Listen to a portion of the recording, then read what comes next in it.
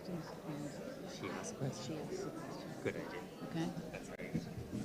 Because I know. That's what you call dictatorship wrapped up in a democracy.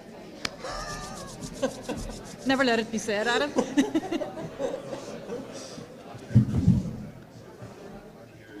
It's just always trying. It's just trying to protect everyone. Oh no, it sounds good.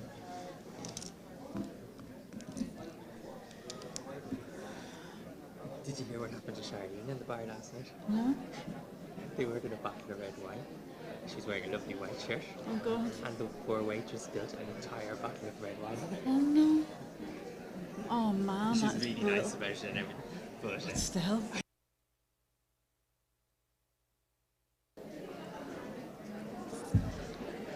I've asked them that happened. Yeah. How many? This is the how many? 16, 17, 18, 19. The fifth.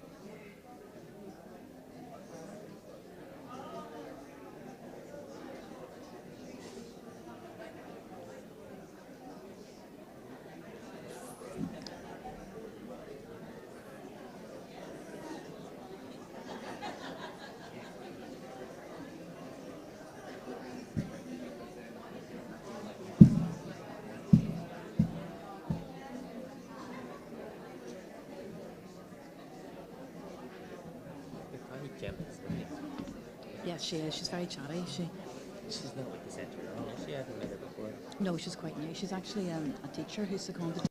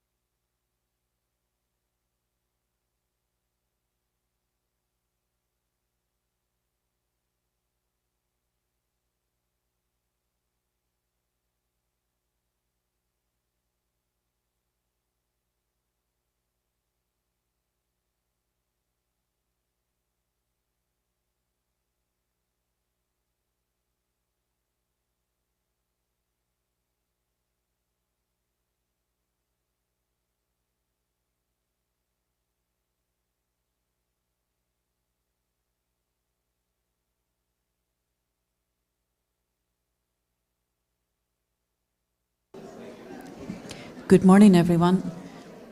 Can I ask you all to move to your seats, please? We hope to start in the next few minutes.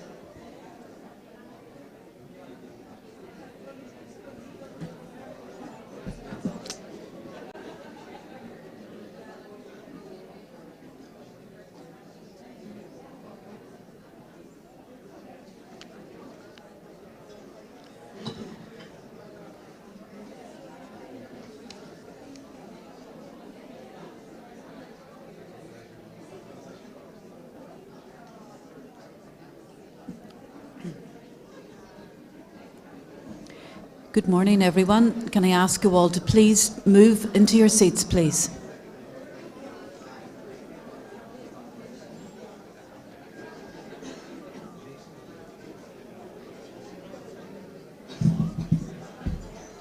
I have to say, what I know I'd like to introduce faster. There's a nice serenity, isn't it? It really is. It looks like people are gliding in. Yeah.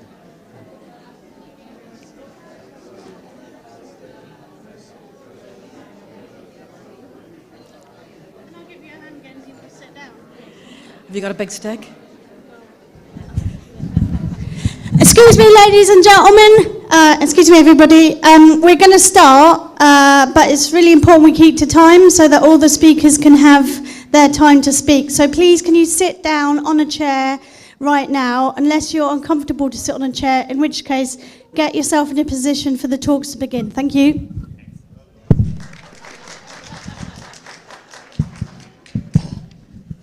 And that, as they say, is how it's done. Good morning, everyone, and welcome to Same Chance, the 5th As I Am International Conference. My name is Fiona McCaffrey, and I will be your chair for today. So you're very welcome, and welcome to our delegates who are attending online as well. I'm just going to very quickly provide you with some housekeeping that will guide you through the day. On your lanyard, you will see your seminar sessions.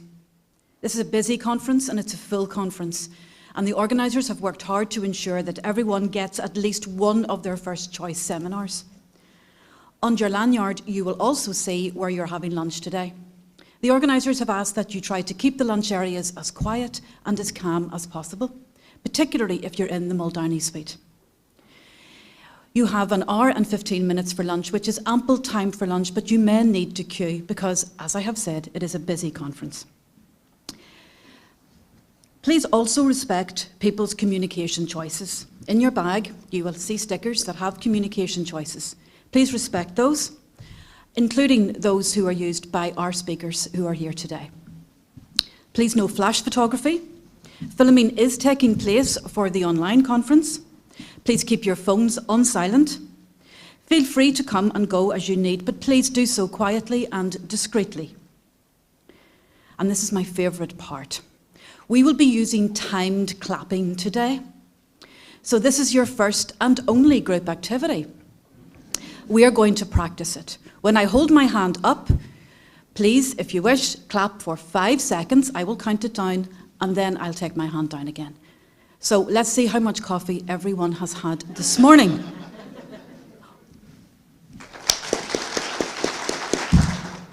Moi-hoo.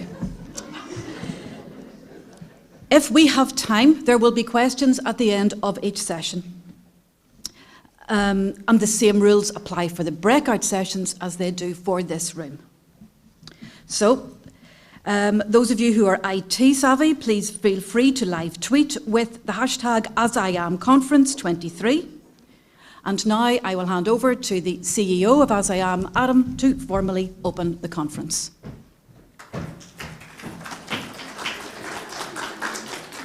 Good morning, everybody, and I can't tell you how wonderful it is to see everybody back in the one room for the 5th, now annual again, As I Am National Autism Conference. And at the outset, I just want to say an enormous thank you yet again to Fiona McCaffrey from the Middletown Centre for Autism. As I Am and the Middletown Centre for Autism cooperate closely, and we're always very grateful for the support we receive from Fiona. I think it's your 4th conference to chair, and we're very grateful for your time, expertise, and suitable scariness throughout the day. So I suppose on behalf of the entire As I Am organisation, I just want to say a very warm welcome to everybody. I want to say especially a warm welcome to our speakers and invited guests. We have guests and speakers here today from Scotland, England, Ukraine, Australia, France and Belgium. And we want to say Céad Míle Fáilte, our 100,000 welcomes to you as you join us today. You know, it's almost hard to believe that it's 3.5 years since our last national conference. And I think it's fair to say that on the one hand, while it slightly feels like we're in a time warp and someone has just pressed pause, I think it's fair to say as well an awful lot has changed throughout that time. I know for many people in our community, the last number of years have been particularly challenging on a personal front, and people will have gone through a huge range of experiences since we came together last time.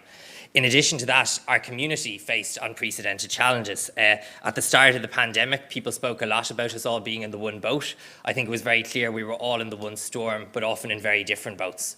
And perhaps one of the boats that were most under pressure during the pandemic was that of the autism community. The loss of structure and routine, coupled with the closure of vital support services and the longest school closure period in Europe, brought major challenges to our community.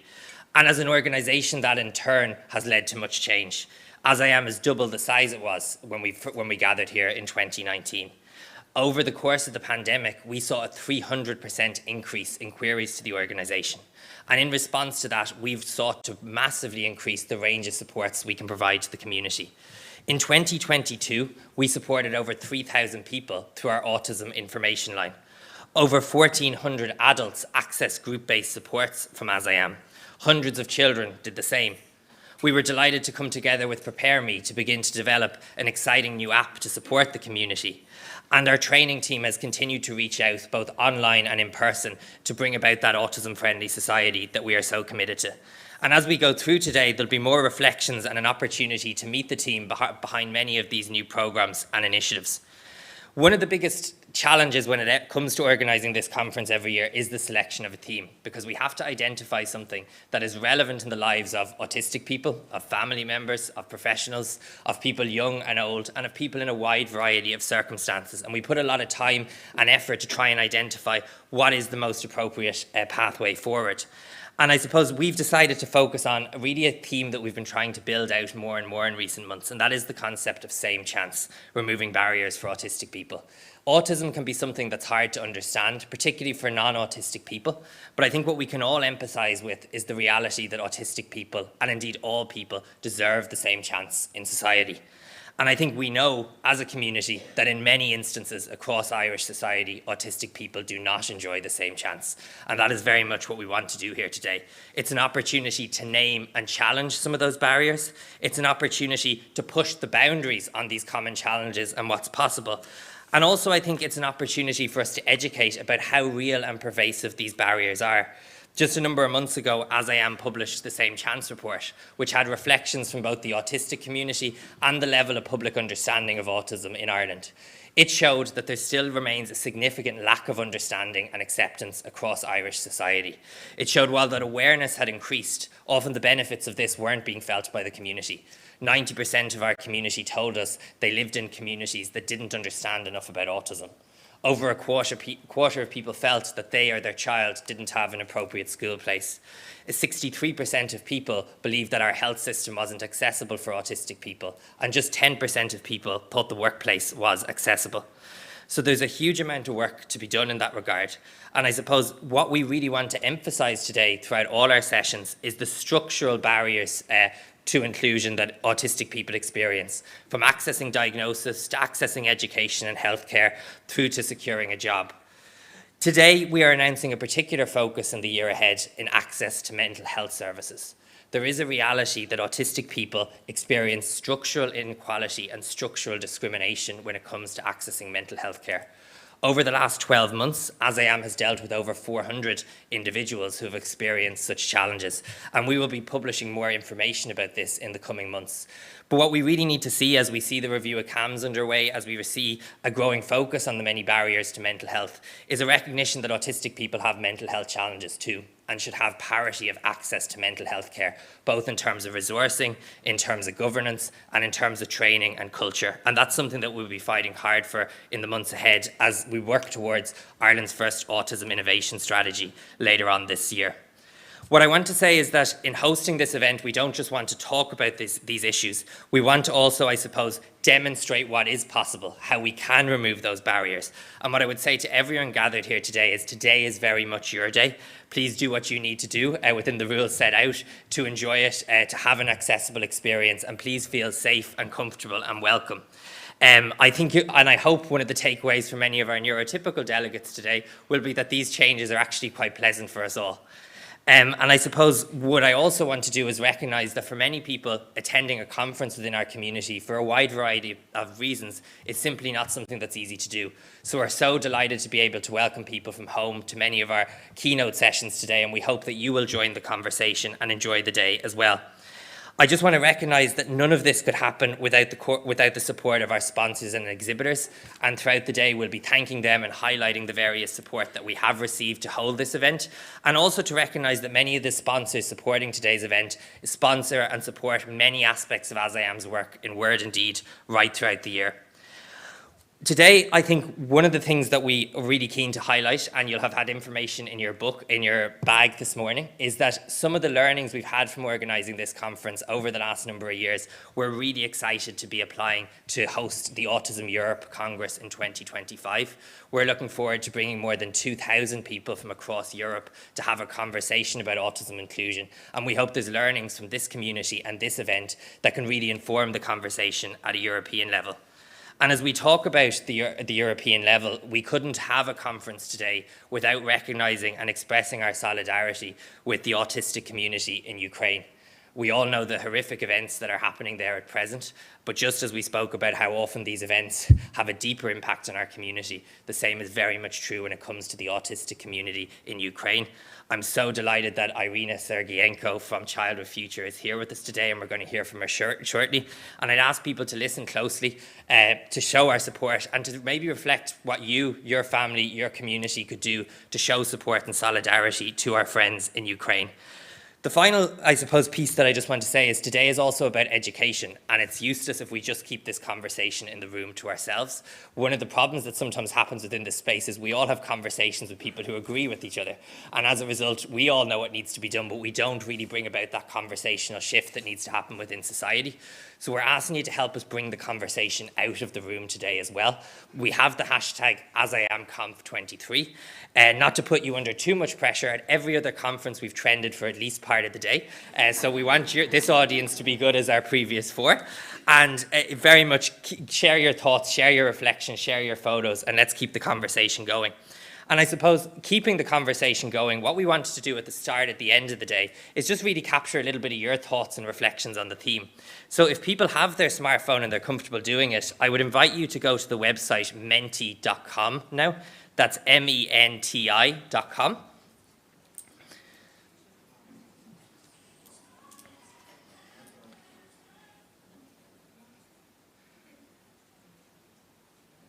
And when you get to that website, you will see that there's an opportunity to use a code. And the code is, I won't read it out because it might distract you, 2514-7692. I just did.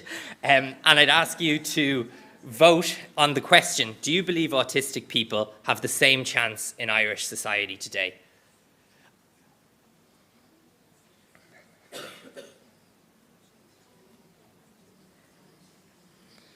And as I say, we will be sharing this content in our media throughout the day and also on social media. So your voice matters, and it can help us to inform and to advocate on behalf of the community. So I'm just going to leave this one up for about another 30 seconds maybe.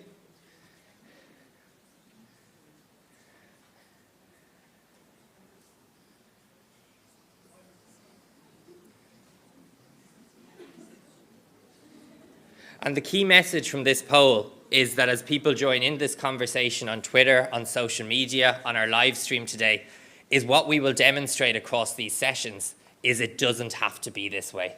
It is possible for autistic people to have the same chance, and with the voice of our community, we can bring this about. The next question that we're just going to ask is, in your experience, what is the greatest barrier for autistic people in Irish society today?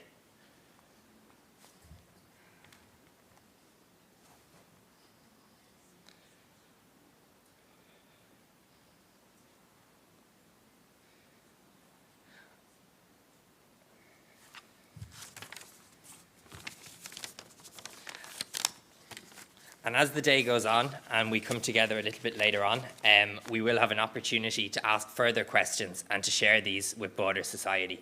So as you can see there, understanding, acceptance, lack of understanding, education, stigma, employment, lack of support, all themes we will address today, all themes we would ask government and the wider society to reflect on, to listen to, and hopefully bring about the change that our community not just so urgently needs, but so urgently deserves. So thank you so much, and I wish everybody a very pleasant conference.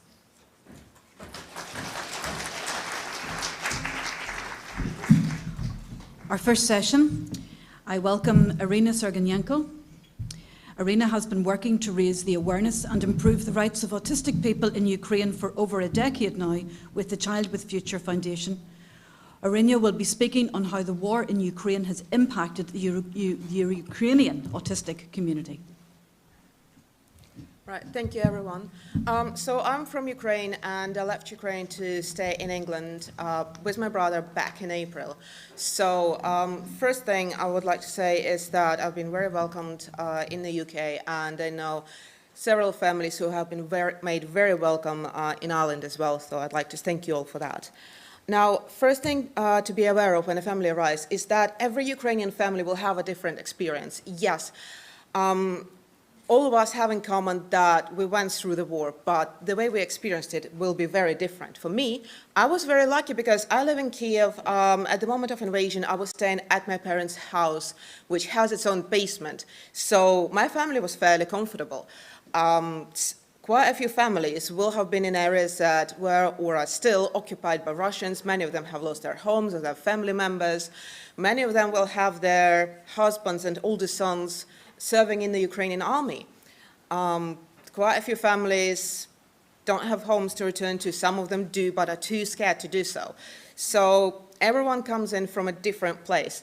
And when families arrive, one of the big things I see that they struggle with is access to services. They don't know the language, they don't know how bureaucracy works. Quite often, they don't have any sort of documents to prove that their child has a diagnosis, that their child needs such and such medicine. So when you have a Ukrainian family, you really want them to get on the ball and get their documents in line first thing first. So families who arrive, they're very worried about what's going on back home. They are and will be keeping online, seeing what's going on at home. Can they contact people back home? So ensuring they can do it is very important. It takes about a month to stop flinching at sounds. When I left Ukraine with my brother, it took me a month to stop flinching when a loud car drove by, when a train was going by. And I was staying at a house that had the train tracks nearby, so I had lots of practice getting over that. My brother's autistic, he's 16 right now, and he was flinching at the sounds too, but he was not aware he was doing it. So for my brother, his experience was that he started to dissociate to the point where it became dangerous and I had to pull him out from walking in front of a car by accident. He also started rationing food while back home, even though we had food available. So for autistic people, it will be different with how they process the trauma. The important thing to remember is that everyone who comes out of Ukraine will be traumatized one way or another. The way we deal with it will be different, but everyone will have that. And for autistic people, if they're receiving services here, regardless of their age, the services need to be trauma-informed. If you're a specialist or if you know a specialist who is or will be working with Ukrainian customers, you need to ask them to consult with a specialist who works on trauma. Because too often I see families calling me saying that they receive services, they receive help, but the providers, they assess the child and they assume a behavior is based on their autistic needs rather than a trauma response. So a very important question when you're assessing a child is, did the child do that before the war? So when did the behavior start is super important. Now, if you're assisting families, you have to think smart, you have to think strategic. We're in this for the long run. We all hoped it would be over within 2-3 weeks, but unfortunately not right now. We don't know how long it's going to drag out. Russia has a lot of soldiers it can throw at us, which means they might drag it out for quite a long time. So pace yourselves. And think what other organizations can help you. Because I know there's organizations who focus on Ukrainian refugees who can provide money, basic supplies, basic needs, and that way you free yourself up to help with just the autism side of things. Pace yourselves. It's not a sprint, it's a marathon. Some items I recommend to have that families have found very helpful. The best thing that we got sent from America is the Lula doll. So essentially, it's a toy which has the noises of breath and heartbeat inside. I'm sure you can find other versions, but it's been incredibly helpful for the children who are anxious. The feedback from parents was amazing. Kids start falling asleep by themselves, just with the doll. They don't want to let go of their doll, and incredibly helpful. If you have an anxious kid, this is the thing to have. And obviously, helping autistic kids deal with being sensorily overwhelmed, providing the safe space for them to process and do at their own speed is very, very important. GPS tags are recommended for kids who tend to run away when they panic. Things that I mentioned before is, you will have comorbid conditions on top of autism and on top of anything else children may have had before. PTSD, depression, and anxiety will be common, especially for teenagers and adults. There is plenty of reasons for that. They're anxious about the family left behind. Many of them will not understand what's going on and why. I know a kid who refused to change the date on his little calendar. So for him, it's been about a year of February 24th.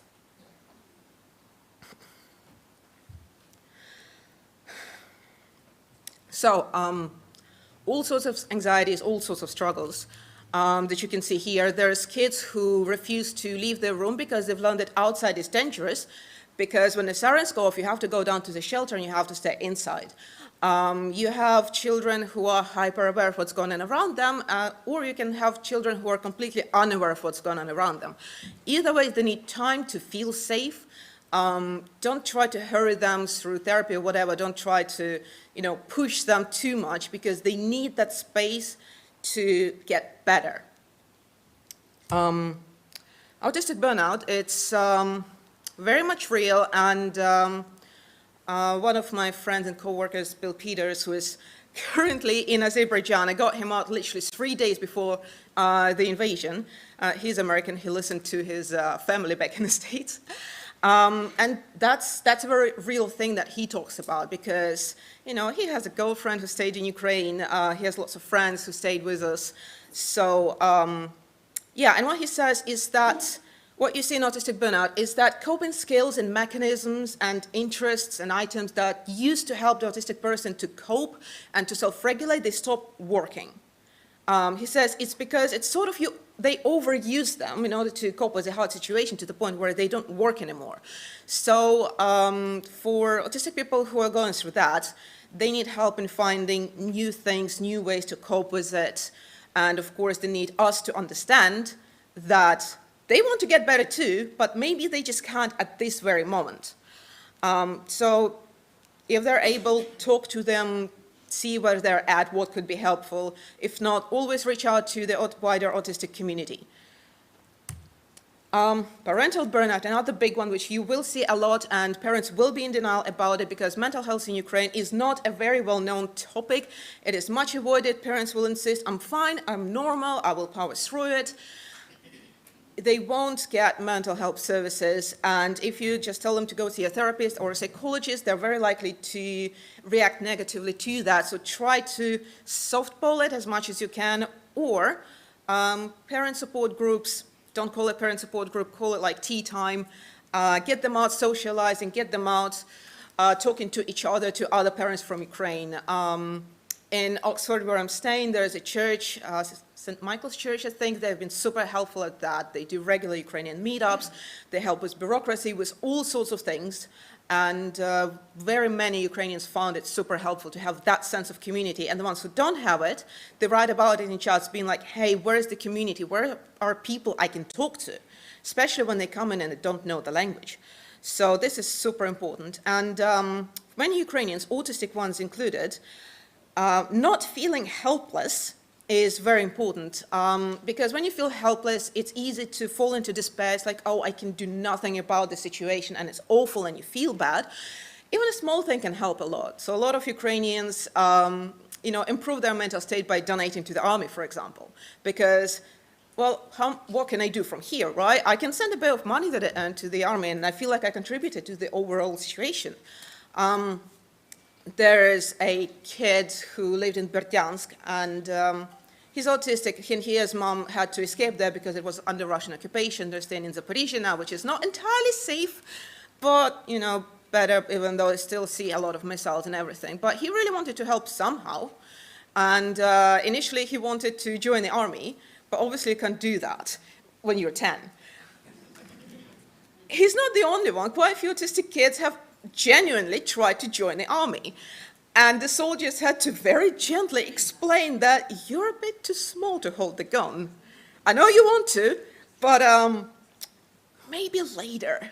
So redirecting that urge to help, that need to help, you can have them like writing or drawing letters to the soldiers in Ukraine. You can have them, if they're creative, they can make something that you can sell and collect money to send back to Ukraine. There's all sorts of things and all sorts of ways you can direct them to. 5 minutes, Serena. Sweet, I'm just finishing off.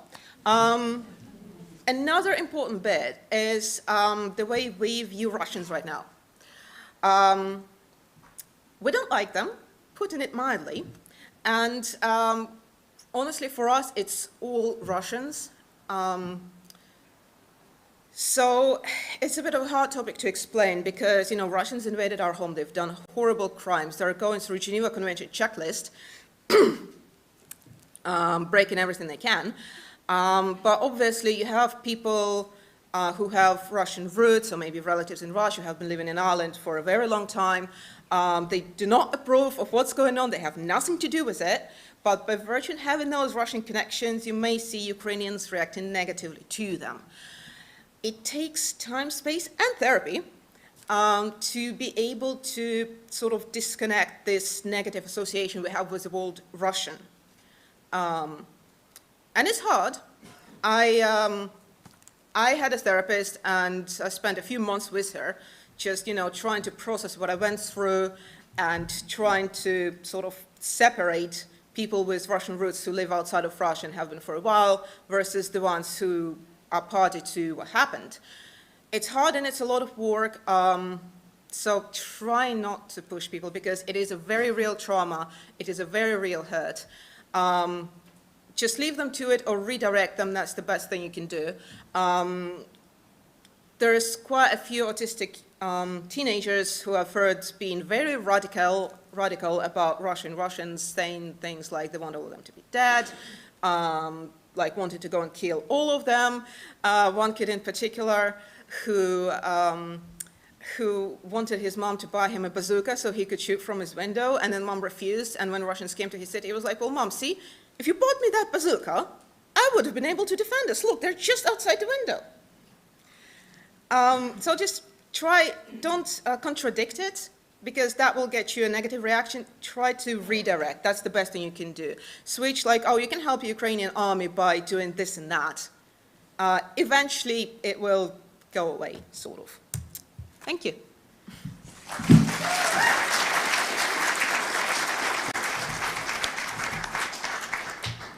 Many thanks, Irina. That was a very powerful presentation to start our day off. Our first keynote is kindly sponsored by the EY Ability Network, and their chair, Brenda Keeley, is going to say a few words before our first keynote. Can I please remind everyone to have no flash photography, please? Thank you, Fiona. And Irina, thank you so much for that. That was incredibly powerful. So on behalf of EY, we are delighted to sponsor this morning's keynote speakers, Dr. Peter Vermeulen and Amanda McGuinness. One of my roles in EY is as co-chair of the Ability Network. When I was asked to say a few words, I didn't know it was going to be this many people. And my first thought was obviously, absolutely, yes. But when I actually thought about it, I suppose kind of my inner fear kind of kicked in. I suppose really what I wanted to say is that feeling, I suppose, kind of took me back to around 6 years ago when the firm asked me to mentor a new joiner. And that is when I met Margaret Turley. Margaret joined EY following her graduation from the Trinity Centre for People with Intellectual Disabilities. And that's where, and I didn't realise it at the time, but that's where my journey as an ally began. What followed over the next weeks, months and years was a learning experience, not for Margaret, but more so for me, for our team in EY. Margaret found her confidence, she found her independence, she was thrilled about getting her first salary that she earned.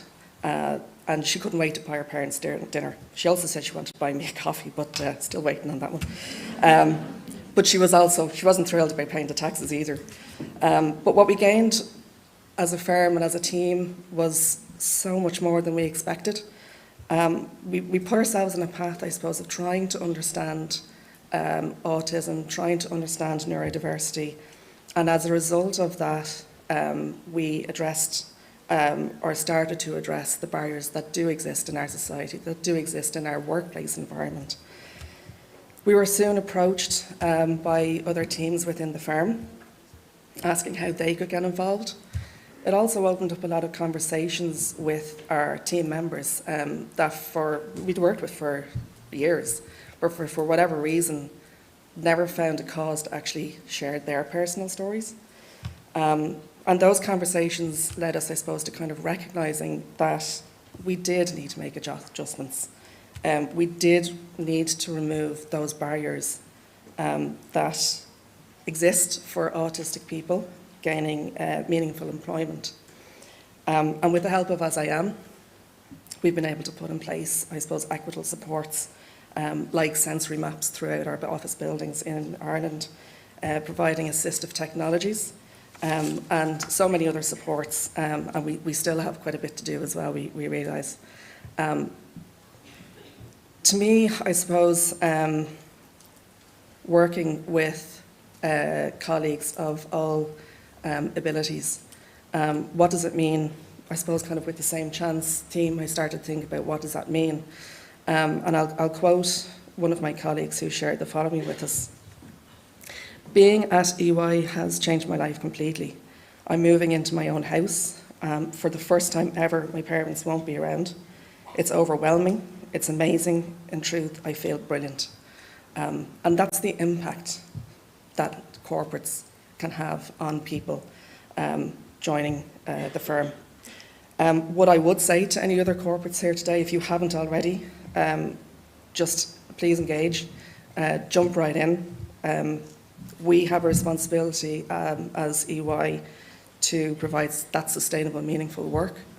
You definitely will make mistakes, but you will be the better person for it. We're still learning. We're on an ongoing journey. But I absolutely guarantee you will not regret it for 1 second. It will impact your team and your people in ways that you can only imagine, and your business will be better for it. Link in with the amazing team at As I Am. We have, they've provided with really much needed expertise to create that workplace environment which is inclusive. So thank you so much to As I Am for the work that you do. And I'm very excited to hear now from our next speakers. Thank you very much. I would now like to welcome Peter Vermillion and Amanda McGuinness for our first keynote, which will last for 1 hour. Peter has a PhD in psychology and clinical education sciences and has over 35 years of experience in autism. Amanda McGuinness is an autistic advocate and an autism and visual support specialist. She is a training officer in As I Am, and she is the creator of the Auti character online, which teaches and educates on autistic lived experiences.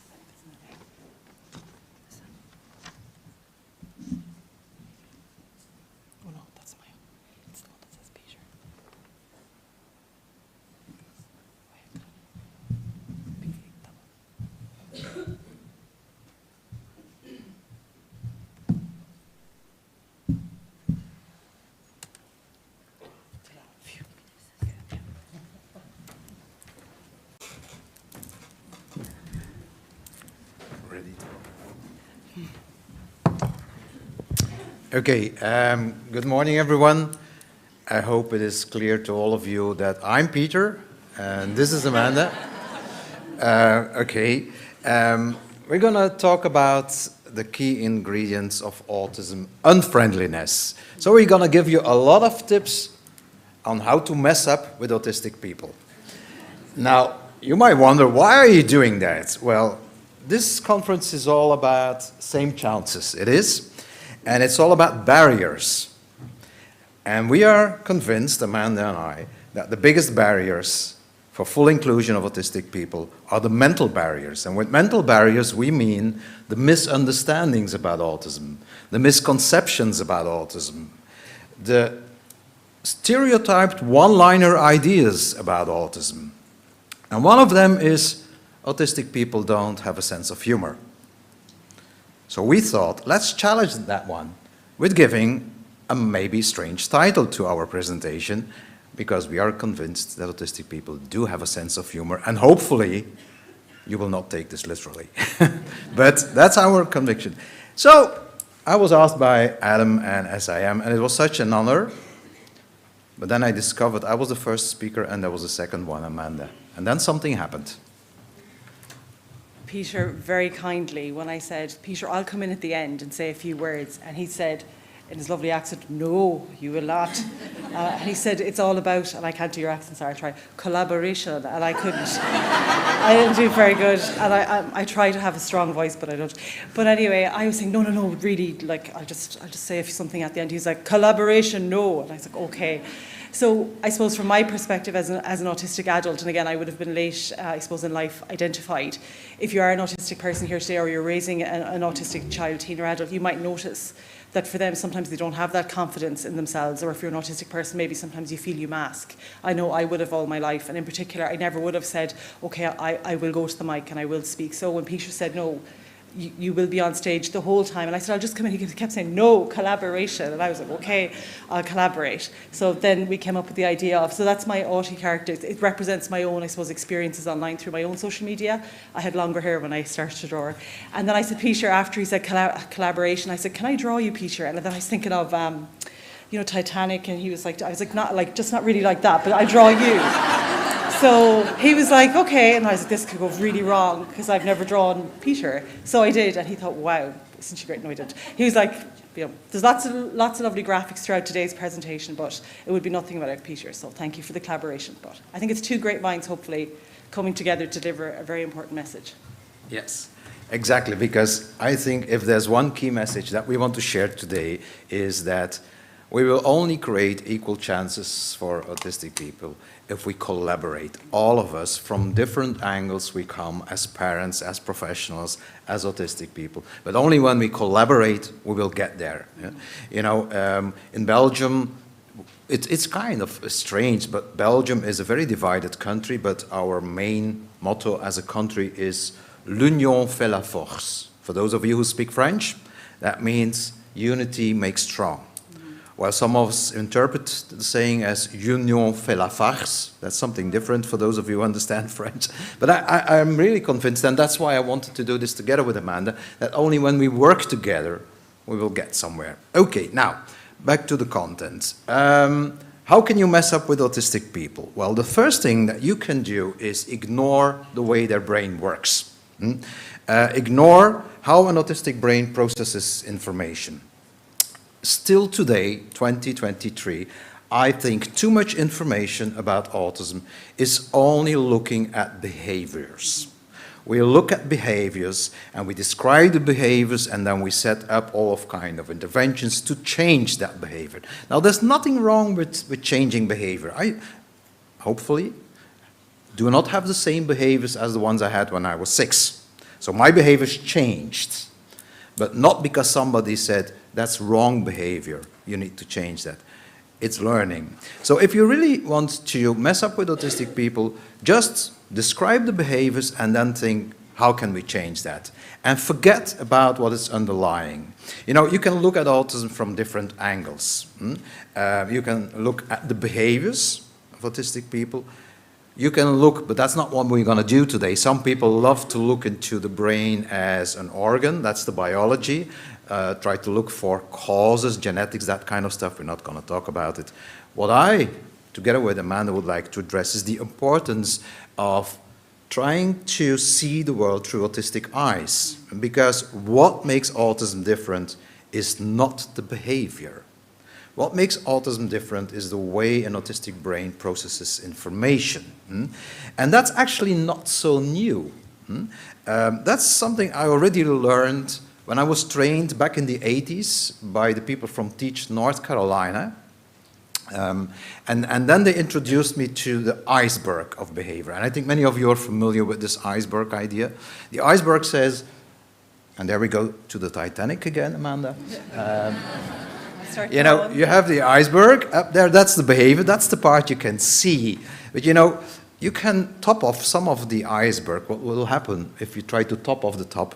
It will just raise. So that's often what is the limit of behavioral interventions. You try to change one behavior, but another one pops up. And it leads indeed to what Amanda says, to trauma. Because if you want, even if you want to work on behavior, you need to understand where the behavior comes from. There is not such a thing as autistic behavior. That does not exist. There's only human behavior. But of course, autistic people sometimes do things differently, not because they're less human or otherwise human, but because there's something underneath there.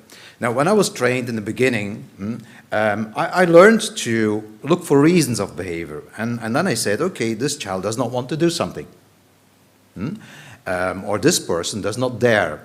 But those explanations don't go deep enough. I remember when I was doing an exercise with adults and an activity, and at a given moment, one of the adults, I asked them to draw how their brain works. It was kind of a group meeting with adults and say, okay, how do you think your brain works? And I wanted them to make a drawing of their brain.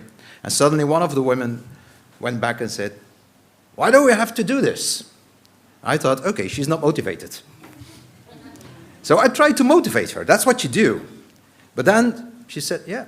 I said, you know, we can talk about it and then we can share ideas. She said, I already know that. But what are we going to do with the drawing after the session? So I did not go deep enough. She wanted to have predictability in what are we going to do with the activity here. So what we are saying is, if you want to be autism unfriendly, only stick to the behavior. If you want to be autism friendly, try to see the world through autistic eyes. Actually, there's a simple word for that. How do you name it?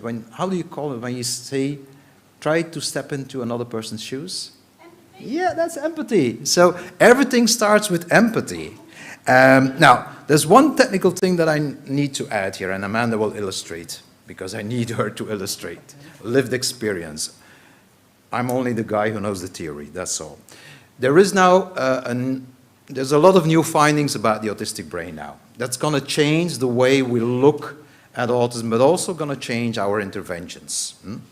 And I'm not going to give a very academic expose here, but it's called the predictive mind. And the predictive mind is a new theory, not just about autism, about the human brain, which will really, it's a game changer. It's going to change our ideas about a lot of things.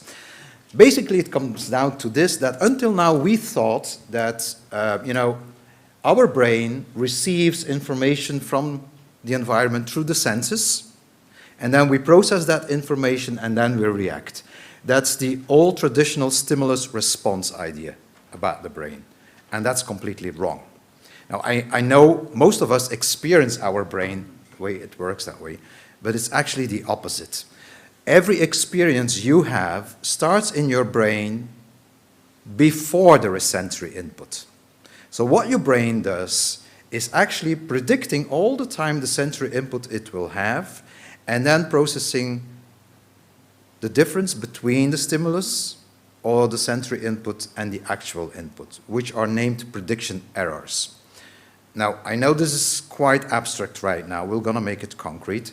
But, you know, what is autism? Before we had these theorists saying autistic people lack theory of mind. They lack empathy. That's another misconception about autism. Autistic people don't have empathy. And then we had the theory saying autistic people can never see the big picture.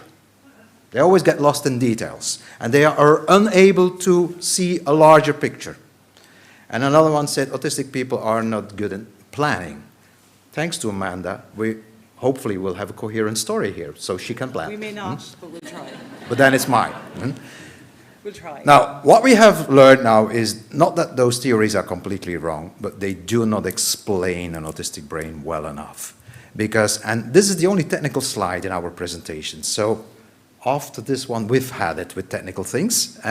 But what we've discovered is that autistic brains have the tendency to give too much weight to prediction errors. So your brain predicts all the time the sensory input and then processes the difference between the predicted input and the actual input. And autistic brains tend to be too precise. They give too much weight to prediction errors. Now, that is called HIPAEA, has nothing to do with hippotherapy or anything like that. It's abbreviation for high inflexible precision of prediction errors in autism. I will explain it a little bit easier. I call it absolute thinking in a relative world. That's my definition of autism nowadays. When I get interviewed by the press in Belgium, you know, when something happens, they always ask me, and Mr. Vermeulen, could you, just for the record, again, define autism? What is it? And then I say, yes, autism is absolute thinking in a relative world. Usually it's very silent on the other side of the line then. Could you repeat that, Mr. Vermeulen? Yeah, I can. It's not difficult, is it? It's only 6 words. Absolute thinking in a relative world. Okay, what do you mean with that? Okay. I use this definition because this defines autism not in terms of deficits, disorder, disability. This is a neutral definition. And I'm not blind for all the stress and anxiety, we will talk about it, that autism brings along. I'm not blind for the difficulties involved. But it's just absolute thinking in a relative world. Now, to give an example, and then I'll hand over to Amanda, in order to understand behavior, you need to know that absolute thinking. I started my career many years ago for the Flemish Autism Society, and then I was a home trainer. I did diagnosis and home training. And at a given moment, I was called in for an autistic student in a school that constantly interrupted the classroom by asking questions, making comments, and many of them were contextually relevant, but she never raised her hand to ask permission to talk. So that was quite disruptive, and the teacher said, can't you change that behavior?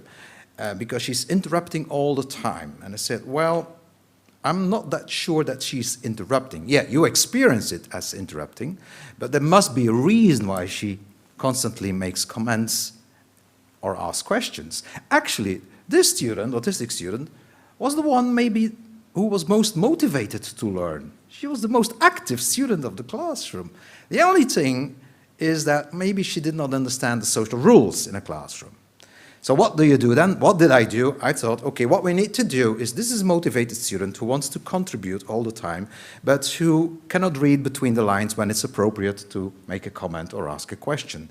So I thought, let's visualize the rule then. Let's visualize social rules. In those days, I did not have a smartphone. I had a Polaroid camera in those days. So I'm that old, yes. So what I did is I asked the girl to raise her hand with the Polaroid camera. I took a picture of that. And then, remember, you had to do that before the picture appeared? Yeah, flap it. So, and then, okay, I glued it to the corner of her desk, and I said, come on, if you want to say something, or if you want to ask something, that's very nice of you, but first you raise your hand and you wait until the teacher tells you it's okay. And that worked. I could do miracles in those days, because she raised her hand whenever she wanted to say or ask something. That worked perfectly for 2 days. So I got a phone call from the teacher saying, Peter, yeah, okay, I do agree you're an expert, but you're not that good an expert because it only worked for 2 days. She has fallen again in her old behaviors. And then I thought, okay, I've come to the school. And then I knew that there had to be something, there had to be a reason. So then I do the iceberg exercise. I tried to dive underneath. Why? Now, of course, you could ask a student, why did you do it for 2 days and you don't do it anymore? But that's not an autism-friendly question. That's a difficult question. So I asked, I said, what do you think you have to do? And she said, I have to raise my hand. So I thought, okay, she understands the picture. I said, did you do that on Monday? Yeah. Did you do that on Tuesday? Yeah.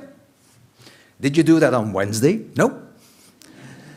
And then you could ask, why didn't you do it on Wednesday? But again, that's not an autism-friendly question. And I said, what's the difference between Monday, Tuesday, and Wednesday? And then she said, well, on Wednesday I wasn't wearing a green sweater. Look at the picture. That's absolute thinking in a relative world. That completely sheds a new light on the same behavior, because this girl it's not that she was not motivated to follow the rule, it's just that her brain had an absolute interpretation of the visual I made. The picture literally says, if you take it absolutely, if you wear a green sweater, you raise your hand when you want to say something. So what we need to do, if we want to make the world more autism-friendly, we need to clarify those things, Amanda, don't we? Yes, we do. And can we just take a moment to acknowledge the fine style of Peter Vermeulen?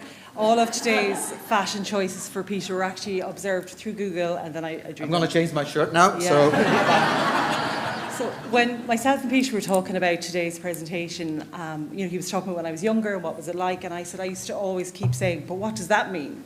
If somebody would say, do X and Y, and I'd say, but what does that mean? Because I kept finding that back in those days I would get into trouble because people would think because I was so academic that I was just, I suppose, mischievous and not doing whatever I was directed to do. Or I'll give a very brief example, and she did pass away, but it wasn't because of me.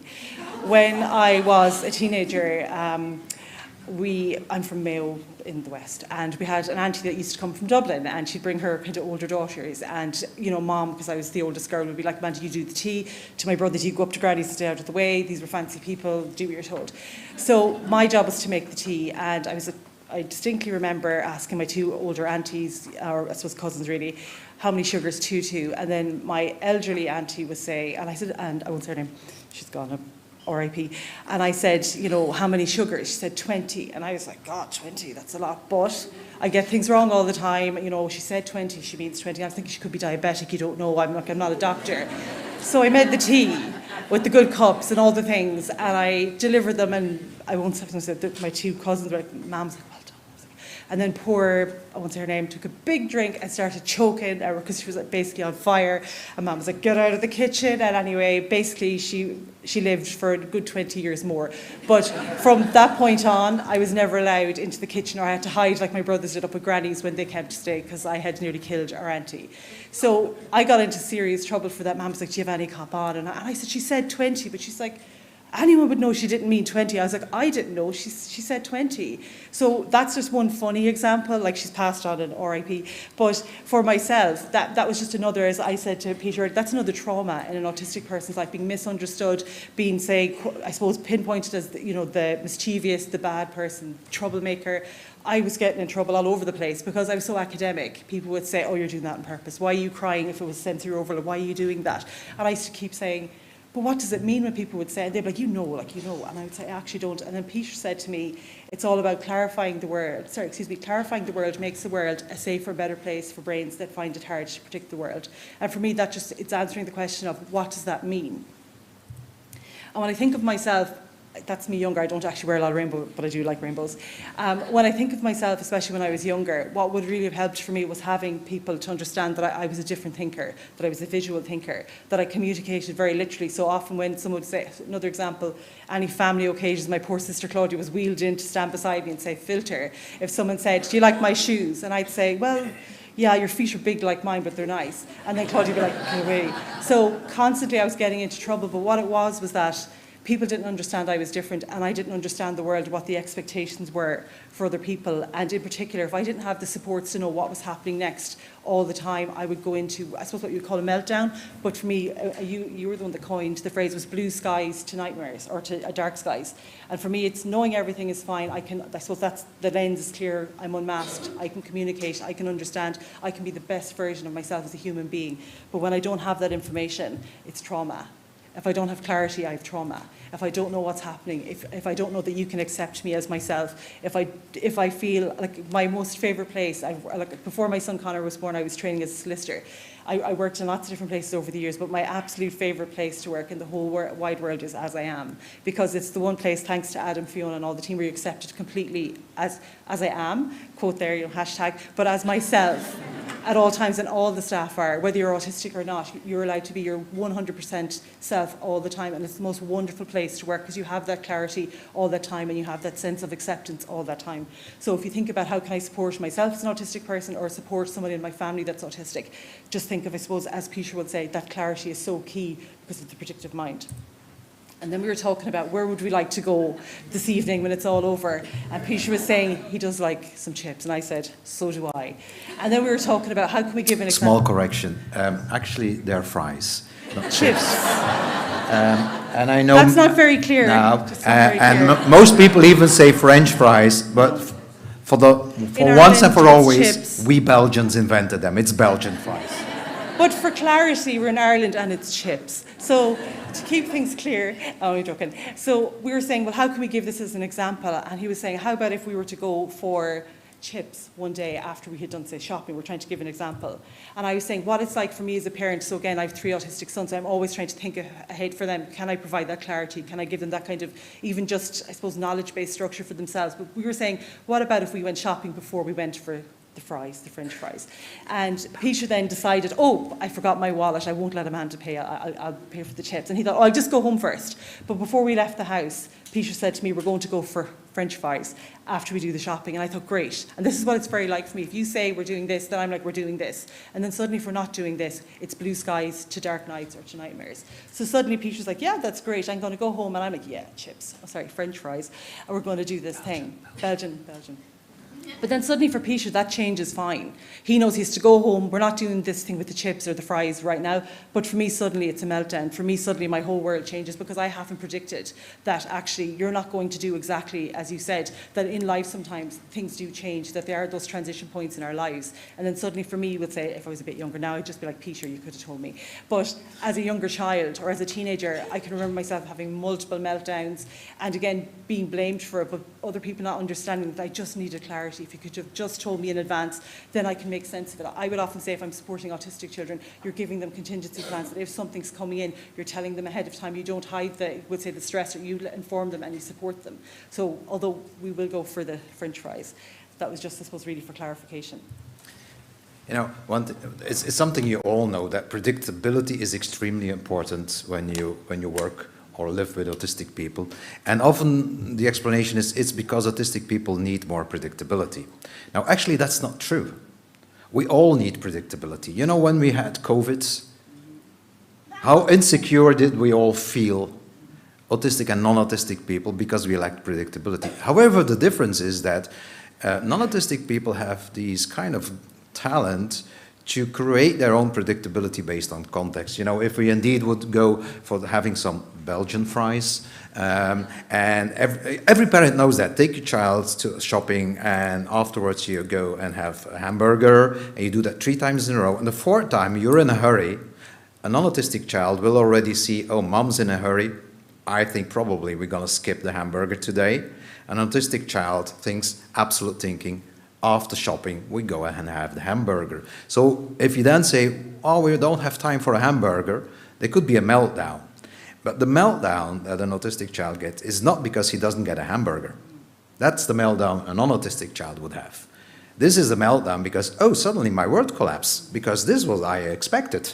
So it's a lack of predictability, which means you need to do other things. You don't need to say, okay, but you're going to get a hamburger next time. That's not the thing that helps. Saying why there is no hamburger, predict there is no hamburger, mom's in a hurry, and still that will not be nice, but the moment autistic people get context and predictability, they're not different from non-autistic people in coping with the adversities in life and the things that sometimes we don't have a hamburger and those excellent Belgian fries.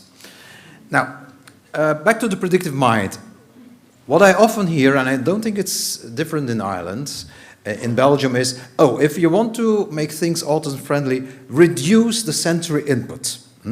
And this is, according to me, one of the stereotyped one-liners about autism that is actually not correct. Sometimes we complain about autistic people being black and white in their thinking. Well, there's a lot of black and white thinking in neurotypicals as well about autism. Not enough nuanced, and certainly when it comes to sensory issues. Yeah, I am fully aware that many autistic people complain a lot about the sensory environment, sound, light, etc. What few people know is that there is also hypo-reactivity to sensory inputs. The speaker before us from Ukraine talked about hypo-awareness already. So you need to have both. You know, on autism, we both have hyper and hypo. But the thing is that hyperreactivity in autism is not because the sensory system works differently in autism. That's what many people think. They think if somebody suffers from light or sound, it's because they are hypersensitive.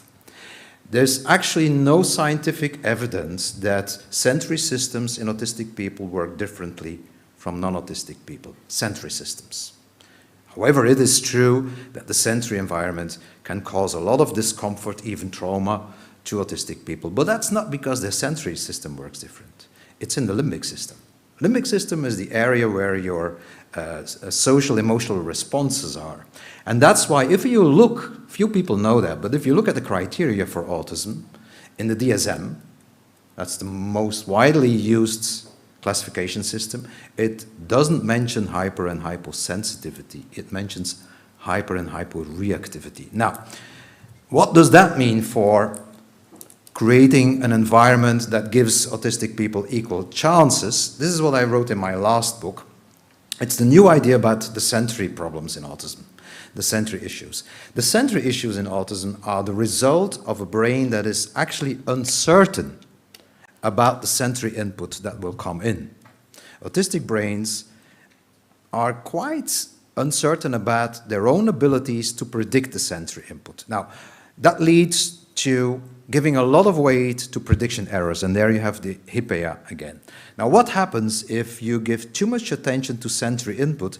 Then a lot of things comes into your brain. You get a sensory overload. What happens with the sensory overload is you start developing super specific models to predict the world.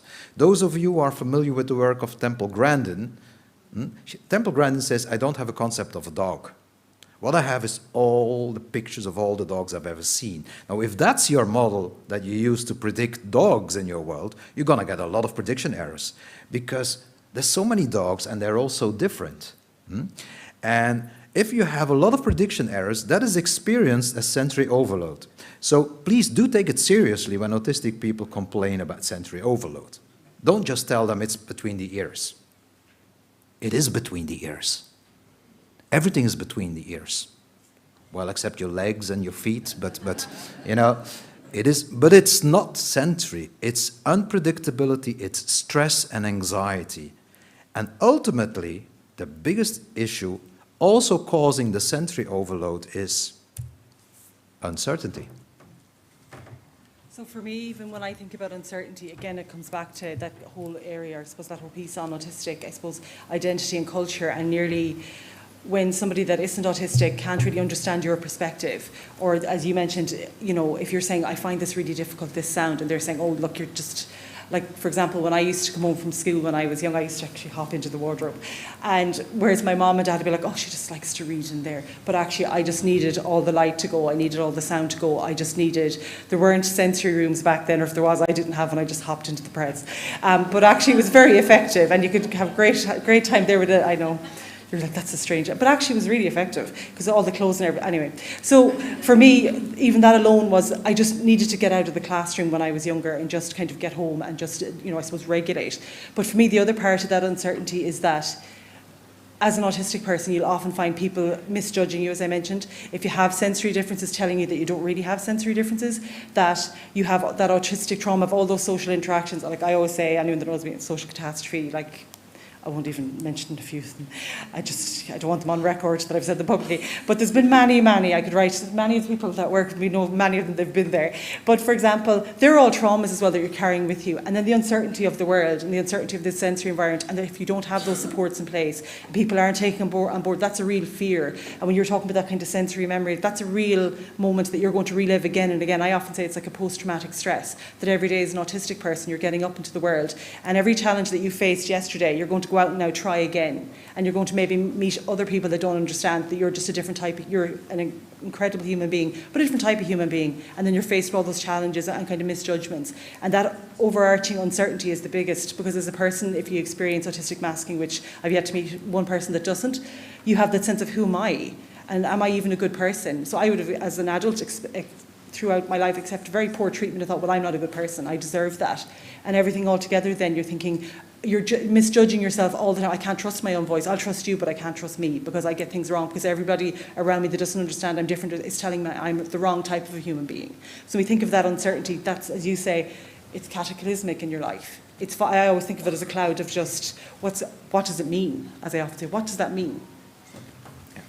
So that means for supporting autistic people with the sensory issues, it's not just about reducing stimuli. It's all about making sure that their brain feels more confident, feels more certain. So it's all about giving control. That was also mentioned by the first speaker. Control, because if you're uncertain, the only thing that can help you is to be more in charge.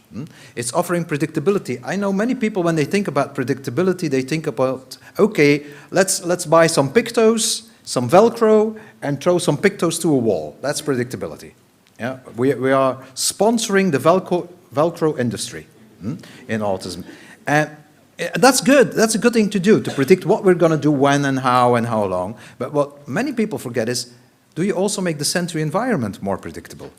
Can autistic people prepare themselves to cope with sound and light? Because we make it more predictable. So one size does not fit all. Yes, sometimes we need to eliminate stimuli and take away sound and light. But sometimes we don't need to eliminate. It's good to reduce them. Sometimes you need to even increase stimuli. It's a misunderstanding that low stimulus or stimulus-free is autism-friendly. A lot of autistic people actually need more sensory input in order to feel good. Look at what Amanda's doing right now. Fidgeting. She's giving herself more sensory inputs, and that relaxes her brain. That's why she's less nervous than I am here. I should definitely find something to fiddle with. It could be changing the stimuli. It could be making stimuli more predictable. I think we should allow stimming behaviors, because this is what the brain, an uncertain brain, does. Okay, if the sensory environment is quite unpredictable, what I will do to relax myself is to generate a very predictive sensory input. And that's what stimming is all about. So we should allow it. We should be more accepting those things. It's okay.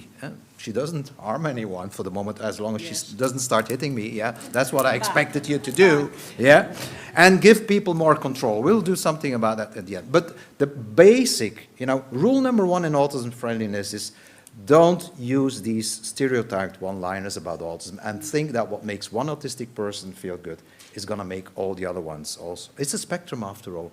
The first thing in autism friendliness is asking, Amanda, what do you need to feel good for us, both of us doing this together? That was the first thing we did. Yeah, I said, I'll be fidgeting. And then I said, it's okay. Okay, now, clarifying the world, how do we do that? Well, most of the time what we do in order to make the world more predictable for autistic people and to clarify, we communicate, obviously. Now, here's another tip to mess up with autistic people. Use ambiguous and vague and abstract language as much as possible. I've been working for a couple of years for Scottish Autism. Charlene is here from Scottish Autism.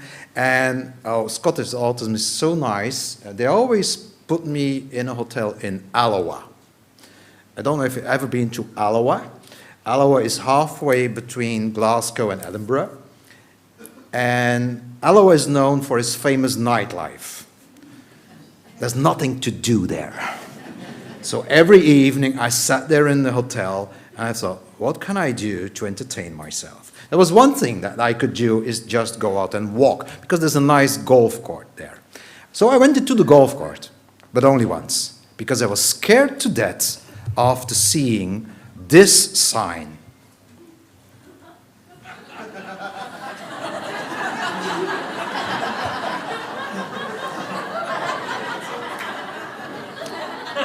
I was not ready yet to have my balls removed. So from then on, Charlene, thank you very much, I was imprisoned in the hotel. Now, the thing is with communication is that there's a phenomenon named polysemy. That's a difficult word for saying that one word could mean many different things. So, and that's true for every language. If you open up a dictionary, you will see on every page word and then so many meanings. So that leads to a lot of misunderstandings. And when autistic people show misunderstanding an instruction or a question, we always tend to blame them. It's their autism, it's their communication issues. What about looking at yourself? What about questioning What exactly did I say? What exactly did I ask? And was it actually autism friendly? Amanda, we promised we were going to make a summary of this one, but we'll do that tomorrow. We're not doing it now, no? When is tomorrow? It's 24 hours in a day. It's tomorrow morning. Amanda, could you tell me a little bit more about yourself? How, like a little piece of me, or how much are you? Okay. Okay, let's go back now to what we said before. Today, which is back. Yeah, okay. You see? Confused. Confusion. And Amanda, please, for the rest of the lecture, would you please behave yourself? That was actually said to me a lot when I was young, and I never got it right because I didn't know what does behave actually mean. I was only trying to be myself. Or telling a child, calm down.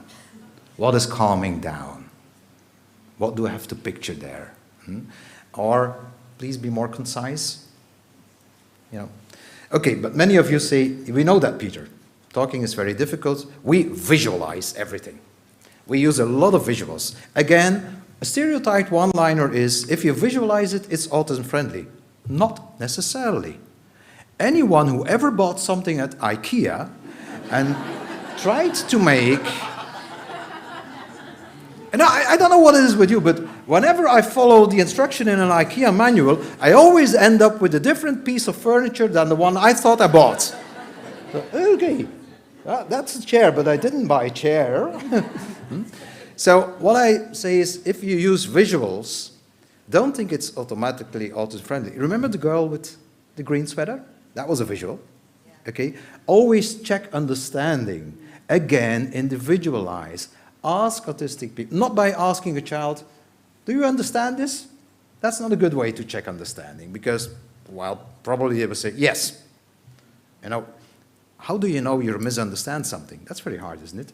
What you could do is saying, like I did with the girl, okay, what do you think this picture says? How are you going to do it? When are you going to do it? Ask questions, open questions, not do you understand me? I think you heard a lot of, Amanda, do you understand?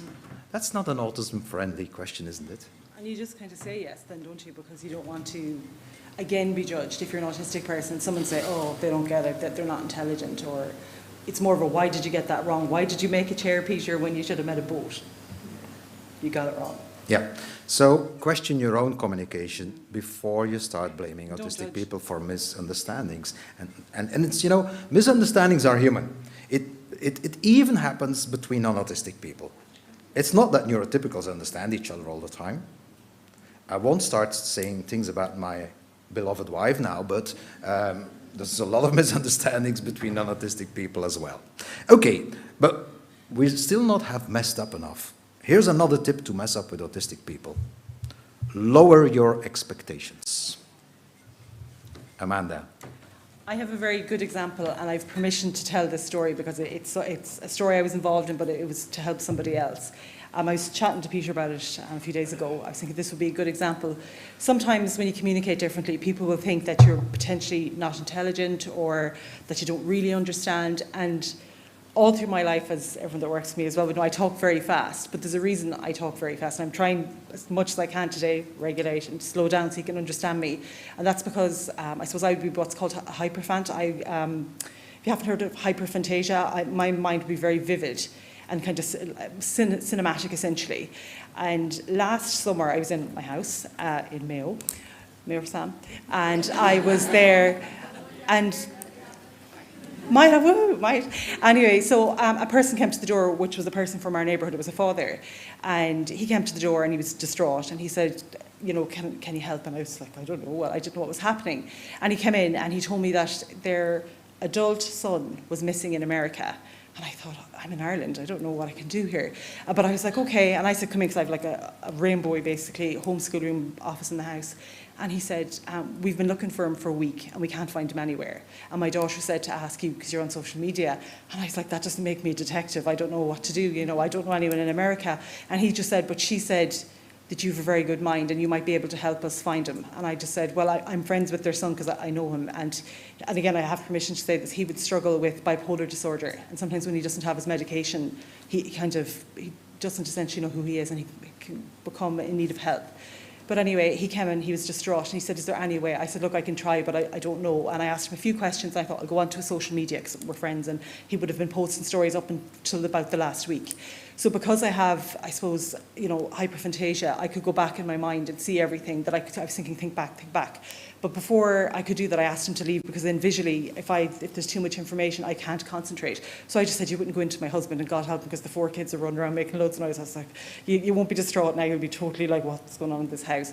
But I thought he went off. So I went into, and I just thought, it's, as Gwen will know, monotropism, hyperfocus. I just thought, focus down now, this man needs your help, can you help him?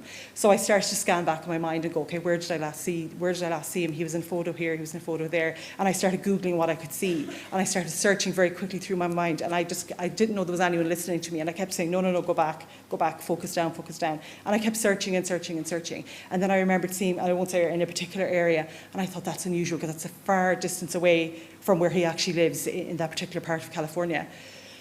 So then I started ringing around to all the different sheriffs and everybody, and I had to say I was a sister, and I was concerned, and I was being very particular with my language, and I suppose that's from my legal background. I was like, can I just ask you, because they're like, we can't give you that information, they're over 18. And I was kind of tumbling around the questions, and eventually they could let me know that he was actually in an institution 500 miles away from where the parents thought he was, and that a member of the public had alerted them that this person was in need of support. And within the hour, oh my God, you've got the goosebumps. Within an hour, I had him found. And I went out to tell the father, sad for him, but he was in the hallway crying. He was like, oh my God. And I put him on the phone then to the I suppose, organisation. But the point was, when I was younger, I suppose you get judged because you communicate differently. But because in that moment I could help him, I just thought, at least from all the years of judgment, at least people, I suppose, lowering their expectations of me meant that I could find this human being that needed support, and his family were able to go and help him. So.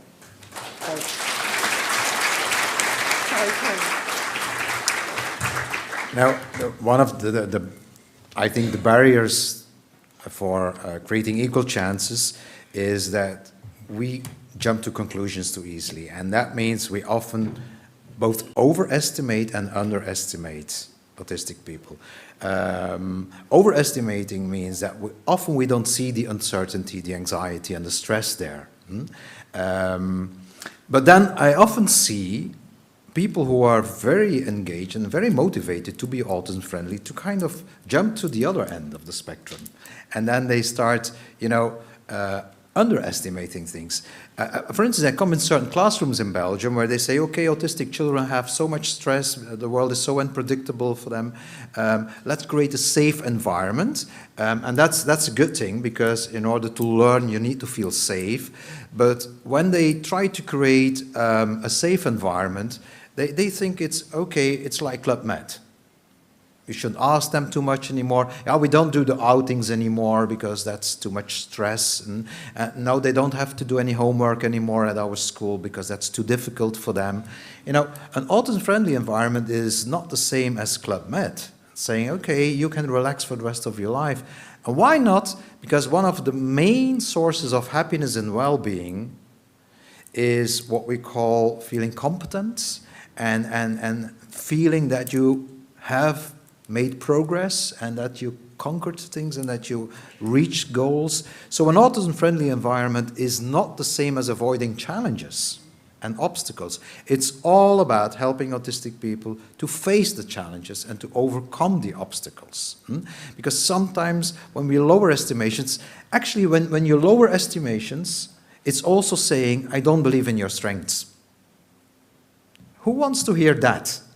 It could lead in extreme cases, and I've seen that, in autistic people becoming learned helpless. That's a famous thing that many psychologists know, that they have learned, okay, I can't do anything, I must be quite stupid, I can't do a lot, because everybody takes over from me. Nobody, oh, that's too difficult for you, I will do that for you. Oh, no, you don't have to join us, that's going to be too crowded. No, you don't have to do that. Of course, it's all about a balance. It's about a balance between preventing stress and anxiety and the balance of, underestimating and making people learn helpless. I think you have something to say about that, Amanda. Yes, I do. So I think a good example of, I'll just give examples for each of the three, or one example of each of the three. When I was telling you this the other week, when I was in the junior cert, I loved learning. Basically, that's me holding all the books, and if anyone that doesn't know me, I have basically a library in my house of books, because I love to read. And when I was in the junior cert, I found history particularly boring, but also, I know there's lots of people here that love history, but I didn't. But what I found really difficult was that there wasn't a challenge, and if I wasn't challenged, I just switched off. And if there wasn't support there for me to make it interesting or to make it, I suppose, visual. Back in the day, I'm quite old, 41 or 2, I'm not too sure, 41 anyway. The books back then, sorry. Oh, jeez, I am though. Do you know, I work with all these young people, I'm like granny. But anyway, nothing wrong with being a granny. But again, when I was in the junior cert, the books were back in the day just kind of lines of writing, and again, I'm very visual, and if I can't see it, I can't remember it, and I definitely can't attach a meaning. I suppose my mind visual. But anyway, I failed. I got A's in everything except for it could have been science. I wasn't great at that either. I got a C, but I got an E in history. And I thought, this is great now. I'm going to tell my dad I got excellent because, so he was reading all the things and he was like, this is great, A. And he goes, what does E? I said, E for excellent. And my sister was like, it's. I was like, get out of the way. He was like, E for excellent. He goes, they didn't have that on my day. I said, they have it now. So that's how I covered it, but it meant I switched off. But then when I was in transition year, I don't know if everybody would have that in their schools. So in transition year, can't even say the word, back in the day, it was a year where you kind of took a year out and learned to develop your whatever personhood. But for me, that had relied on the structure and routine of the academic calendar. Now it was gone. You got to be a person and develop your personhood. But what happened to me was I panicked. And I dropped out of school, even though everyone that had known me, I had been so academic all my life. I dropped out of school. I dropped out of school for almost 2 years. And then my dad said to me, if you go back to school for me, Amanda, he knew I loved Galway. He said, if you go back to school for me, Amanda, I'll send you, there was a private school in Galway. He said, I would promise you I'll send you for your leaving cert year to, it was Yates College at the time. He said, I promise I'll send you there. And it's a boarding school, and essentially you just study day and night, do the things you love. But I found it really difficult for a long time because I was in that panic zone. I couldn't get back into what I needed, that predictability, the right kind of environment, that rambling around, finding my personhood didn't suit me. So I did that. I knuckled down for 5th year the second time around. I did very well, and the dad sent me to Galway. And then what I learned, I suppose, in the private school, it was all very structured routine, hours of studying. It actually helped me later to support my own sons and my own kind of methodology in relation to researching. But it just meant with the right challenges, and in that environment it was very challenging, but it was a supportive environment for different thinkers. And it just meant, I suppose, I flourished. So the environment, the support, I suppose the understanding and the belief in the person makes a massive difference. It does. So don't lower expectations. Keep high expectations, but offer high levels of support to meet the expectations. Because how can you ever be proud of yourself if you never did something that was a challenge or that was difficult? You will never be proud of yourself. And we're talking all the time about low self-esteem in autistic children and adults. Of course, if everybody takes over all the time and doesn't tell them, okay, this is going to be tough, this is going to be difficult, this is going to be challenged, but you know what, we're going to make sure you succeed here, then you'll become proud of yourself. That's where you get a positive self-esteem, not in talking for hours with a psychologist doing psychoeducation, however important that might be. And in that way, I refer back now to the first SIM conference, which was in Dublin Castle, if I'm right? Yeah? Okay, where we had the applause. I come to many international conferences now where there's no traditional hand clapping anymore. There's the flappos. And I do understand it as a political statement. I do understand that. However, 300 people clapping their hands is a lot of auditory input. 300 people doing this is a lot of visual input. You just change channel. But at the last conference in Krakow, again, we had the flappos. There was an autistic man sitting next to me, and he said, oh, I'm getting nervous now. Because normally I clap my hands at the end of a presentation, and now I feel nervous. I have to control myself not clapping my hands. So I think we should not avoid the applause, but what we should do is that everybody feels comfortable with the applause. That's my concern. And again, one size does not fit all. So therefore, that's what we did then. I did the first tryout in Dublin Castle. How many years was that ago? 5, 6, something? 2016, I remember, so I was at it. Okay, thank you very much. Yeah. And then there we did an applause, and nobody hopefully felt uncomfortable. So it's about thinking, can we not be more creative? Because that's an inclusive society, where we don't have separate rules, but where everybody has the same chances. Nobody should feel uncomfortable.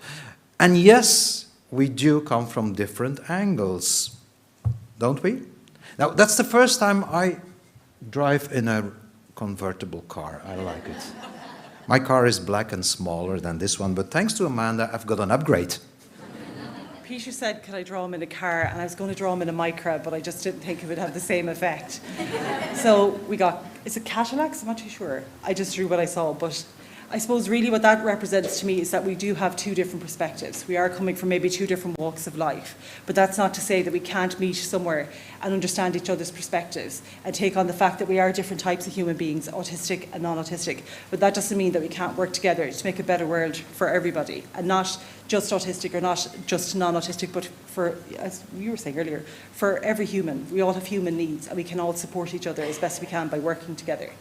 And we can drive Cadillacs. So. You know, and that's the thing.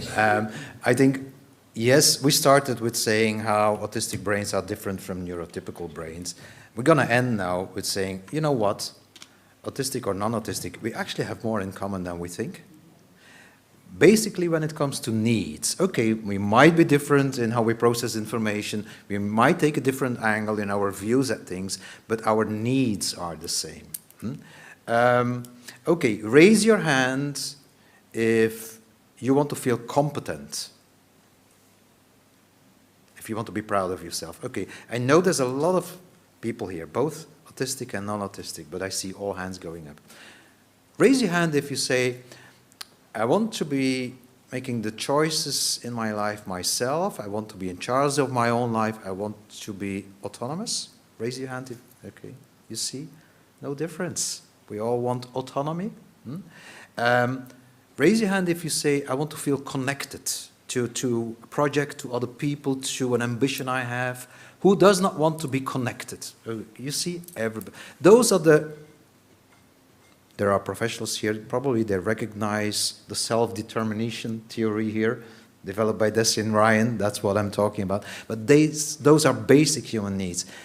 And I make it simple. I summarize this as, you know, we all want to be happy, don't we? And yes, definitely, Robin. I hope you will talk about that later on. And happiness is not the absence of problems. It's the ability to deal with them. And, you know, talking about equal chances for autistic people is not just a challenge for them. It's a challenge for all of us, because we're all in the same boat here. It's a challenge for all of us, because after the same chances are the same human needs. So we're not that different. And if we would start from that rather than the us versus them, that's why we're doing this together as well. We're making the circle round now. And although it's a lot of times non-autistic people talking about autistic people, and then autistic people complaining about the neurotypicals don't understanding them. Come on, let's sit together and talk together. Let's meet each other. Not necessarily halfway, but let's start with connecting. And that's what we need to do. You might wonder why there is a puppy in this slide. Okay, I'm a scientist, and I looked up the research, and there's scientific evidence that if you use babies or puppies in your PowerPoint, people feel better. I have 4 grandsons, and I asked my children, can I use pictures of them? And they said no.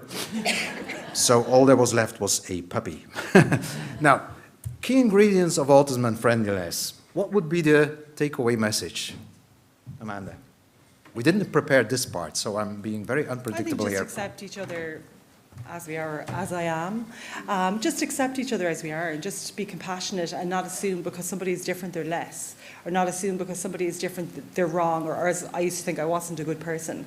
That just accept everybody as they are, as I am, and just, I suppose, just be compassionate to yourself, but also, I suppose, put that compassion out into the world, and just be a kind person if you can, and not judge.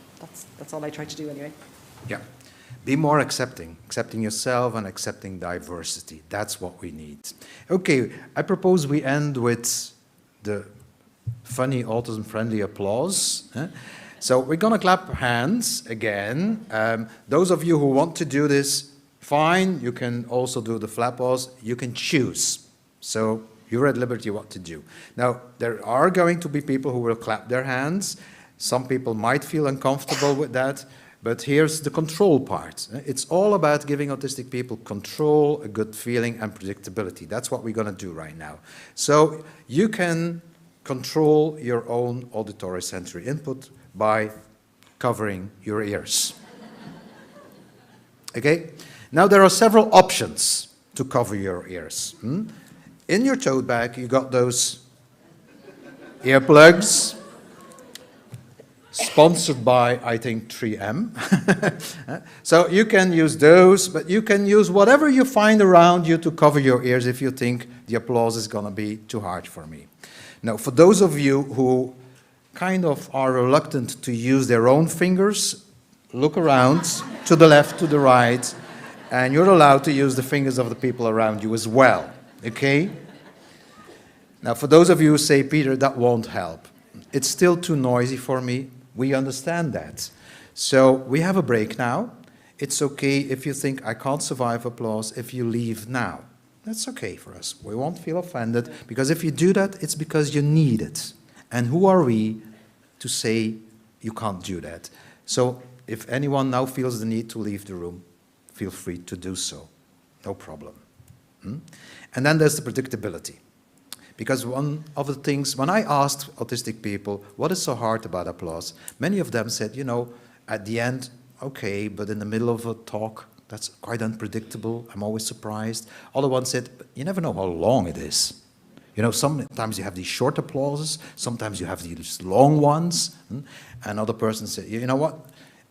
There's no clear beginning and ending in applause. And sometimes I don't know when to end, and so I'm the last one doing this, and then everybody looks at me.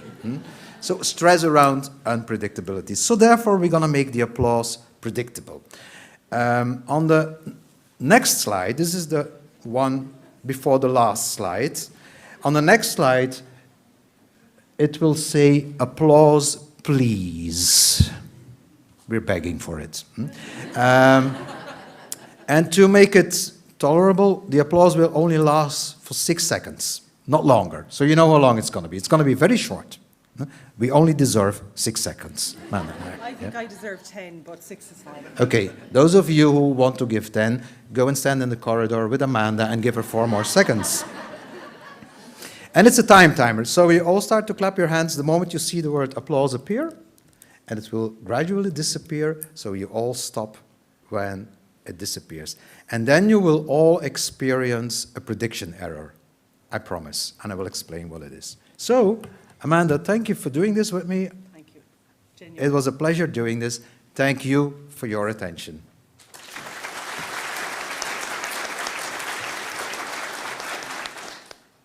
You know why this is a prediction error? This is something you did not expect, because most applauses go like whoops, and suddenly it was whoop, like that. Now you know what a prediction error is. We thank you very much. Thank you. Thank you very much, Peter and Amanda. Can I just say now, we have Dr. Wen on at 11:25, so please, coffee break is now, it is 30 minutes, but please be back in your seat. Not back in the room, but back in your seat for 11:25. We are trending on Twitter. Please use the hashtag #overcoffeebreak to show yourself having a wonderful time. But please be back for 11:25. Thank you very much.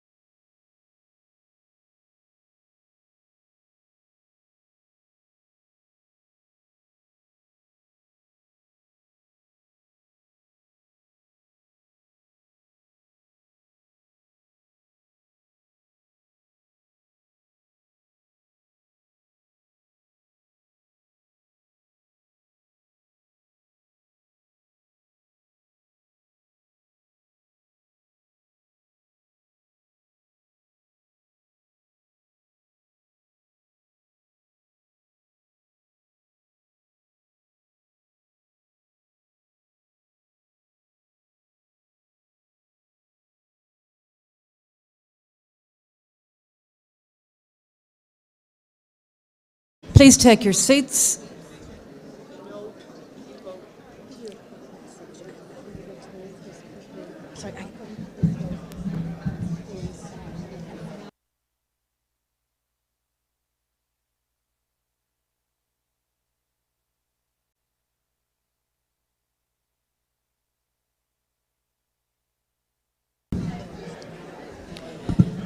Please take your seats, and please create space. So if the seat beside you has a coat or a bag on it, please create space, because we have people who currently do not have a seat.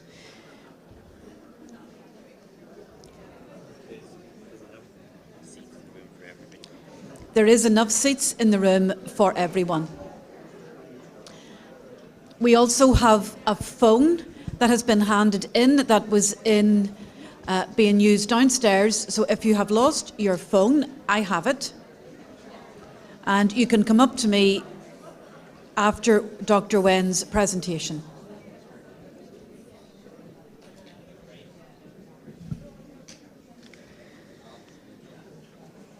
And that phone was left in the Muldowney room.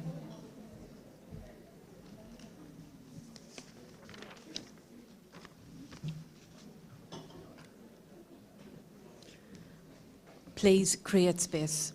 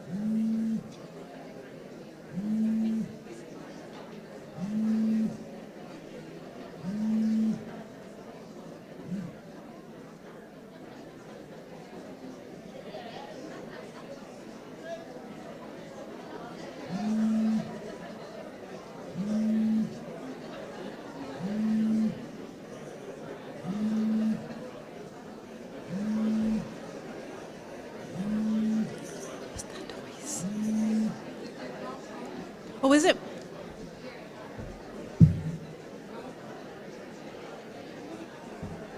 Not me. Thankfully.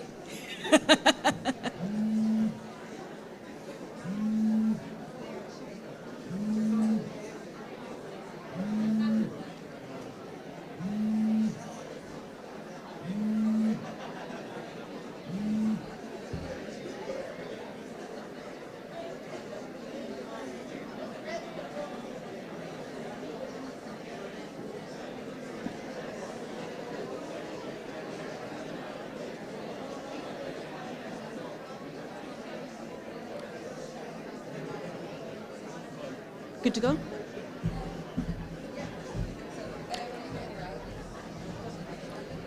Welcome back, everyone.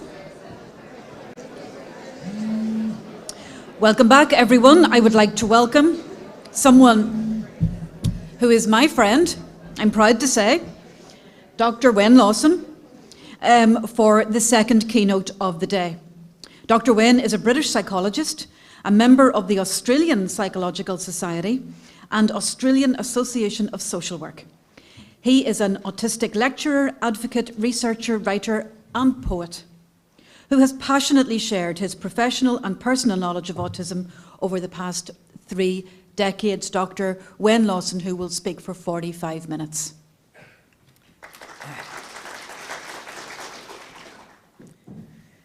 And this is all working and you can all hear me. Put your hand up if you can't hear me. I know, it doesn't make any sense. I just thought I'd check, you know. All right, 45 minutes, eh? So we're talking today about barriers to autistic flourishing. We're talking about such barriers as being unfriendly. So I thought I'd better start with being friendly. Not too friendly. We don't want too friendly, do we? Say no. Oh, that's a relief. Right, so I've got to click a little button down here that moves the slides on. It's my first conference as in person for nearly 5 years. So first time out of my country in 5 years. It's all a bit scary, isn't it? It's all right, just relax. Okay, breathe. Out. One more time. That sounded noisy, sorry. Out. Right, that's it, done. Okay, so what you can expect doesn't mean this is what you'll get, but this is what you're supposed to expect. An explanation of autism, cognitive style, and something about intersectionality. An explanation of sensory dysphoria, exploring barriers that may exist innately because we're autistic and human and have personalities and things like that. Genes, have you heard of those? Not Levi's? You know what I mean? Say yes. I need you to talk to me. Can't read faces, can't read bodies, and there's a lot of them here, so it's better if you say. Double empathy barrier, and we've already heard lots about these things already from Peter and Amanda and others. I've forgotten the First Lady's name, I'm real sorry. Not good with names and faces. Yeah, and hopefully some resources. So that's the explanation. We'll find out if it works. Oh, that's okay, probably. Having a differently connected brain, Peter's already talked to us about this. To non-autistic people, we call people who are not autistic allistic. Allistic implies kind of all together. Autistic implies not so much together. Total rubbish, as you would know, because we're all very different. Is that all right? I just don't like the word neurotypical, because it makes it sound like they're better than us. But anyway, non-autistic people. There's only a barrier, which we've already heard, when something's not understood and when there isn't acceptance of our difference. If you're autistic, you're very monotropic. Mono just means like uno, it means one. Tropic means channeled, and we're very kind of distinctly one-channeled people in general. Now, everything you heard from Peter this morning works except when it doesn't, and that's if you've got a person with a PDA profile. Have you heard of PDA? A persistent drive for autonomy, sometimes known as pathological demand avoidance, but we won't go there. So, a persistent drive for autonomy means absolutely all those things Peter said about needing to be in control are spot on. But what does predictability, structure, and knowing what comes next, what might that do for some people? Just say terrify them. It's incredibly scary. Suddenly, there's a demand, and if you're a PDA person, an autistic PDA person, you're going to resist at all costs because it's going to cause incredible anxiety. So you have to know, you don't have to, but it's kind of nice if you do, that not all autistic people are the same, you already know that, but not even autistic profiles that we read about in the DSM-5, that diagnostic manual that Peter mentioned. There are a lot of people who are outside of even that one. And if you're a PDA person, a bit like me, and my kids and their kids, I know it's genetic, what can I do? If they told me that, would I have had children? Yes. Oh, they're beautiful. Anyway, so understanding about being mono, one-tracked, a bit like trains running on a track, very hard to turn a corner or go up a hill unless it's within the track. Say yes. How does a train negotiate a roundabout? It doesn't. It doesn't unless you have, begins with P. Points that redirect. Yeah. It's not automated, it's not automatic, it takes a lot of negotiation. A negotiation, whatever your cognitive style as an autistic person, whatever it is, always works. Respect, relationship, negotiation. If you hear nothing else this whole conference, those three things would be great. Now, I'm shaking. It's not because I'm nervous. It's because I have what they call a familial tremor, only recently diagnosed, which just means I shake. Is that all right? No, it isn't. It's not. It means I spill my coffee and I drop my food and I miss my chair, but it's okay. I'm getting used to it. Okay, if you're not autistic, you're probably not monotropic. You're more likely to be poly. I try to resist jokes about parrots. But all that means is that you're more likely to be able to negotiate a lot of things simultaneously. Nobody multitasks well.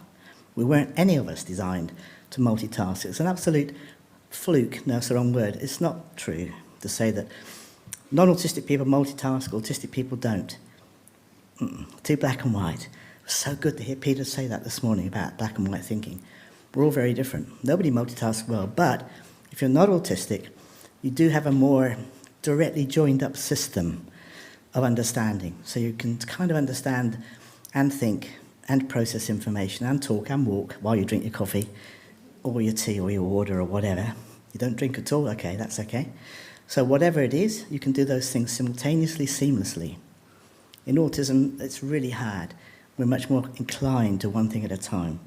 Being human and mono leads to quite specific strengths, and that's the bit to focus on. But some areas of difficulty, as Peter pointed out, just being human is difficult.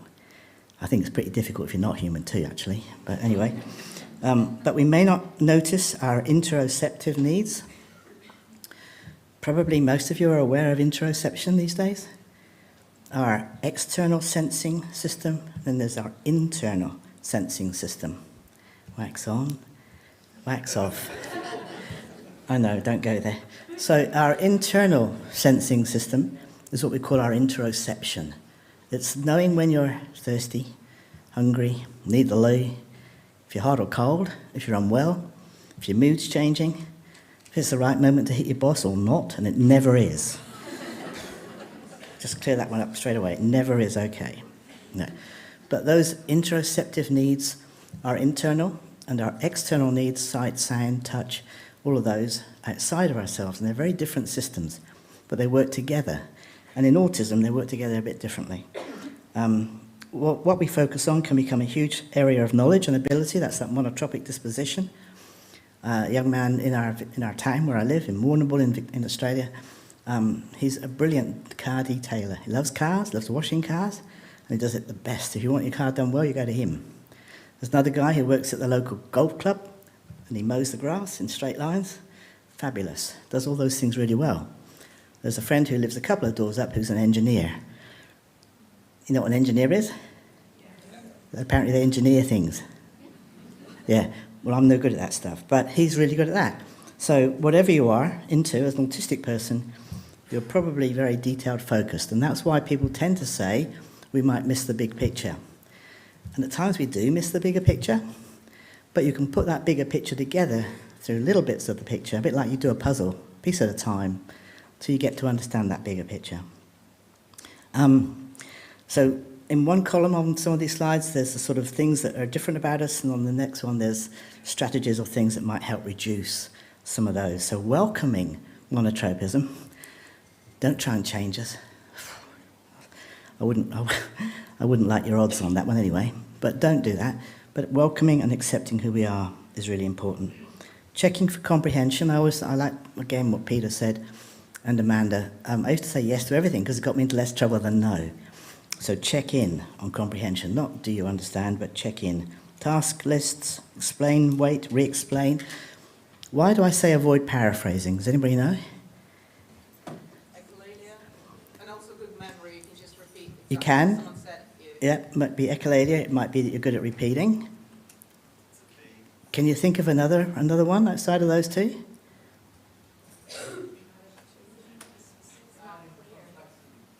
You are adding a layer of complexity. Totally. I said to my son, dinner's ready. I've got to make sure he's finished watching The Simpsons. No point otherwise. You don't know what The Simpsons are? Oh, you do? That's all right then. One less thing to explain. If I say, and then he comes out and hits me, and I say, why did you do that? He says, dinner should be on a plate. Right. Not on the table. Yeah, exactly.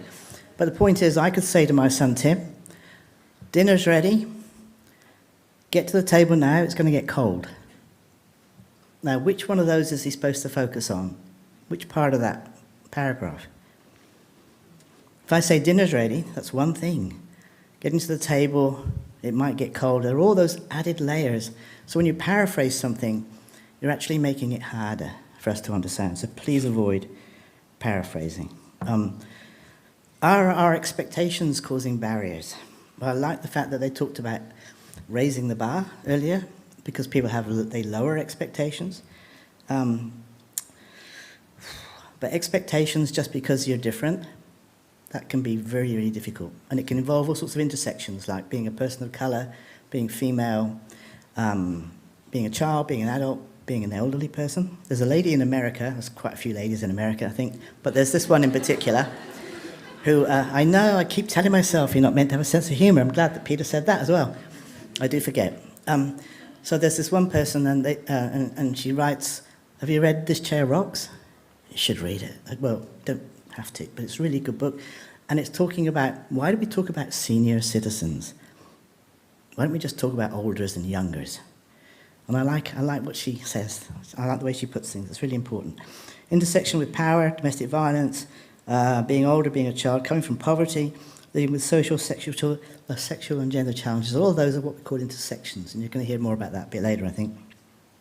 But these barriers imposed upon us need taking down. They need taking down. And taking a barrier down is a process. You can't just bulldoze it over. Well, you could, but you'll leave a bit of a mess, won't you? Say yes. You don't have to agree with me, but I like it when you do. Right. So we understand.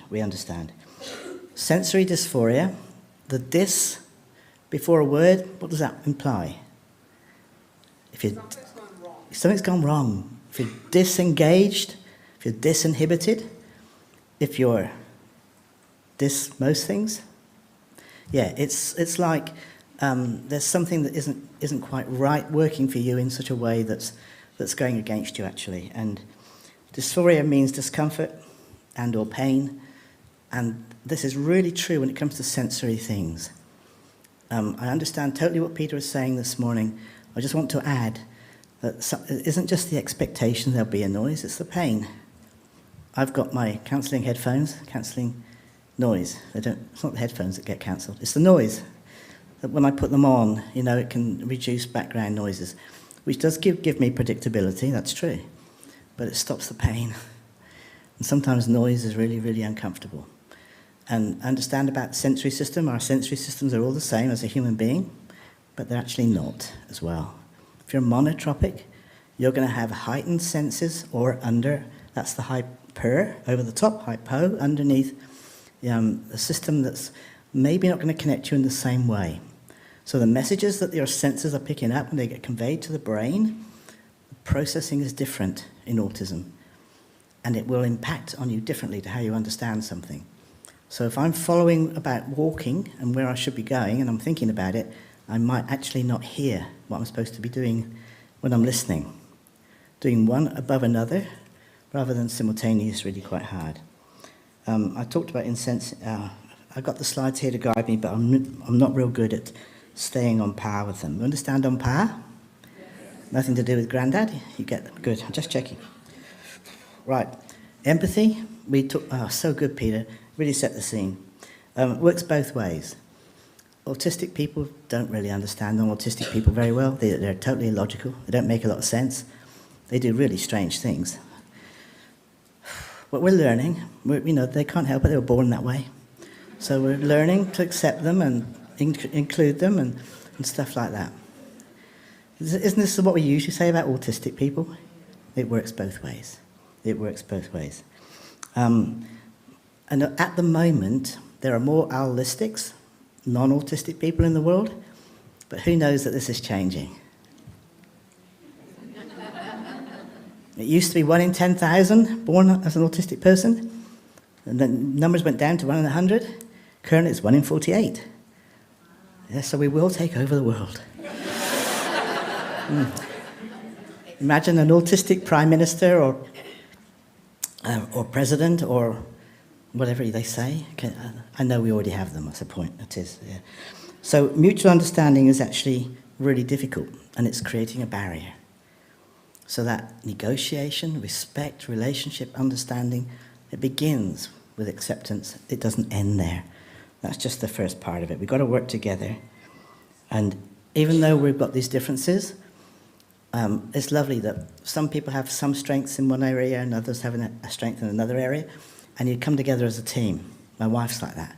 My wife and I, we make a great team. She's the accountant. I'm the one that gives her the job because I forget everything and can't add up. Isn't that good of me? That's okay. So some of the barriers, we might not filter input. We say it like it is. We often are quite literal. And I've written a book on metaphor to help me understand it. I thought you can't beat them, you better join them, become one with them. So try and use metaphor as well. Struggle to filter out sounds, know which sounds to attend to. Everybody, I learned that quite late in life. When a teacher says everybody, they meant me as well. Because they didn't use my name, so I thought it didn't mean me. So I got into a lot of trouble for doing things that didn't fit the everybody thing. I understand that now. Struggle to look and listen at the same time also applies to our external and internal senses. I'm going to explain some of this. I think it is important that we do manage the sensory world that we're all part of. I've just recently been given by the hearing aid people, Amplifon they're called in the town where I live, this little device. It's like an area you put underneath the television. It's just a little box. And I wear my headphones, and my wife or the kids or anybody else can have the television up louder if they like it louder. But I can always have the right sound for me, as long as I wear my headphones to watch. I listen to the telly or the radio or my computer, iPad or whatever. That's good, isn't it? I think that's really good. Say again? That's right. Yes, really good. Oh, good. Yes. So, and I'm sure you'd have that sort of thing in Ireland too. You're pretty well advanced over us. You probably have much better things than that. But anyway, barrier, prioritising information, difference in autism, how this can present in autistics. We may have no preference for human voices. Well, why would you? Oh, you know why. Who knows why you might have a preference for a human voice over a cat or a dog or a pony?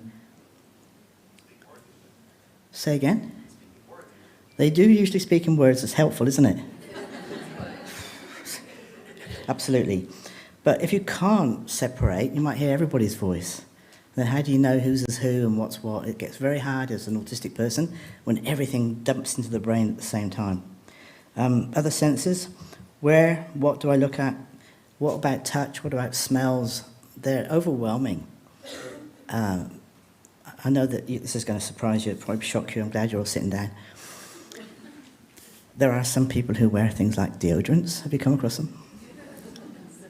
Perfume. Yep, shocking, isn't it? But there you go. A peg on the nose might help, but it doesn't look good. Yeah. So why do they do that? Why do they disguise their human smell? Come on, you must know. If you're one of those people, you must know why you choose it. You'd stink otherwise. I think that's a good enough reason. That's a good enough reason. But if those fragrances and sounds and other issues are all jumping at you at once, it's no wonder you can't be around too many people for long. It's no wonder when they're all sitting at the table to eat, you'd rather eat on your own. It's no wonder when they're all choosing to talk, you'd rather not.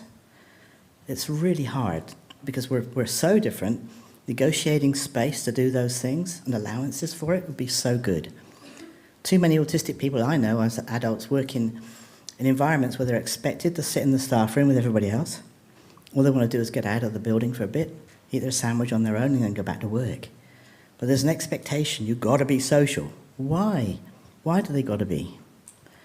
Wouldn't it be good to allow them that space so that they could get on with their job and do well? It's not because they don't like you, well it might be. But it's more likely that it's too hard.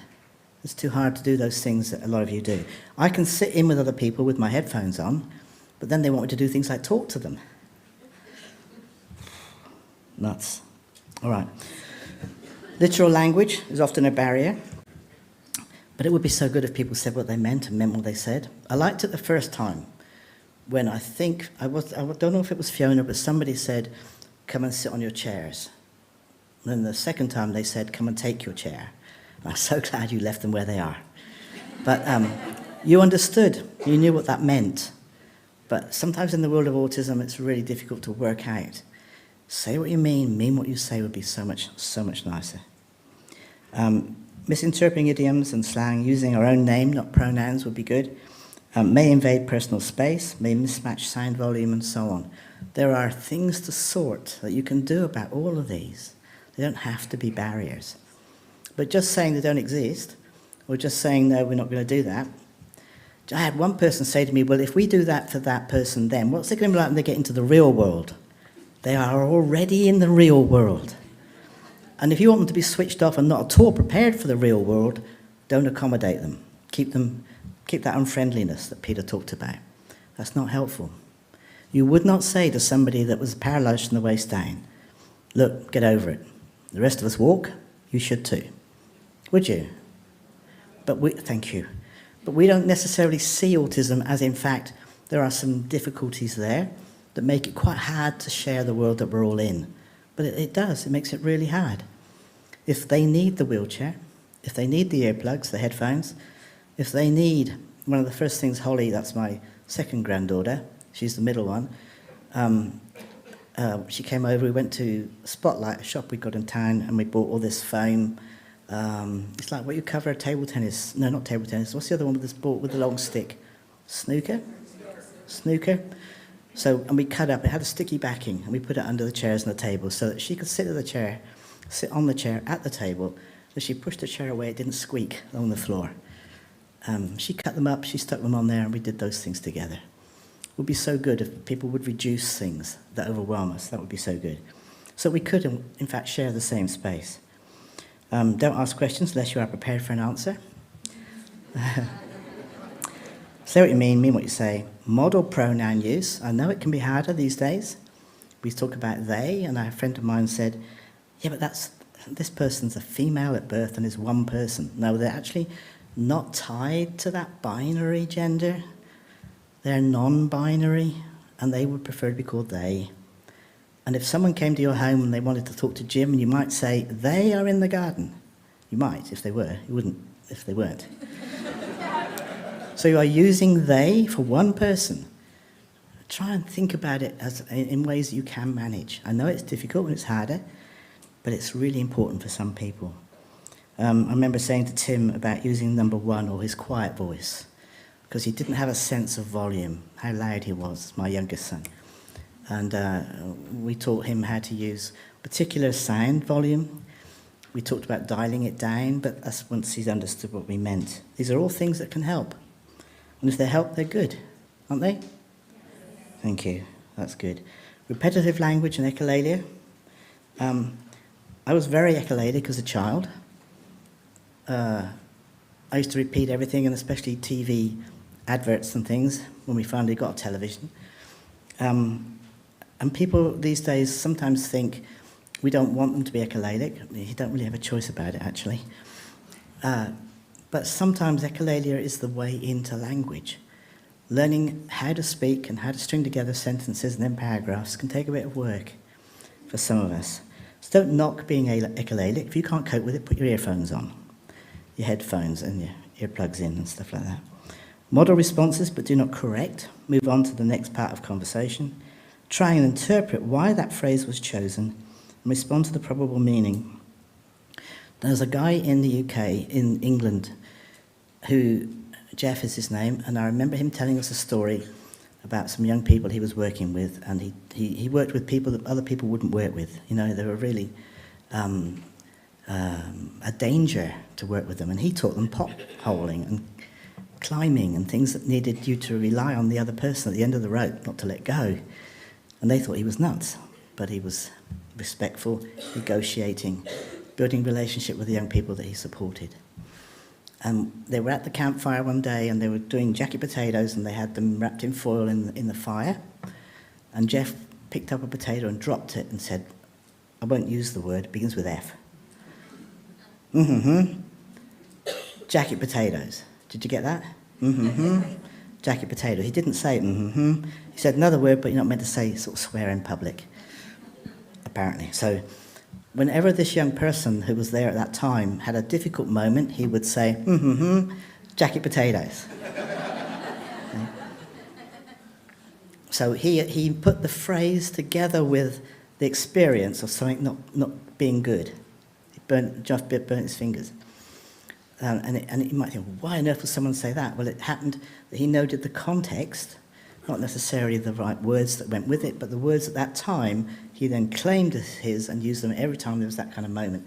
So check in and try and find out. It should always be nothing about us without us. Nothing about us without us. So don't do things to us, do them with us. Don't do them for us, ask. Just like you would want someone to work with you. You would want them to ask you. It was great the way Peter asked Amanda, and they what was the word? The C word he used? It's a word you're allowed to say. Collaboration? Absolutely. Collaboration. So language skill can be a barrier. I didn't talk till well after my 5th birthday. And then apparently once you got me going, it was hard to stop me. But anyway. Uneven skill and uneven vocabulary development. I actually think talk is cheap. Talk is cheap. Almost anybody can do it. And they don't necessarily say anything worth listening to. You come across this, haven't you? Yeah. So if a person isn't into vocabulary and talking in words, big deal. It's not. It isn't. But they do need a way to communicate with you that will lower frustration and enable them to say what it is that they're trying to get across to you. Whether that's in photos and pictures or whatever it is, it's really important that that can happen. So don't waste time focusing on language. Don't get me wrong, it's important if you can, and a person is happy and working with you on that, that's great. But in the meantime, please, give us a way to communicate what it is that we need so that we can actually lower frustration and attend to things that you're trying to teach us with. I know that Proloquo to Go, have you heard of Proloquo? And Proloquo for text, and there's some really nice software. Some of them are a bit expensive. There are some much cheaper ones out there, but they enable a person to communicate over an iPad, iPhone, etc., or just one of those little tablets that are not particularly iPads, but they're made for those sorts of things. I took mine into McDonald's. First thing I saw when I saw that picture with the Belgian fries was McDonald's. I'm a bit of a fan of McDonald's, especially as I know that Temple Grandin from the States cooperated with them on how to treat their cattle. So once I knew that because Temple told me, so she must be right. She knows what she's done, doesn't she? Yeah. So I don't mind McDonald's anymore. I always loved it, to be honest. Anyway, but okay. Anybody know where I'm going with this? I've already lost it. I'm already there. I should warn you, if you're in Delhi, don't try and get a beef burger. They don't do it. You can only get chicken burgers over there. They don't do beef. Just in case you were worried about that, I thought I'd better tell you. I also thought, I think Amanda used the word something fascia. It meant that she oversees everything. Does anybody remember the term? Hyper something oventation. Hyperphantasia. Hyperphantasia. Oh, right. Oh, thank you. But do you know about aphantasia? Aphantasia. People know about aphantasia? It's not talked about enough. All right, just for a moment. We did this last night at dinner. Well, I did it on the table with the person next to me. Close your eyes. I'm not going to make you do anything horrible. Just close your eyes for a few moments. I'd like you to visualize an orange on your kitchen bench or kitchen shelf, somewhere in your kitchen. See an orange. Keep looking at it. Open your eyes. What did you see? Some people said nothing. The whole kitchen with oranges, and yeah, this person yesterday saw the juicer and the oranges in the bowl and all sorts of things. Some of you said nothing. Yeah. And it's not talked about enough that there are some of us, my wife's one of these people too, that It doesn't have a mind's eye. Now, that means you don't see anything until you're looking at it in person, or you've got a photo of it. And yet there's such a big emphasis on visual, and there are lots of autistic people who are not visual. So get to know us, get to respect and relate to us, negotiate with us, so you can find out a way that works for us as individuals. Because if you're living with aphantasia, like my wife, we only found out maybe 5 years ago, then imagine if you can't imagine. I can't do it because my head's way over the top with imaginative things going on all the time. But she can't visualise, she can't conjure up an image of our granddaughter or our son or the cat, even if she was just stroking the pussycat 3 seconds earlier. Once she closes her eyes, that's gone. That's true for lots of autistic people and non-autistic. All right, you've read those strategies on the other side? I've got to be quick, so it take too long. Auditory processing can be another barrier. Again, it's not talked about enough. I have something called Central Auditory Processing Disorder, CAPD. I had to look, or sometimes just APD, or auditory processing issues. And again, it's a spectrum. People can have issues where they can't process a conversation. It just sounds like that. All the words run together and you just can't make sense of them. And it's more common in autism. And other people have less of a degree, but they still find it hard. And it takes a bit longer to process what you said. How much time do they give you to process a conversation? You guys, when you're talking, how much time do you give the other person to process what you said and reply? I don't give any time. I'm just there before they've even finished. It's not useful. Not useful. I'm working on it. They do hearing tests, but they don't test enough for auditory processing disorder. If you look it up in YouTube, you can hear people watch the YouTube video and hear people talking about it. It's one of the really, really important. And the only way you can get checked is if you go to an audiologist who's actually equipped to check for central auditory processing disorder. Another barrier is use of context. Difference in autism, how this can present. We may monologue on topics of interest. I chose to do, in Australia we have, I think in England they have VCSEs or GCEs or something? GCSEs. In my part of Australia we have VCSE, because I'm in the state of Victoria. And for Australian history, my exams were on Australian history back in the 1930s. And at the time, my absolute passion was engines. Engines, anybody? No. A couple of you. How can you relate engine to the 1930s when you've got to talk about economics and fashion and a whole heap of things? Well, we happen to have some of our first female pilots in the 1930s in Australia. Can you see the connection? Female pilot? I know, you probably don't, but airplanes actually run on engines. I mean, they run on fuel in the engines, but you need an engine. And it's a piston engine. Yeah, yes, I know some of you are too excited to contain yourselves. Once I had that connection to something of interest to me, I translated that across all my subjects. And I did quite well, which people didn't expect. All I'm saying is get to know us, relate to us, negotiate, respect. You will help get rid of some of these barriers. Thinking style differences in autism, we've already talked quite a bit about this, but who's heard of object permanence? And you know what object permanence is? Probably most of you do. Object permanence is that knowledge that an object, a person, a season, an emotion can still exist even when out of sight. Yeah? Even when out of sight. So when you say goodbye to your young person at school and you go home or you go to work, they have lost that moment of connection to where you are. And terror strikes at the heart. And then we have school refusal and a whole heap of things because they can't imagine where mummy or daddy or whoever it is. I couldn't visualise what happened to my room, my bedroom. If I go to school, what's happening to my dog? These were terrifying things that I couldn't explain as a younger autistic person. I didn't have object permanence, or I had a very poor sense of object permanence. It's usually established in typical autistic kids before the age of 18 months. We have a lass in our street, just around the corner, called Julie. She's 26 years old, she's autistic, and she loves discos and flashing lights. absolutely adores them. She was going to a party and she'd done something called painted her toenails and her fingernails. I know it's a daft thing, but it's a special nail polish paint you can buy in a small little jar, little bottle, and you just brush it on and wait for it to dry.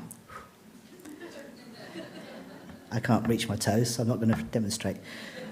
Yeah. Well, anyway, she did her toes, and they were all coordinated and everything, and then it was July, and in my part of Australia, July is winter. If you're Australian, you say winter, which means winter. And it's cold. So Mum says to Julie, "You can't go, darling, you haven't put your shoes on yet. Get your shoes on." She refused. Would not put her shoes on. There's a big thing about it. She ended up not going to the party. Think object permanence and think what might be happening for her. If she puts shoes on, what happens to her polished toenails? They're gone. She's absolutely gone. And she was sure she put it on, but she couldn't see them, it was gone. So she couldn't go, unless she went barefoot. I mean, the solution is open-toed sandals. You know what I mean, don't you? Ladies probably do. Yeah, so that's an object permanence thing. When your partner's gone, and you're worried and worried and worried, and the weekend comes, and you're anxious about them going, and then they leave, and then you forget about them. Have you stopped loving them? Say no. Well, you might have done, but that's not the point. No. Out of sight, out of mind is such a huge thing in autism. And it's much bigger than people talk about. Think of the barrier this can present with things like work, relationships, family, knowing about if it's time to eat or not. Object permanence plays a big, big role every day that people are not understanding enough of. So to work on that barrier, we need to understand it. We need to put certain things in place to remove that barrier. When I went to a university in Yorkshire, in England. I was an exchange student from Australia to Yorkshire, and I couldn't see my family. I couldn't see Australia. Did they still exist? Yes. Apparently. I couldn't feel it. I couldn't tell. I went to an autism meeting. Caroline Brown was at that meeting in Yorkshire in whatever year it was. And she said, "Have you got a photo?" And I said, "I think so." She said, "Well, put one in your wallet and look at it every day. Photo of your family, photo of Australia, it's still there. If it's in the picture, in the wallet, it's there. You can open it any time and look." Oh, that was so helpful. That was so helpful. Small things make a big, big difference to removing or containing or keeping barriers. Small things, but they're so important. In autism, often no interest means no passion. No passion means no interest. And it's not that you are boring, although it might be, of course, but if there's no connection, engines, Australian history was the connection that enabled me to get through my VCE. If there's no connection, I literally cannot build one. I can't see one. So it's not that we're being ignorant or rude or difficult. It might feel or come across like that, but I can't connect to what's not there for me. So it's so important to use interest. In a monotropic disposition, their thinking style is very mono. Their interests are what takes over. And some people say to me, "Yes, but he can't have the iPad all the time." Why not? I don't understand this. Oh, well, if someone's in a wheelchair, they can't have it all the time. If someone uses hearing aids, but not all the time, I mean, come on. No. Some of us need these all the time. This is what we need to negotiate, to work our way through, to make sense. This is our communication device. For some people, please don't take it away. And please don't use it as a source of, you can have that when. Do this first, then you can have that. You don't do that with a communication device. The communication goes all the way through with that person. Do you understand what I'm saying? I know it's difficult, and people are worried about too much screen time. What else is there for some of us? Outside of that, I don't exist. I don't know anything else. I need that to connect me. I've learned to take... I love computers. My whole world kind of centers around stuff online. But there's a computer in a chip in my bicycle in the bedroom. It doesn't go on the road. It's called a... What's the sort of exercise bike? I mean, all bikes you get exercise on if you ride them, probably, but this one doesn't go outside. But I know I need exercise, so I use the computer and the various things on my exercise bike. It clocks time, kilometers, that's it, not kilos, Wen, sorry. Kilometers, how fast I've got, I love all that. Stats and stuff I love. Not huge, difficult statistics. You're doing psychology. I only just about passed in that one. Do you understand what I'm saying? So you can take me from one computer situation to another. It's still coming with me. You're not separating me from it. It's just learning how to do that. Passionate interests help dismantle barriers. Oh dear. May have much higher skills and knowledge in a particular area of interest. This is so true in autism. But there's also something called inertia. Who's heard of inertia? If you're autistic, you probably have.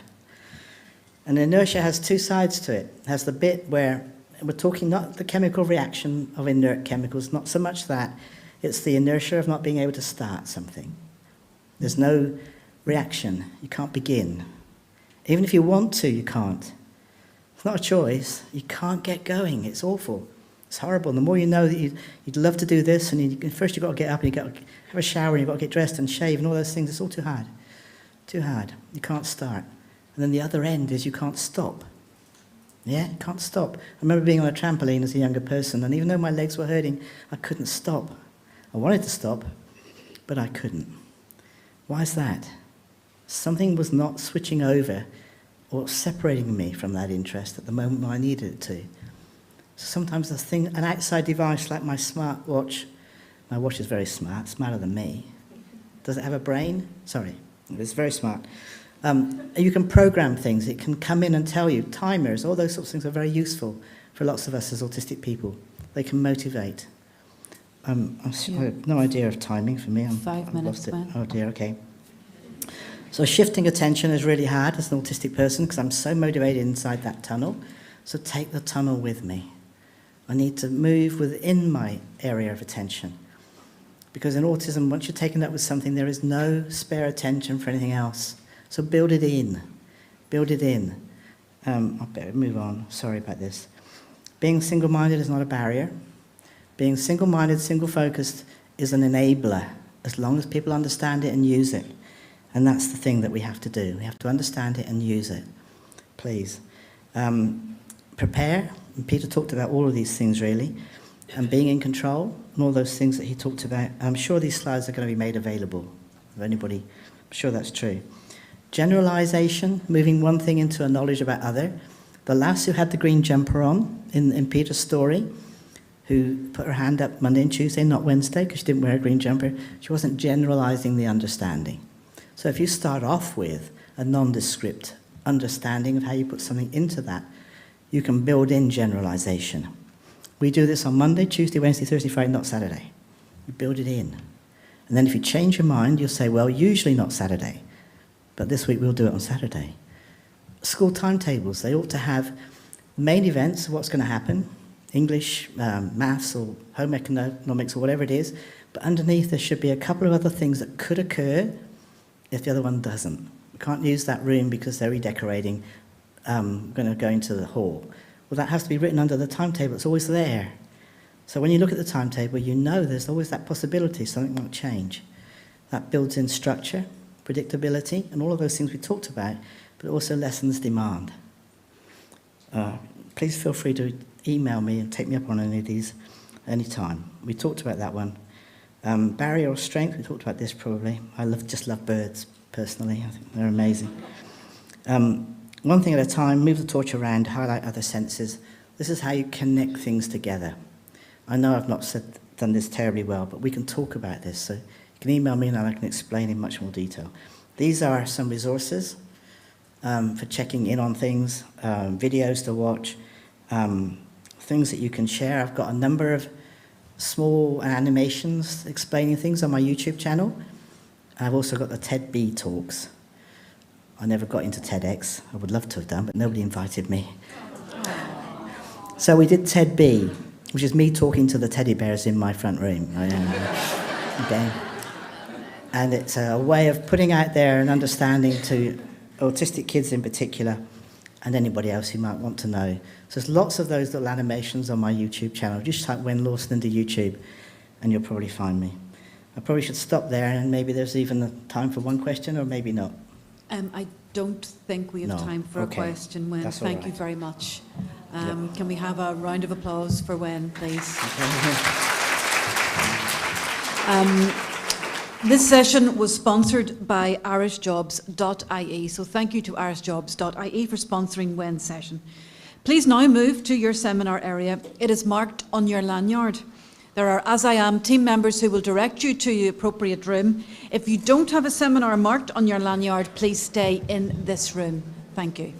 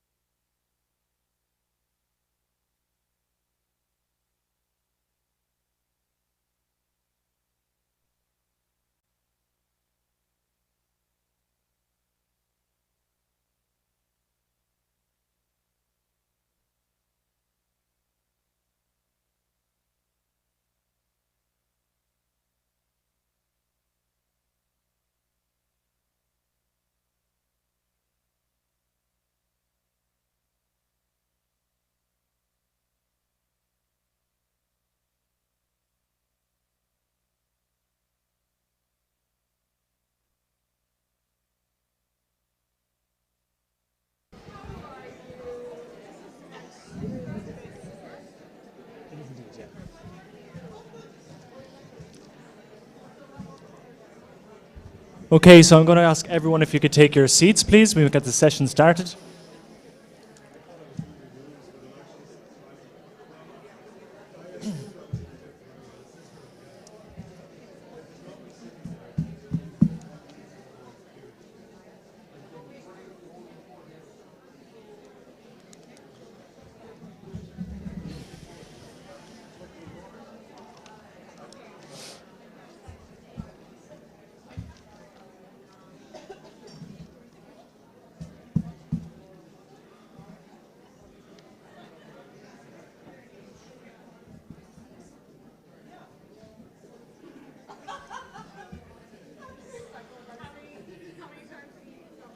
Okay, so if everyone's ready, we're going to get started with the breakout session. First of all, you're all very, very welcome to our first round of breakout sessions. This session is entitled Education, Creating the Same Chance for Positive Transitions. And it's my absolute pleasure to introduce two of my colleagues, Amanda McGuinness, who you're already introduced to a little bit earlier on, and also Trina Waters-Crean. Katrina is ASIHAM's Head of Communication and Engagement. She is a neurodivergent mother of 2 children with a career of over 20 years in social care, education and early years settings. Trina is also the founder of the Prepare Me Limited, a multi-award-winning social enterprise focused on the provision of visual or multimedia information access for children and adults who have additional needs. And I know that Trina is going to talk more about that during her presentation. What we might do as well, the 2 speakers are going to go back to back, and then at the end we'll have a small round of applause again to follow the last session, and we'll have some time for questions at the end as well. Hello everybody. It's really nice to meet you all and see you all here, and I'm delighted to be at our conference and to be back face to face with everybody. I'm conscious that we are a little bit behind time, and I'm sure everybody is looking forward to lunch. So I am going to condense my presentation a little bit, and Amanda will do the same, so we're not too late going to lunch, because nobody wants to be late to lunch. So Finbar gave me a whistle-stop tour there of me, and I'll just chime in a little bit more on that. So yes, I'm a mum of 2, a wife of 1. I've spent all of my working life, I did my Leaving Cert at 16, so over 20 years, working in social care sector, educational sector, always in the area of disability. Much of my work across all of my career has primarily been supporting people that would have a dual diagnosis of autism and intellectual disability, or working in services that some might describe as high support or complex needs. Now, I have a bit of a bugbear with that actual description. Most of the people that I supported over the years had needs, human needs, and they were often unmet repeatedly across many areas or all areas of their life. And unmet needs accumulate over time, and that's where the description of high support or complex actually comes in. So a really key, I should say, I'm neurodivergent, so is my little girl, and I've founded Prepare Me, and I'll tell you a little bit more about that now in a second. So a really key area of my work across the last 20 years, regardless of what role or service type that I was in, has always been to create opportunity for whoever I was supporting to feel prepared for whatever transitions or activities were going to happen across their day. That's a key area of anybody's work if they're working in the social care or the disability sector. And one day I might be preparing somebody for a hospital appointment or a blood test, or going to the cinema for the first time at the age of 42, or maybe their first visit or night in one of our respite services. It could be anything. And anybody that's in this sector will know and value visual information. We all need it, autistic or not autistic. But visual information and picture information is just so key in our sector. And I was really continually frustrated by how difficult it actually is to quickly gather together a picture sequence for what happens if you're going to the cinema for the first time at the age of 42. Or you're going for a hospital appointment or a blood test, or whatever the activity might be. It sounds easy, but it isn't, and I'm making an assumption that some of you here will have attempted to do that at some point in time. In services, you're very time poor. There's often not the opportunity to get the resources in place for what somebody might need. And I was just irritated by it. I couldn't understand how, in this age of amazing technology, I would be creating a visual story for a blood test, and my colleague the other side of the county might be doing exactly the same thing, and a mum down the country would be doing exactly the same thing, but there's nowhere to share it. There's nowhere to access it easily. And I was the staff member that would go around cinemas or places and I'd say, sorry, we're going to come here next week. Can I please take a picture of your toilets? And some people were super lovely and other people asked me to leave. And they were wondering, why would you want a picture of my toilets? But I knew that picture was going to be really important to the person that I was supporting. So I was frustrated by it. And then my frustration was exasperated further because I was working in services where many of the activities that I've given you examples of would go really, really badly wrong. So a person would go into crisis or a meltdown during the activity. And I found it really hard to accept that afterwards, the atmosphere around the situation seemed to be along the lines of, isn't that a pity? That's really sad. God, that was tough. That's because the person is autistic or has an intellectual disability or that they don't use words to speak. But really, a lot of the actual reason that the crisis happened in the first place was because the person that was expected to be at the centre of the activity actually got the least amount of information. And often the person that you were working alongside would look at you completely bewildered as to what had just happened. And they were always, always, always the one that suffered the consequences of support staff or services or society at large just not being able to get those barriers out of the way and get people access to the supports that they need. So I was always complaining about this, like endlessly complaining. When is there going to be a thing where I can just type into Google, video model for a blood test, visual story for a blood test? And so that's where Prepare Me came from. It was kind of born out of frustration, and I got sick of tired of waiting for somebody else to do it. I thought I'd give it a go myself. So it's originally called Prepare Me. It's now called Prepare Me As I Am, and it will be a web platform where people will be able to access ready-made, highly visual multimedia resources and use them straight away. They'll also be able to edit them to make them suit the needs of the person that they're supporting, because sometimes it's the wrong picture or the wrong term, etc., etc. And they'll also be able to create their own. And the hope is that you'll be able to do this quickly and easily, just like Google. So we're very excited, as I am, to launch the first phase of Prepare Me later on this year. And if you're not signed up to our mailing list, I encourage you to do so you can stay in touch. Now, back to transitions. I think it's really important that we actually check in with what are transitions. What do you think they are? Very often when I ask people that question, they give a description a little bit like the image that you see on the left. It's the action of going from A to B. Would many of you agree with that? Getting from one thing to the other thing. And the image on the right essentially is the same thing. That guy is going from A to B too. But would you agree that the image on the right sparks a much greater emotional response and makes the transitions feel a little bit trickier than maybe just going from A to B? I think this is really important. I believe that we very often confuse transitions with change. So change is external. It's the moment. It's the thing, the event, the situation. It's outside of the person. Transition is internal. It's the before, it's the during, it's the after. So the example might be the change is a first day at a new job or a new school. That's the change. It is a moment. The transition is the settling in period, the meeting people, finding confidence in your new role or in your new school, etc. Transition is the thing that happens around change. It's not the event itself. And sometimes one of the greatest barriers to an autistic person having the same chance for a positive transition is that we offer support for the wrong thing. We support the event rather than the actual transition around it.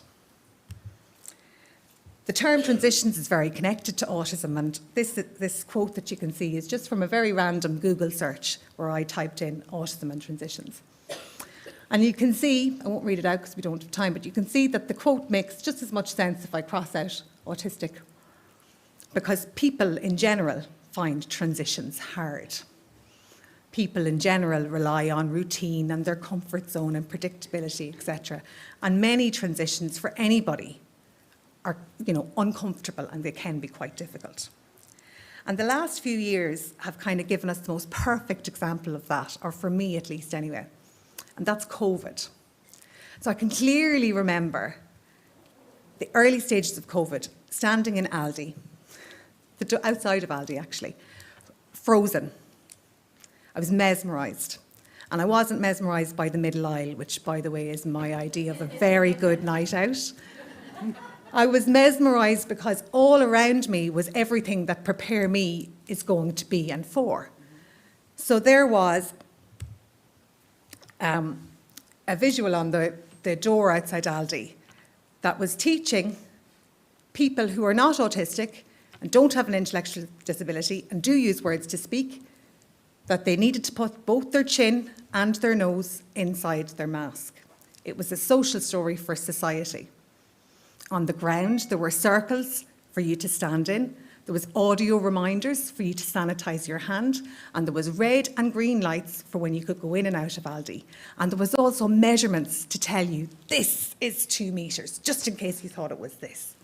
And that was perfectly acceptable and reasonable to society, because the whole world understood that COVID had created this change and this transition that was completely outside of all of our control. And that meant that people were scared. They were anxious. And their ability to process information lessened. Everything needed to be crystal clear. I thought it was very, very interesting that suddenly general society needed something that our community need all the time, but they got it like that, and it was widespread. It wasn't just Aldi that had those supports. Everywhere had it. But for our community and for people in the disability sector, there's continuous barriers or just a lack of understanding and acceptance that this is what those people need also. I want to tell you a little story about a little girl called Grace. And the reason I'm telling you the story is I think the overuse of the phrase transitions and its connection to autism can often mean that it becomes a sweeping statement. Grace has difficulty with transitions because she's autistic. So Grace was a little girl who struggled with transitions getting off the bus. So when the school bus would arrive at her house, she wouldn't get off the bus. And this was a really difficult thing for everybody. Her mother would be outside the bus trying to coax her in with a chocolate bar, apologising to the other children, to the driver and to the support staff. The children on the bus were getting upset because they wanted to get home. The driver was thinking, I clock off here in an hour. It was a really big thing that was causing impact for lots of different stakeholders. And when I say every piece of support that you could find on Google that was connected to autism and transitions was provided for or thrown at Grace, it would be an understatement. Every visual under the sun was coming out for Grace. Every prompt, every promise, every bribe, everything. And people just still held tight to Grace has difficulty with transitions. Grace was also a little girl who had very little, if any, control over anything in her day. Somebody else, and not always her family, because she used residential and respite services, decided when she got up, what she wore, what she ate, when she ate it, where she sat, etc., etc., etc. And just like COVID, when you feel without control, you look to take control where you can. And maybe for Grace, rather than her having difficulty with transitions, sitting in the middle aisle of the bus and refusing to move was the one 20-minute period in the day where she felt like she existed and she could have impact on the world. And really what needed to happen for Grace was that her ability and her opportunity to have choice and control across her day needed to be looked at and supported much, much better, because the problem wasn't the event of the bus. It wasn't that.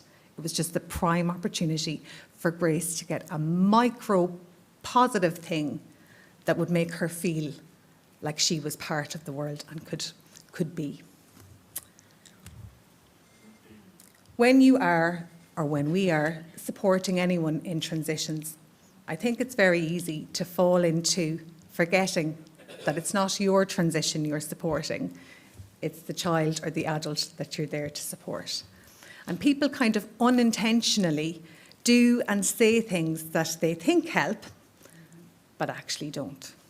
So saying things like, hurry up, to somebody that's frozen in a moment in time is about as useful as saying, calm down, to somebody that's rocketing towards a crisis event. And all you're actually doing is adding another ball into the air of things that an autistic child or adult is already having to juggle as part of this transition. And that's kind of what transitions feel like to me. It's like I have to put everything down and then pick something else up and then pick everything else back up again, and something is going to fall and then I have to go back. So being responsible for what you bring into an interaction in a transition, how you are. Does what you're saying with your mouth match the expression on your face? Are you saying take your time whilst looking extremely irritated and impatient? Because the person you're supporting will see your face and not hear your words. Ticking the visual supports box. I'm a big believer in visual supports. I think a picture is worth 1,000 words. But it can't just be any old picture. It has to be something that's meaningful to the person that you're supporting. Very briefly, be a bridge, not a barrier, for somebody in a transition. There are lots of things that create further barriers, often unintended, but well-intentioned harm is still harm. Sometimes we add barriers on to people that already have enough in their lives, and we excuse it by reassuring ourselves that it was well-intended. Rarely do I see an apology or a debrief for the autistic person that might have been directly harmed as a result. Well-intentioned harm is still harm. So don't misuse visuals. I can remember supporting somebody to shave, and I printed off a Google image of a man with shaving cream on his face, and I greatly upset the person I was supporting because he didn't know if this man with white stuff all over his face was about to come in the door, or it wasn't connected to the thing. Whereas the actual object of his toiletry bag, his shaving foam and his razor, that's a good support in that moment. Consider, is the autistic person without control or in control? What control are you taking just because it's there to take and you have the upper hand? That's really not yours to have. False promises and a lack of trust. Difficult transitions are one area where I have seen parents and support staff, and I'm quite sure I have definitely done it myself over the years, where they promise the sun, moon and the stars if this transition will just be over. Don't do that. Don't do that. Non-autistic frame support, and I know Amanda's going to lead into that. What might help a neurotypical person in a transition is unlikely to be the same thing that would help a neurodivergent person in a transition. Too many words. If it doesn't serve a purpose for the person you're supporting, be quiet. Less is more, a lot more. Don't just support the moment. Don't just support the event of the transition. We really need to think about the before, the during, and very importantly, the after. Sometimes we're just so delighted that Grace is off the bus, we're like, that's that done.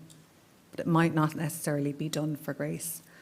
And for autistic people, sometimes their difficulty in an event, because of differences in processing and communication, might not actually be about that event, but about something that happened that morning that they're only processing now. Blaming or consequences. I will never forget a colleague putting medication down in front of a person in our service, and when they hadn't taken their medication after 5 minutes, my colleague thought it was a good idea to remind the person what might happen if they didn't take their medication. And did they remember the time they had a seizure and they had to go in the ambulance? She genuinely didn't mean any harm, but I mean, how unhelpful could a series of sentences be in a moment? Or Grace on the bus, people saying, look, your mum is upset, your friends are upset, the bus driver is upset. Limited or no predictability, routine, and being able to kind of see what might be coming ahead is really important. And limited or no allowance for bad days. Again, this is maybe a bugbear of mine. So if a visual support had worked for Grace, the attitude would have been, we cracked it. Grace and her difficulty with transitions is over. And if she was to return to what she was doing previously, everybody would be very disappointed. And they would say things like, now Grace, we know you can do this, we've seen you do it before. Don't do that to somebody. We all have bad days. We all have days where we know the thing we could do, we should do, or we probably, can do, but we're just not able to do in the moment. And hurdle help, another thing that can kind of be useful. If you're supporting somebody where you know there's something coming up that they have difficulty with, especially in a group environment, give them a heads up before everybody else.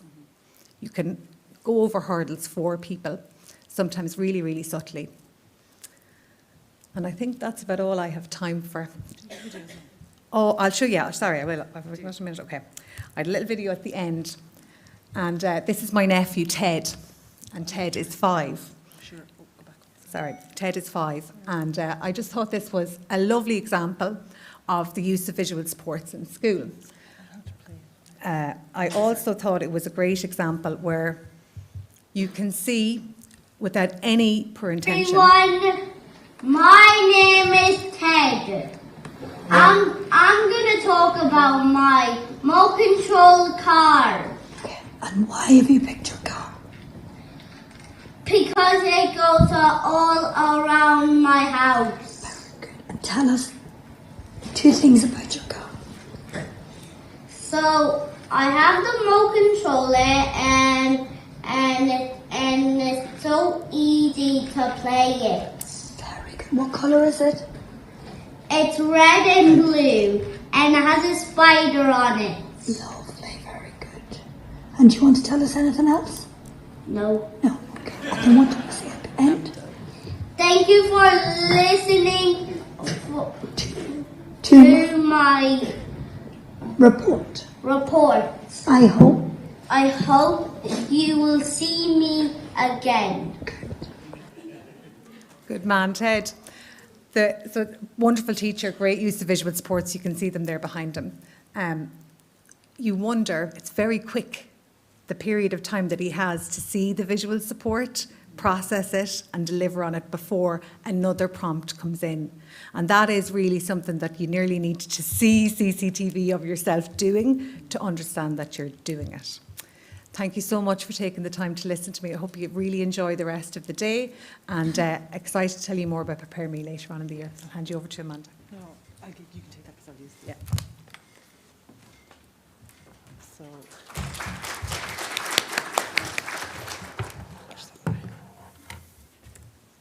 Back to the rainbows. Apologies. Hope it's not too overwhelming. Oh, thank you. I'm delighted. That's me again with the long hair. Again, just more or less, I suppose, moving on from all the incredible information that Trina has presented, that I'm just kind of just going off in my own kind of random direction, but hopefully with good knowledge. So when I think about visual supports, I actually... Can't move from here, can't bring the mic. When I first started to learn about visual supports was when my eldest son Connor was born. So I have 4 children. Haley, who is, I suppose, neurotypical or non-autistic. Connor, who's autistic. Jack and Max, also autistic. And Connor is non-speaking. And when I first learned about visual supports, it was when Connor was an infant.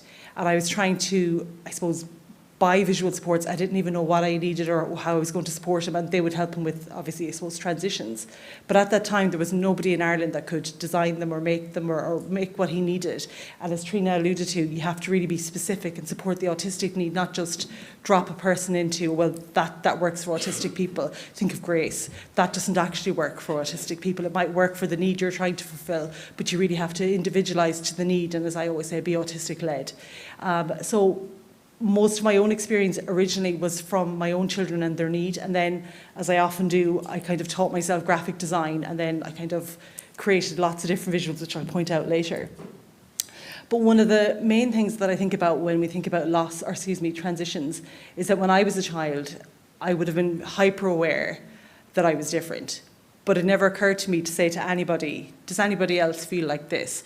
I felt from one moment to the next that I was lost in translation. And I moved house a number of years ago. And again, I have a library worth of books, and a piece of paper fell out of one of my kind of childhood books, because I kept them all, especially if they were meaningful to me. And it was a poem I used to write everywhere, or I used to say kind of inside my mind as well, because I was afraid someone would find it. And I used to kind of hit my head off the light switch. I can remember sitting on my childhood bed, and I would say, here I lie awake, and in this dream I hope to take a strong way out before I break. Here I lie awake. And for myself, what it meant was that when I was writing that poem or saying it to myself, I used to use the word lie on purpose. Sorry for making anyone upset. And it was because I didn't want anyone else to know that I felt so different. And if they did know I felt so different, and if they confirmed it, then it meant there was definitely something wrong with me. Sorry. So I always had to try to make sure I didn't let anybody else know, because if one other person told me, then that would make it true. But anyway, the reason I'm telling you that was not to cry again, sorry, was to tell you that I did find a strong way out. I did find out I was autistic. And when I had my children, that's kind of where I suppose, learned for myself that I was autistic. But what Peter alluded to earlier, or we tried to kind of create information on, I suppose really was that uncertainty of who am I as an autistic person, or if you're an autistic person, you know, sitting down watching, you might have had those feelings. For me, I had a strong sense of who am I? And every interaction, and you know, life is transactional, we're always interacting with each other. And as Trina said, a transaction isn't the change. It's all the things before, all the things after, all the things during. So all those opportunities where I thought I got things wrong was a massive hurdle for me. And if you are autistic, you probably have the same sense of myself. You never forget all the things you felt you got wrong. So you carry it with you. But for me, as a younger person, I used to think I had no face. And I remember saying it to a lady one day in the library. She's autistic herself. It was before I actually finally went for an assessment.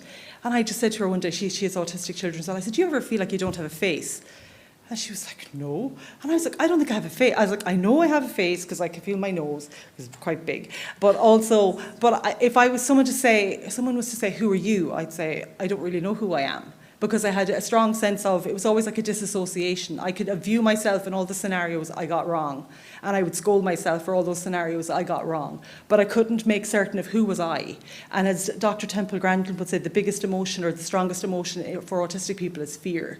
And that fear of, I'm getting things wrong, what's going to happen next? And as Trina alluded to, we need to help autistic people have certainty. And as Wen mentioned, that we need to have a sense of nothing about us without us.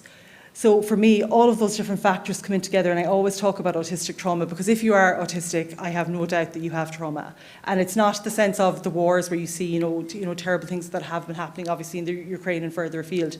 It's the sense of every single interaction that you can have as an autistic person, or if you're raising autistic children, they're going to have those unfortunate moments in their lives where they're judged by other people who judge them wrongly, or if they're going to have those moments of Grace on the bus. What's wrong with Grace? Why can't she just use this graphic I've just made? Like, it works for all the other children. Why doesn't it work for you, Grace?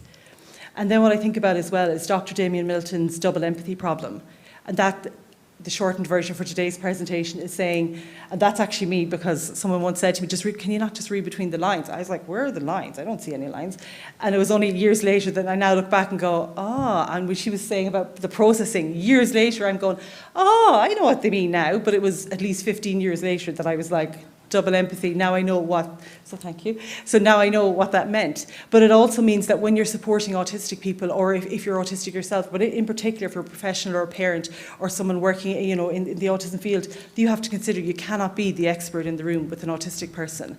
You have to be led by the autistic person. You cannot say, oh, well, I've centered this resource for the autistic person. I'm just going to drop you into that resource and that's going to work just fine for you. It's actually not. And we're not saying that, you know, non-autistic people don't communicate very well. Dr. Damien Milton will say they communicate very well in their own community, and I, as an autistic person, actually communicate very well and interact socially very well with autistic people. But it's when we try to get the two different types of, as I say, human beings together, that's when there's that kind of discord. And that's not to say it's a negative, but it's just to acknowledge I'm not deficit-based because I ramble when I speak and I see imagery when I talk, or when you talk I see and I try to translate it back into words. It's just to say it's a different way of being, as I suppose my favourite book title is, we're just a different way of being uniquely human.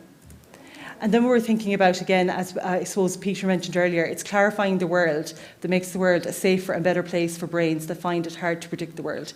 And that's essentially just saying, I always say, do I have clarity or do I have trauma? is everything clear to me in this transition? Do I have the right information? Has it been specifically designed for me, or has it just been something I downloaded randomly off Google and someone has said, this works for autistic people, make this work for you, and when it doesn't work for you, you're wrong again. You're the bad person in this scenario. And this is actually a term I coined myself, mainly because when I was growing up, and I'm not going to sing, you'll be so delighted, there was a song called Free Falling. I can't sing it and I won't attempt it, but if you ever hear it, this is what I hear. So as an autistic person, growing up, I used to hear this song, Free Falling, that's what I'm going to do. But I used to hear it, and I used to see a person falling. But for me, I didn't know what it meant. But as I grew up and understood I was autistic, and even learned from my own children, I know now that not necessarily my Autie character, but when I see that image of someone falling, or I often get kind of an auditory cue that something's happening. So I wouldn't, as someone said earlier, how did you think you're talking? I said, I haven't a clue, I can't read a room or read a face. You could be giving me like a, what's going on? And I'd be like, I don't know what the eyebrows are doing, I don't know. And I would just continue to talk. And you might be like, well, you just stop. And I would continue. So I have no way of reading what's happening. But again, the only way I can read is, I suppose, as Trina would have said, I have made my own strategies, and one strategy growing up was that if I could hear a song would cue me to something else, it would link. That was, I suppose, an autistic-led, strategy for myself. But I created, I suppose, the idea of the autistic freefall, that without the right supports, if you're just going to drop me into something generic that you saw on the internet, that why we have this incredible app that's soon coming out, the Prepare Me by As I Am, or Trina and As I Am, that this incredible app will be specific to autistic individuals, that you can tailor that which way you want. You can still use the visuals, because obviously for some people, for various reasons, maybe the app may not be accessible. But for me, when I think about what is an autistic-led support, it's really based on Dr. Luke Bearden's global stability theory. But really for me, and this is just specific to myself, if I have the right communication accommodations, if people are listening to me and not judging me by the fact I ramble and talk super fast, if I have the right types of visual supports, if I can stim so I can keep myself kind of regulated, if I sensory accommodations, if I have a strong sense that I know who I am now, and I'm not the young child that was told, stop, you're talking too fast, stop mumbling, and I'd be like, oh, I'm trying to say, and people didn't understand. But you take all those hurts and they come with you or travel with you through your life. Engaging in special interests, your identity and culture, that you can embrace yourself, I suppose that you get that opportunity, and everybody should, to have their own peership, that they know where they belong, and that we have that global stability, and that I definitely need a time out in the wardrobe at home. Not so much now, I won't fit anymore, but back in the day, I'd like to hop in. But again, when we think about autistic-led supports, the very top one there, sorry, I'm very loud. The very top one there is actually, I taught myself, when my son Connor, who's non-speaking, when he was just over a year old, I could see that he didn't know that his name was Connor and he was non-speaking. Again, I didn't know everything I know about visual supports now, but I did know, and I didn't understand special interests, but I did know that he loved Angry Birds. But I also knew, I didn't know how to make anything with felt, but I did know, I did know that, thank you Brian, thank you for the visual support, very helpful. Thank you. Finbar. Oh no, but Brian pointed in Finbar. Sorry. Thank you, Brian, for the pointing. Finbar, thank you for the visual. All visual supports. But I did know that if I could watch the YouTube videos that were by incredible Brazilian crafters, they were speaking Portuguese. I couldn't speak Portuguese, so I taught myself Portuguese just so I could translate. This is like over a decade ago. But it meant then that when I could make that resource, I could hang it above, and it was quite large, I could hang it above Connor's bed, and every night and every morning, because that routine opportunity to teach him his name, I could go C-O-N-O-R, Connor, and he'd be like, Connor, I put my hand on his heart and say, Connor, and he'd remember. Then later, when I was trying to toilet train Connor, we think about, again, making visual supports work for the person, as in not dropping them into the abyss, but giving them what they need. Being autistic-led, he wasn't able to hold the laminate graphics. So I, out of timber, attempted to draw a Connor. This is really old, I still have it. But I varnished it, and that's how I taught my son to toilet train. Again, later, for my son Max, my youngest, he was not a fan of visual supports, as Trine had mentioned. He's more of a throw them around the place. So for him, I had to use miniature objects until he eventually learned to throw those around the place, and we moved on. But again, every single resource you see there, bar the little potty and the poo-poo figure, I have either designed or made for my own children, and then supported other people to have them as well. But the reason I'm showing you the potty and the little poo-poo is because I do also, as part of my role in As I Am, I do support families with autistic toilet training. And the miniature toilet was, to give you a very specific example, I'm going to move on, is that there was one family that came to a training and they were saying the visual didn't work. And I thought, okay, and they were saying everything else, they're doing everything, they can do all the things, but they can't tell us they need to go and there was accidents. And I said, well, can I just ask you, how do they communicate for a drink? And they said they show us a bottle. So I went to a local store and found many random like novelty pen pot holders, but they're in the shape of a toilet. And that's how that little person learned to toilet train, was with the miniature. So you just have to think outside the box, but be led by the person, not say, that's not working for you, what's wrong with you? Say, what am I not thinking about? Again, that's just another kind of graphic that I designed. If you are using visual supports, I designed that a number of years ago to try and explain to other people that you're not just going to show one visual and say, that's how it works. You're always going to say, where on these steps is the autistic understanding, where is this meaningful for the person? And you're moving up and down the steps, and depending on where they are in their lives and what's happening for them in context, you may find yourself moving up and down those steps. But again, we have the incredible app, which, you know, in a sense, usurps them all, in my opinion. Again, if you're thinking about how to support autistic people with visual supports, you're looking at cultural competence and humility. That just means you're not the expert in the room. If you want to know how to, I suppose, support autistic people, ask the autistic person.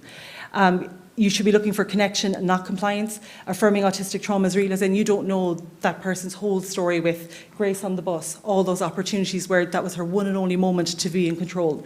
Reaffirming safety more than anything, because if you're going through your whole life not feeling strong in who you are and where you belong in the world, it is just so actually terrifying. If you feel that way your whole life, you can only imagine. Validating feelings, supporting self-empowerment, and just a few more. And again, if you do want the slides, I can email them out afterwards, because I know I'm just rushing. And again, this is the autistic global stability. So this is Dr. Luke Bearden's theory, but I just kind of drew in some graphics just to make it more, this is what it could be for most autistic people. But you'll see that you'll see that Trina mentioned about, you know, giving them options and giving them control. That also means if I say to my boys, oh, we're going to go to town, but if it's, say, raining and we cannot go, here's the other option. So you still have control, you still have options. I'm not saying, no, we're not going, get in the car, and then they're so confused. We're always giving them that control and option, so they feel in control and they feel heard. And they've helped me pick those choices of, if we can't go to whatever the activity is, we have these other options, say if something goes wrong or whatever. So there are just a few other, I suppose, things around autistic global stability. And again, as I just said, if you're supporting an autistic person around transitions or visuals in general, you're saying to yourself, have I given the person clarity? Have I helped them take off that mask, that they can feel controlled, centered, grounded, that they know you respect them and they respect you, and that you are listening to their authentic voice? And if you're not giving them clarity and support, you're giving them trauma. And what I can tell you about trauma as young now, I said old earlier, nobody likes it, young 41-year-old woman, is that you carry trauma with you throughout your whole life.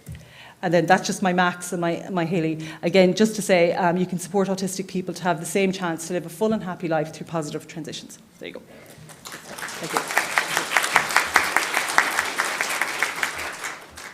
Sorry. Thank you very much for, I think everyone will agree, really creative presentations. And I'm sure there is a few questions out there, particularly maybe about the Prepare Me app. I'm sure there's a lot of people here that are very interested to hear some more information on that as well. So we might just take one or two questions.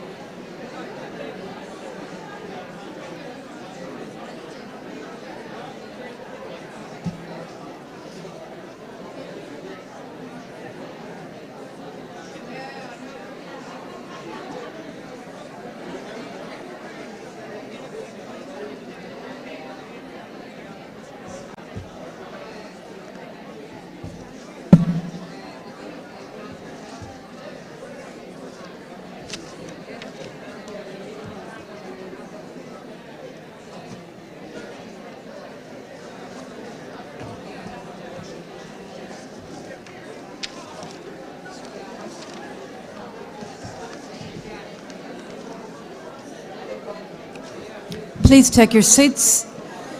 Please take your seats. The afternoon session will start at 2:30. Please sit down, folks, or just get yourself ready because we're already running a little bit late and I don't want to eat in, not that I'm literally going to eat into someone's time, but I don't want to take away any other speaker's time, so.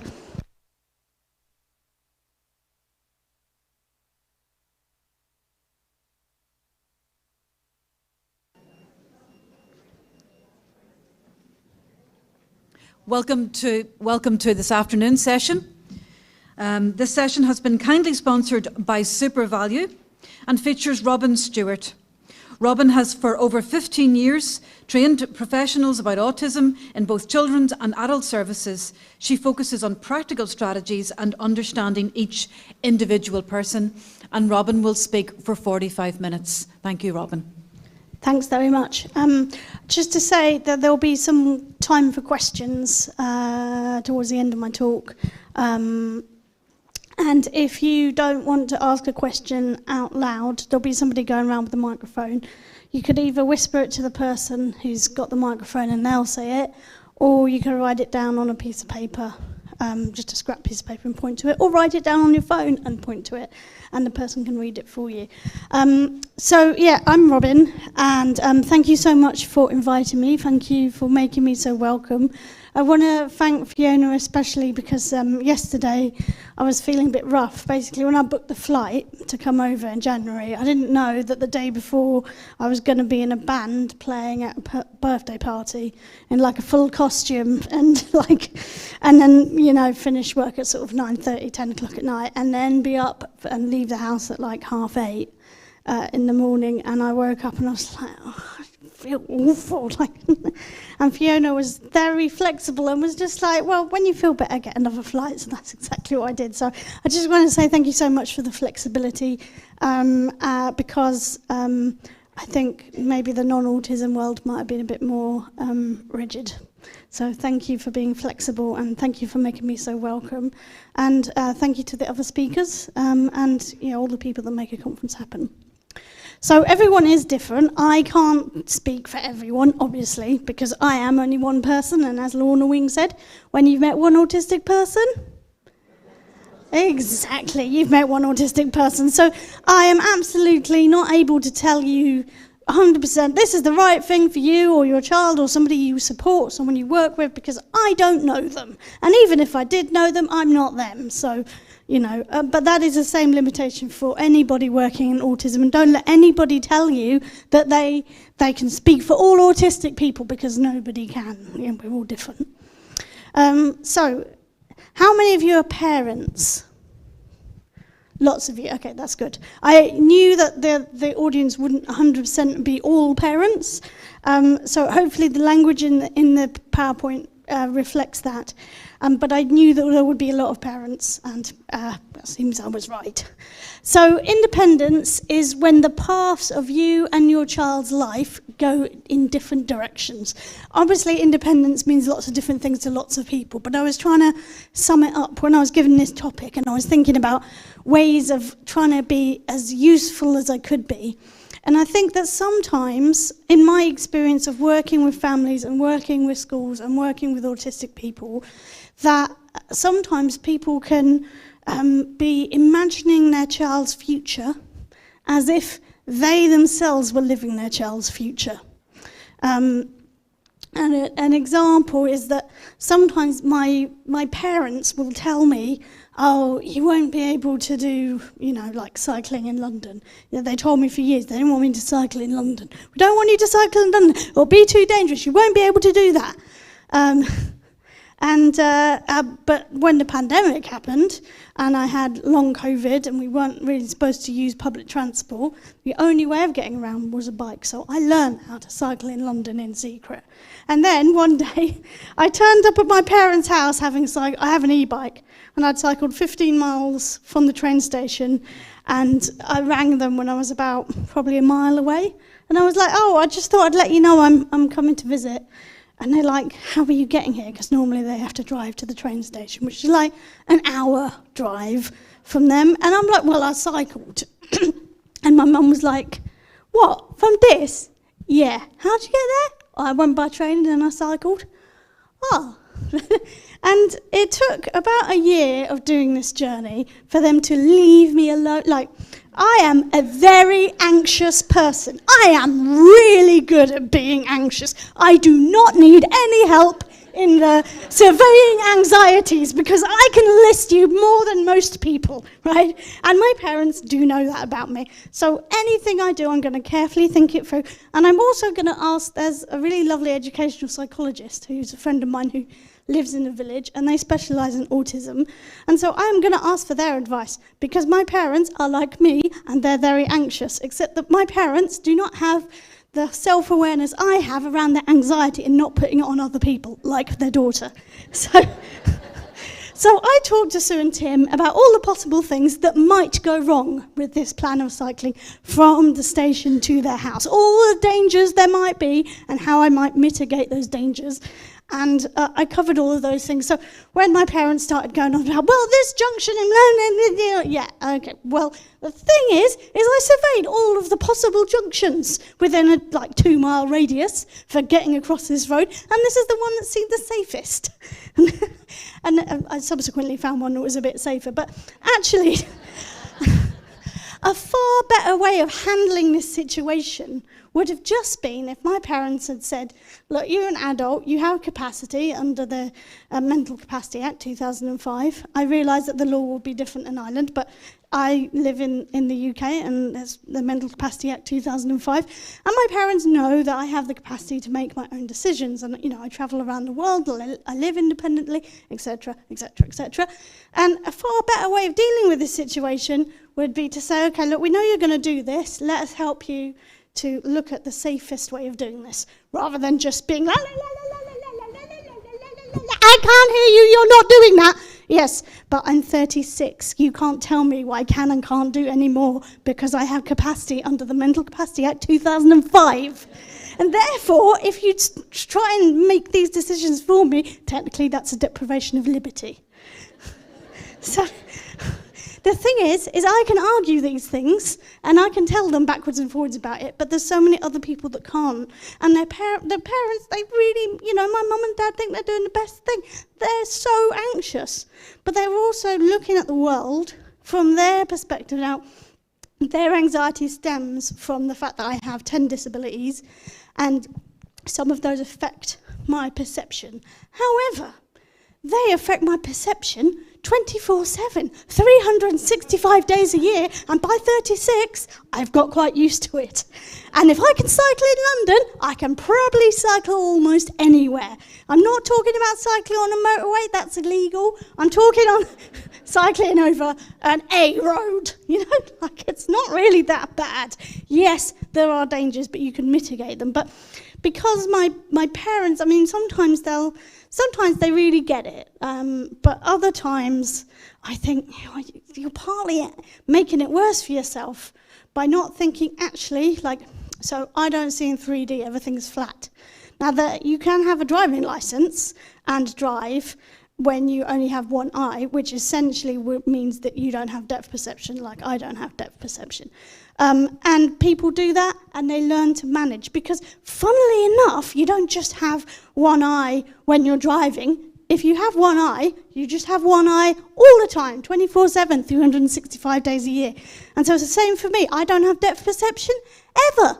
I have no depth perception 24 hours a day, 365 days a year. So because I live my life that way, I have to find ways of dealing with things, dealing with challenges in a way that works for me, and it might not look the same as it would for somebody that doesn't have those same challenges. So when you're thinking about independence, I think it's really important to not imagine that it's you going through this, because, for example, I love people. I'm very sociable. My mum is autistic, and she's not really that into socialising. And when she went to university, she just wanted to go to the lectures and not socialise. But I love socialising. We're different people. So if she's imagining what my independent life's going to look like from her point of view, I'd be pretty miserable, because I love going out. But it works the other way around. If I was, trying to control her life, it would probably be miserable if I didn't take into consideration that my mum does not like big social occasions. She doesn't like parties, doesn't like socialising with loads of people. That's not her thing. So what I'm saying is just really bear that in mind throughout this talk. Okay, so you can write this down on your phone, on a piece of paper, or just think it in your head. But I have this question for you. What does thinking about independence for your child, or someone you support, or yourself, make you feel or think? Now, if you're someone who lives like by yourself, and you think, well, I'm independent already, is there anything you think you might want to do that would make you even more independent? I just have a little bit of a think about that.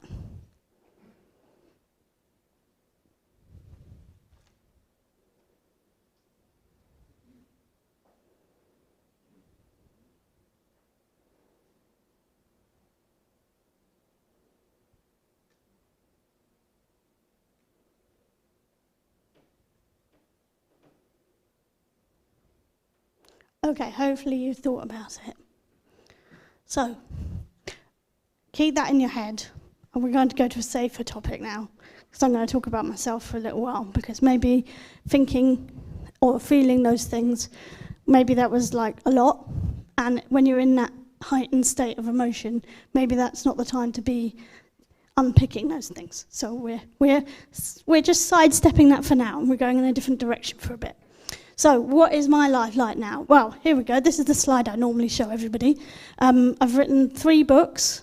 One is it's called The Independent Woman's Handbook for Super Safe Living on the Autistic Spectrum, but I actually think it would be applicable to other genders, and I am rewriting it to be ungendered. It's just taking a lot of time because I feel enthusiastic about the end product of that, but I don't particularly feel enthusiastic about the process, and I'm not very good at doing things I don't feel enthusiastic about the process for. There's always something else I want to be thinking about. Probably the proudest book I have, or the thing I'm proudest of professionally, is the Autism Friendly Guide to Periods.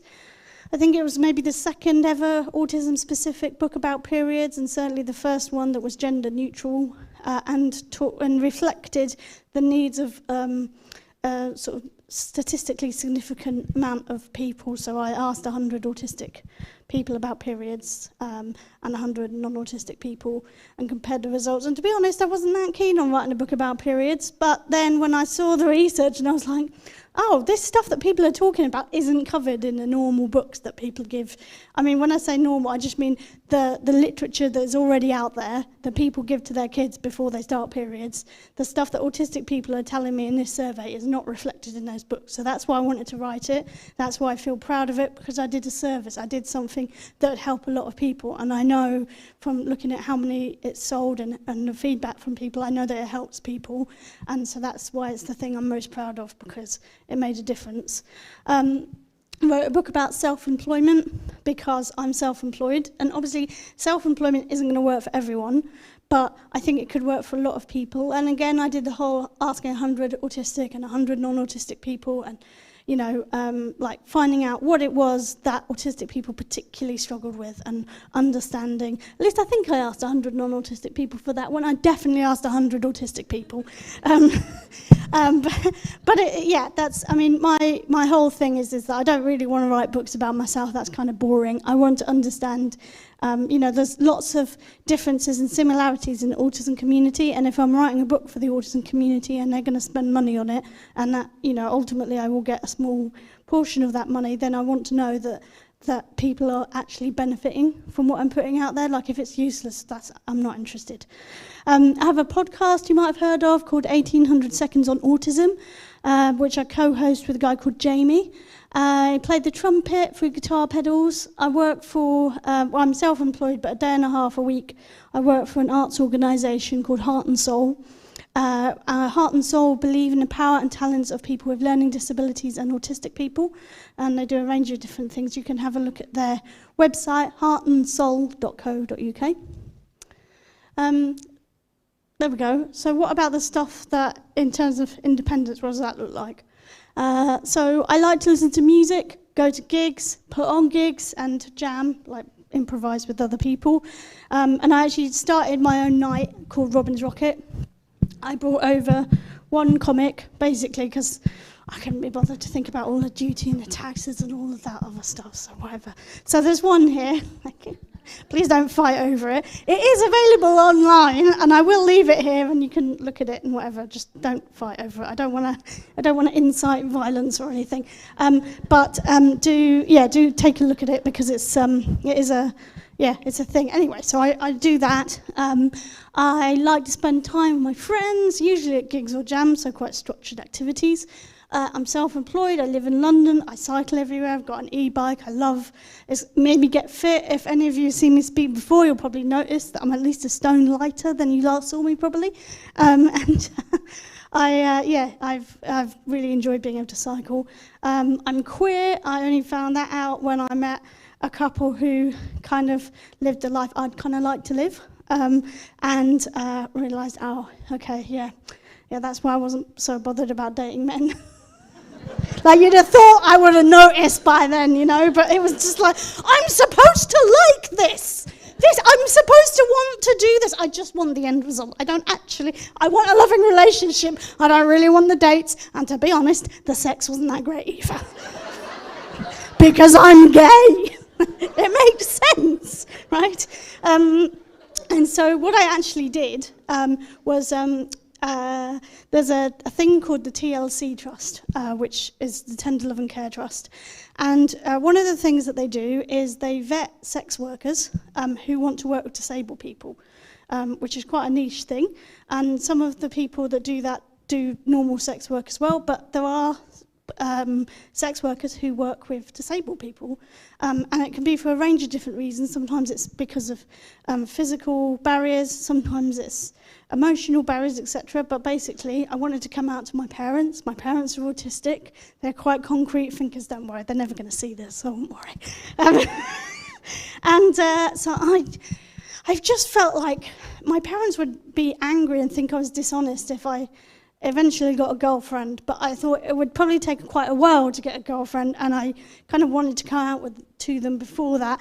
And, often straight people, if you haven't had sex with a woman, if you're a woman and you say you're gay, they'll go, well, how do you know you're gay if you've never had sex with a woman? Which is ridiculous, because when did anyone ever ask a straight person, how did you know you were straight if you've never had sex with another person? That is ridiculous, right? So I paid for a sex worker because I needed to be able to tell my parents I'd had sex with a woman to be able to come out to them, because just telling them I was gay, I just thought they might question it and say it's a phase or something.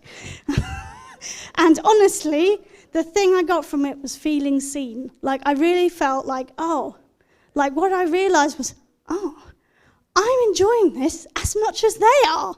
That never happened with men. It was like, well, this is kind of just for you, isn't it, really? And I've slept with some nice men, but I'm really gay, okay? And it took me until I was 36 to realise that.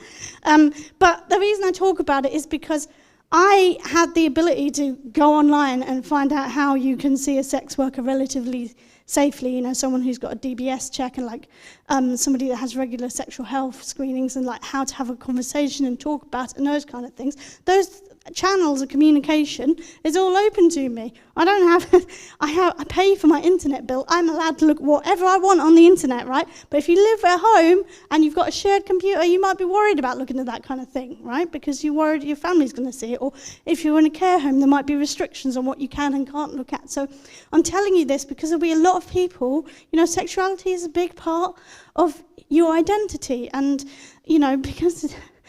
there are some autistic people who identify across the grey spectrum. Sometimes they're described as the asexuality spectrum. Yeah, there are, just like there are non-autistic people. But there's also a heck of a lot of autistic people who do not identify as asexual or on the grey spectrum, and they're queer, or they might be straight, or they might be pan or bi, or whatever, and the same with gender identity. And it's so important for people to talk about these things and to be able to explore those things and to really know who you are. And it's not all about the end result. It doesn't matter if I never get a girlfriend. Hopefully I'll eventually will get a girlfriend, and I have to pay for sex for the rest of my life. It really doesn't matter. The point is I don't mind. Like, the thing is if I don't talk about it, when have you ever heard an autistic... I've never heard an autistic adult say they paid for sex before, like in a public forum in front of millions of people. It just doesn't happen. I'm prepared to do it because I think that people really need to do this. Like, I have a lot of trauma. Amanda mentioned trauma earlier. I've gone through a lot of things in my life. If you heard me talk before, you know, like I've gone through rape and abuse and, you know, a lot of different things that are very difficult. And that's the same for many autistic people. I didn't start healing from those things properly until I took my own initiative and found my own things that worked for me. So I read this book called The Body Keeps the Score. And it talked about for some people, that trauma is stored in your body. And you can do things to release the trauma. And it talked about things like massage. I'm not sure that it talked about sex work, but I kind of figured that out myself. But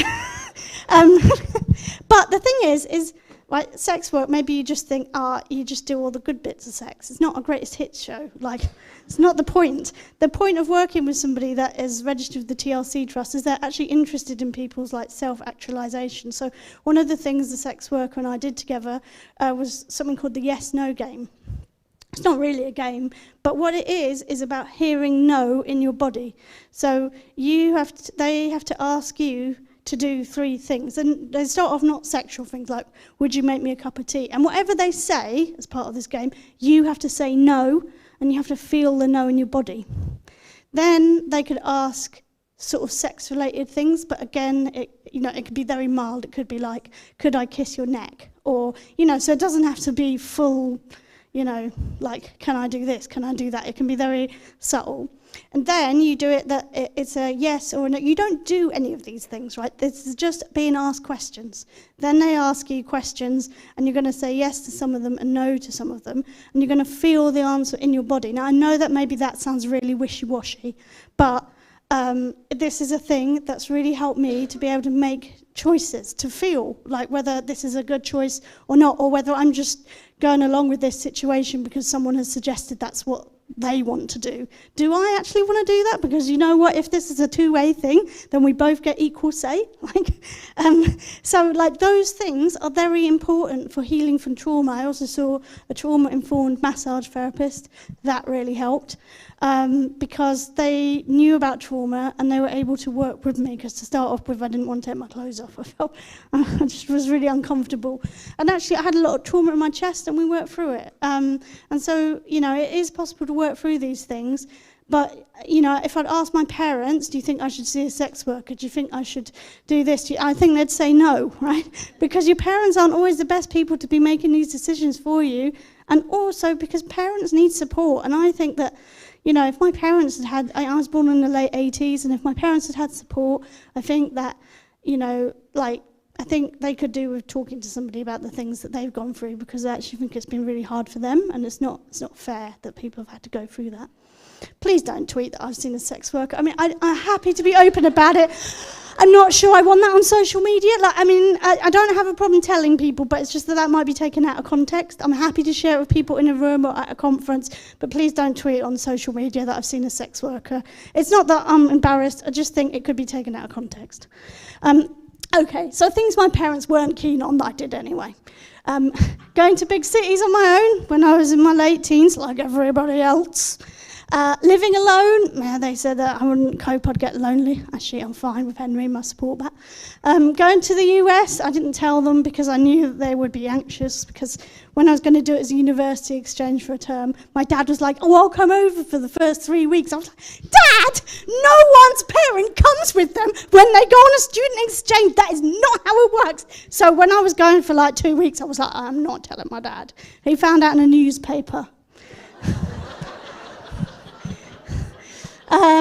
Cycling in London or cycling on B roads, and where my parents are very restrictive, and it's fine, you just have to understand how to keep yourself safe. Learning to drive, I still haven't told them about that yet. But the point here is not that whether I'll learn to drive or not. The point is I'm trying, and I've had 8 lessons, and this is great. But the thing is, it's not my parents' decision whether it's safe for me to drive or not. It's down to the DVLA and my driving instructor, not them. Being a musician as an occupation, they'd started to get interested when I started to play venues of 500 people. And I was thinking, but I've been working at this for years, like, and you just weren't bothered, you know, I mean, you just keep going on about when I happen to know, do you guys know the band James? Yeah, well, so I know the trumpet player Andy Diagram from James, and he invited me and my dad to see them at Wembley. And I took my dad, and we were in a bar, and my dad was telling everybody about when I was born. And then he was on about when I was 15. Oh, when Robbie was 15, she wrote these keyboard things like right from Pink Floyd and blah, blah, blah, blah, blah. And I was just like, Dad, just like, that was a long time ago. Like, can you not just not be embarrassing? Quitting work that made me ill, I quit a job with the Department of Health. I mean, it was only a part-time thing, but it made me ill, and they didn't want to hear what I had to say anyway. So the thing I'd really like you to take away from this is acceptable risk. Like, how risky is it? Because actually, maybe you have, as the parent or the support worker, maybe you've got this fear response. You're imagining the worst thing that could happen. Like when I got COVID, I thought, I've got COVID, I'm going to die, right? But actually, a lot of people get COVID and they don't die, right? So when you're thinking about if a person is expressing they want to do something, I think the first thing to think is, do people ordinarily do that thing? You know, like drive a car. Lots of people drive a car. And to drive a car, you actually have to have a lot of lessons. And they have dual control. You know, it's not like you can just get in a car and drive. You actually have to have lessons and pass a test and all of that stuff. It's quite a process. So, firstly, is this something that people ordinarily do? Like, yes or no? If the answer is yes, then make a list of all the risks and decide how likely those risks are, and then put in contingency plans for each of those risks happening. Because if you systemize it in that way, you're not like, you tell someone no, like why should they listen to you? If they have capacity, why do you get to tell them what they can and can't do? Does anyone get to tell you what you can and can't do? No, exactly. So long as it's not breaking the law, it's not hurting anyone or hurting yourself, really, no one can tell you what you can and can't do. That isn't how the world works. When you're an adult with capacity, you get to choose. That's one of the nice things about being an adult. So an activity. We've only got a few minutes to do this. You might just want to take a photo of this slide. But write down 1 or 2 examples of things you think are too risky for your child or the person you support or yourself. Write down the risks you're worried about. Write down things that can reduce that risk. If this feels too scary, swap lists with someone else and think of the ideas with them. Keep thinking of ideas. Maybe you could do this in a coffee break. Maybe you'd take a photograph of it with your phone. And I don't want to not give you time for questions, but I really want you to do this activity so you can do it in a coffee break, and maybe it's even easier in a coffee break. But I know that this feels scary, right? I know that, but if I hadn't gone through the things I have done, right, the massage and the sex work and all of that stuff, if I hadn't made those choices, and they were scary choices to make, maybe a massage doesn't seem like a scary choice to you, but it was a scary choice for me. But I did that because I wanted to have the best life I possibly can, because we only get one chance at it. And the autistic people that you support, or that you care for, or that you love, well, they deserve the best, don't they? They deserve the best life that they can possibly have. So don't get in the way of that just because you're scared, because it feels scary. If you've got a problem with the levels of anxiety that causes you, then perhaps you need some support around that anxiety. And if you are the autistic person yourself, it's still the same thing, is that maybe you need some support around anxiety. I know I do. I know that I've taken antidepressants in the past and that's really helped. I know that I have had CBT and that has helped, particularly the cognition bit of it. There's no shame in needing help, but don't just, stick your head in the sand and be like, la, la, la, la, la, la, la, la, because that is just getting in the way, but it also potentially causes more risks. I'd probably be, safer cycling if, I could have talked to my parents about it, and they could have given me advice about planning the route, my parents are probably even better than the educational psychologist at planning routes because they're very good at being anxious, but I knew that they were just going to fill my head with things to be anxious about. So I didn't tell them until I had enough confidence to be able to buffer their anxiety. But I really feel that is a bit detrimental and there's a better way of doing it. But obviously I can't tell my parents that because why should they listen to me? Right, so we've got a bit of time for questions. Please don't be shy asking questions. This is what I'm here for. Technically, we've got 17 minutes for questions. I mean, I can just talk, or we can do the activity.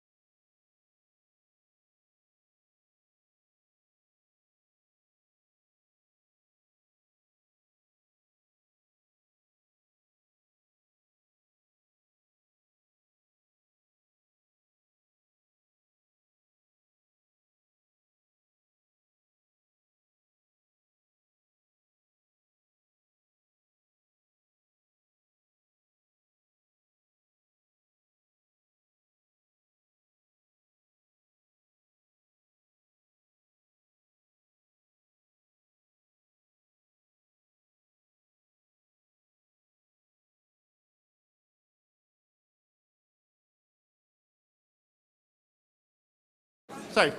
Hello? Can everybody hear me? Hello. So good afternoon, everyone. Welcome to this afternoon's breakout session.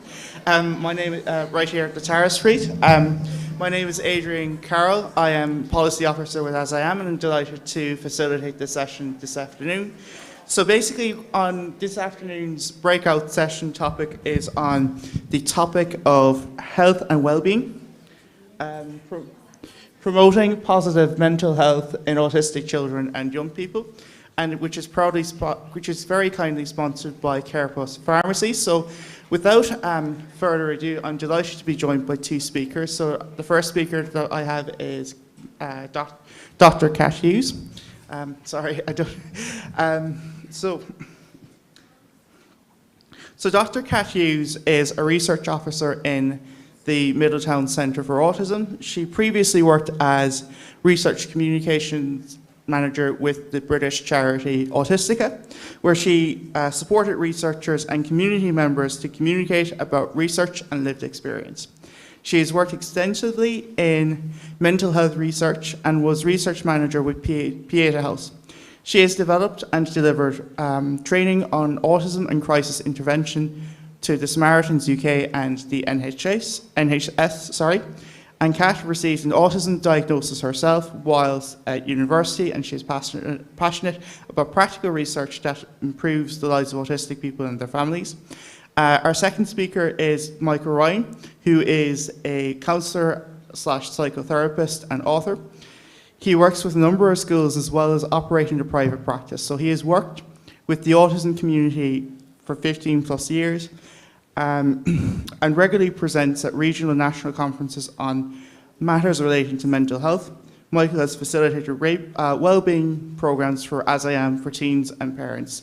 So I'm going to say that each speaker will have 25 minutes each, and we'll have time at the end for questions. So without further ado, I'm delighted to hand the floor over to Kat. Thank you so much. I feel like we gave you very long bios to read out. I'm sorry about that. So it's lovely to talk to you all today. So you've already heard a lot about me, so I'll keep this bit brief. I first got diagnosed with dyslexia. I'm also autistic, and relatively recently I got an ADHD diagnosis, so I have the hat trick now, so I'm expecting there'll be a trophy or something at some point arriving. And I'm working with the Middletown Centre for Autism at the minute, focused on research there. So a lot of what I'm going to be talking about, everything I'm talking about is going to be research-based, but I'm not going to go too heavy into the research. So if any of you are super interested in research, I would love to talk to you. And if you want any references or anything, do let me know. So I'm going to be talking about how the way that we think about and understand autism can make a massive difference to the mental health of autistic young people and adults, and sort of why it really matters for mental health. So I'll briefly go back a little bit into the history. So the way that we've, for a very long time, talked about and understood autism has been based around the medical model of autism. So it's very much about sort of the impairment, as it's described, coming from the person themselves. So for myself, say I have a lot of difficulty just going to the supermarket. So from that perspective, from a medical model perspective, it would be very much about, I have social anxiety doing that. I have sensory issues doing that. I need to fix those things myself. So the idea is that the issue is with me rather than with society. Thankfully, things have moved on a good deal from that. So around sort of the late 60s, early 70s, the social model of disability was brought about mainly by disabled people ourselves. And that's very much focused on society. So rather than thinking of the disability coming from internally, it's externally. So it's about sort of whether or not, if I go to the supermarket, are the lights too bright? Can they be dimmed? Are the aisles too narrow? Are there things that can be changed within the situation that can be improved for the autistic person? So the issue isn't the individual, it's the culture and the environment that they're trying to live in. And research has shown when you sort of explain this model to disabled people, they immediately feel better about themselves. So it's immediately empowering, which is so important.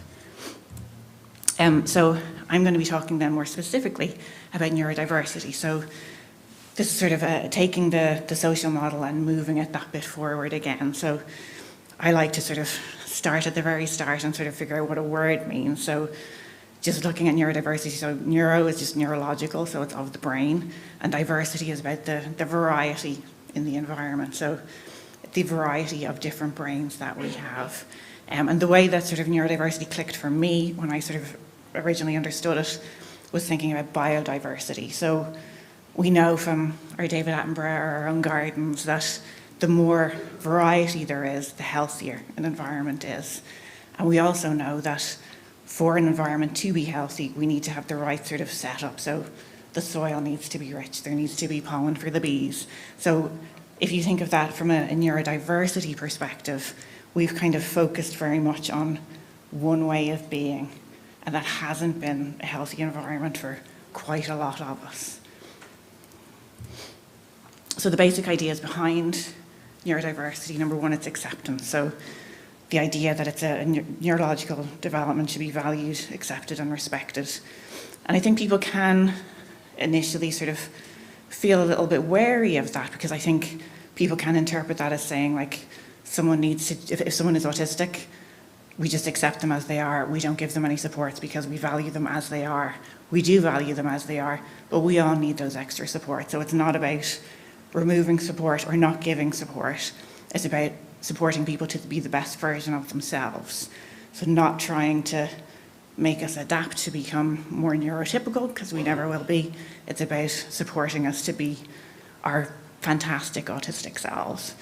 And then it's about sort of appreciating that difference isn't a deficit, and that autism is a central part of our identity. So it's how I communicate, it's how I sense the world. Every part of me is autistic, and it's how the world understands me as well. It's inextricably linked to every part of me. So people can get a little bit wary as well around the terms of neurodiversity, and there can definitely be misuse of certain terms. So I thought it'd be handy to sort of talk about the terms themselves. So neurodiverse is all of us. That's literally every brain, every human brain. And neurodivergent then is the group of us that diverge from what is typical. So that can be lots of people beyond just autistic folks. So it could be ADHD, dyslexia, Tourette's, people who have acquired brain injuries, people who've had strokes and have lasting impact. So that's lots of us. Then neurotypical is the sort of the folk in the middle who are the standard that society has been based around. And then I'm similar to Peter. Peter said earlier, I think that he doesn't particularly like the term neurotypical.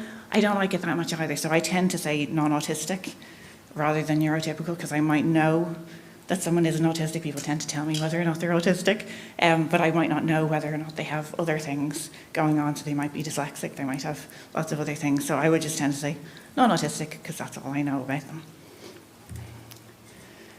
And the kind of cultural umbrella that we all live under is known as ableism. So it's the sort of collection of social, political and cultural norms that sort of privilege one way of being over another. And I love this quote from Chloe, who's going to be talking in a little bit. She was invited to an event that was going to be very fancy, and she was wary of going because she knew she'd have to wear her noise-cancelling headphones, and she really didn't want to, because she didn't want to stand out. And then she had this realization that she could just go and be her fabulous self and enjoy it in the way that she wanted to, and sort of cut that sort of internalized ableism in the bud. And I think the photo is gorgeous because it's pure, like, sparkly autistic joy in her noise-cancelling headphones, and brought to us by her noise-cancelling headphones. And so why does neurodiversity particularly matter in relation to mental health? Amanda briefly mentioned double empathy, but double empathy for me is kind of entirely central to my understanding of autism and sort of how I work with autistic people. So it was developed by an autistic autism researcher called Damien Milton, and his focus is very much on communication and looking at how communication is created by two people at any given time. It's not one person who's at fault. So his thinking was, we've spent such a long time talking about how autistic people are supposedly very bad at communicating or bad at understanding body language, all of these things.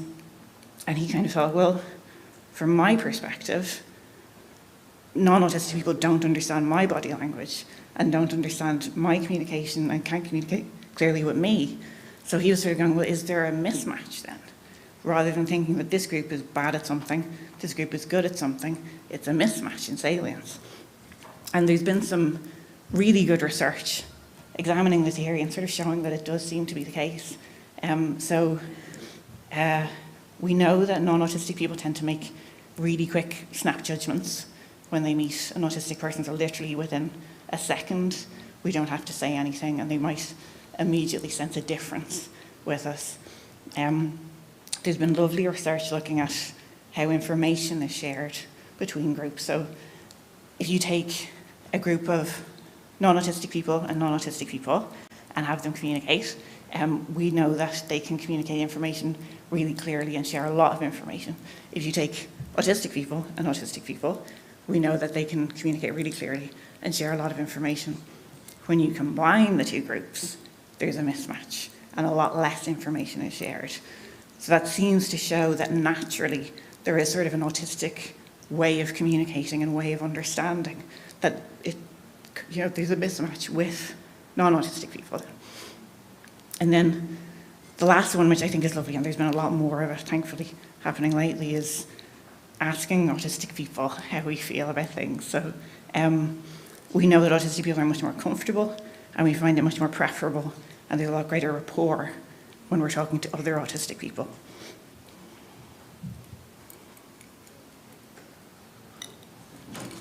So the reason I really love double empathy is sort of in terms of the self-advocacy that I feel I can bring. So from my perspective, I feel like it allows me to kind of immediately cut myself some slack. So I'm not kind of thinking, I'm really bad at this, I'm bad at being a human. I can see that there's just a difference in my way of being. And then I think it's also really helpful because it allows me to kind of think, well, I know that I'm potentially going to be misunderstood. So how do I then approach that situation? How do I bring more information into that situation to help people understand me? And if I'm doing that, then non-autistic people can do that too. So it's about sort of meeting in the middle and sort of thinking about how we share and that sort of collaboration, I guess, which has been talked about an awful lot. So then the next way that I think understanding neurodiversity is really useful, because every autistic person masks at some point. Research shows us that we all do it. And there can be different ways of masking. So unconscious masking is when we kind of naturally do something, or something we've done it for so long that it kind of becomes naturally ingrained. So I suppose for me, one of them would have been when I was very little, I used to clap as my main stim. And I had a teacher who did not appreciate that. I presume she possibly had her own sensory issues that I didn't realise, but she did not like it. So I learned to finger tap, and that still is kind of my main stim. And I kind of have to remind myself to be allowed to be bigger. So I actually have tattoos for where I finger tap, kind of as a reminder to let myself be big and that I can stim and it's okay, and be public about it, kind of. And then there's conscious masking, where we kind of deliberately change our behaviour. So when I was little, everyone in my class loved New Kids on the Block. I don't know if any of you remember New Kids on the Block. And I did not, but I forced myself to get into New Kids on the Block, and I knew everything about them in like pure typical autistic style, full-on special interest, even though I did not like their music at all, but I knew everything. And then another way I suppose that we can mask is if we kind of develop a way of being. So it's not about hiding ourselves and trying to become more like non-autistic people. It's about sort of building a sense of armour that isn't necessarily natural to us. So when I was, I guess, late teens, I was really into sort of 1960s pop culture, and I dressed head to foot like it was 1963. And thankfully there aren't that many photos.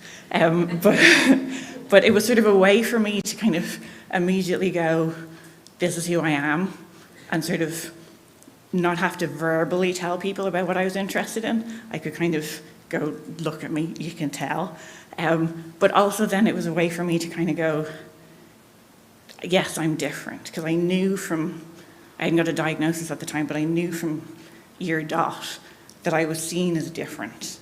And that wasn't always a good thing, or often wasn't a good thing. So to be able to kind of take control of that and say, look, here is my difference. I have autonomy over it, and I have control over it, made a massive difference to me. But there's a huge toll to masking, as I think we probably all know at this stage, and it's exhausting, if nothing else, but also it can have such a massive impact on how we understand ourselves and our self-esteem. So, you know, if you spend so much of your time trying to be someone else, how do you learn who you are? And how do you learn to like who you are as well? So masking can be massively damaging to us. Although obviously to be able to stand up here, I have to do it to a certain extent. So then there's some research looking at risk factors for quite severe mental health crisis. And I think this really gets to the heart of why neurodiversity is so important to us. So on the right-hand side for you, they're the sort of risk factors for the general population. That's kind of things that you would sort of expect. So isolation, low mood, low self-esteem, and they're common for autistic folk too. But then on the left-hand side, there are things that are specific for autistic people.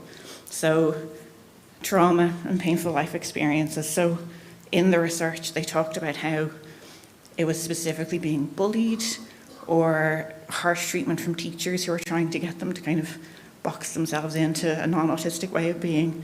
So immediately you can see that if someone was more supportive and understanding of the natural way of being that is autistic, that wouldn't be an issue. Barriers to accessing support, there's been some fantastic work around that, but that sort of, whether it's waiting rooms not being accessible, people having to phone when it's nearly impossible for a lot of autistic people to phone. So that can just mean that accessing support just isn't available then. So if the environment were changed and people thought more about how easy it is to adapt things for more of the community, again, we'd be past that. Camouflaging is another way to describe masking, so it's about sort of hiding who we are.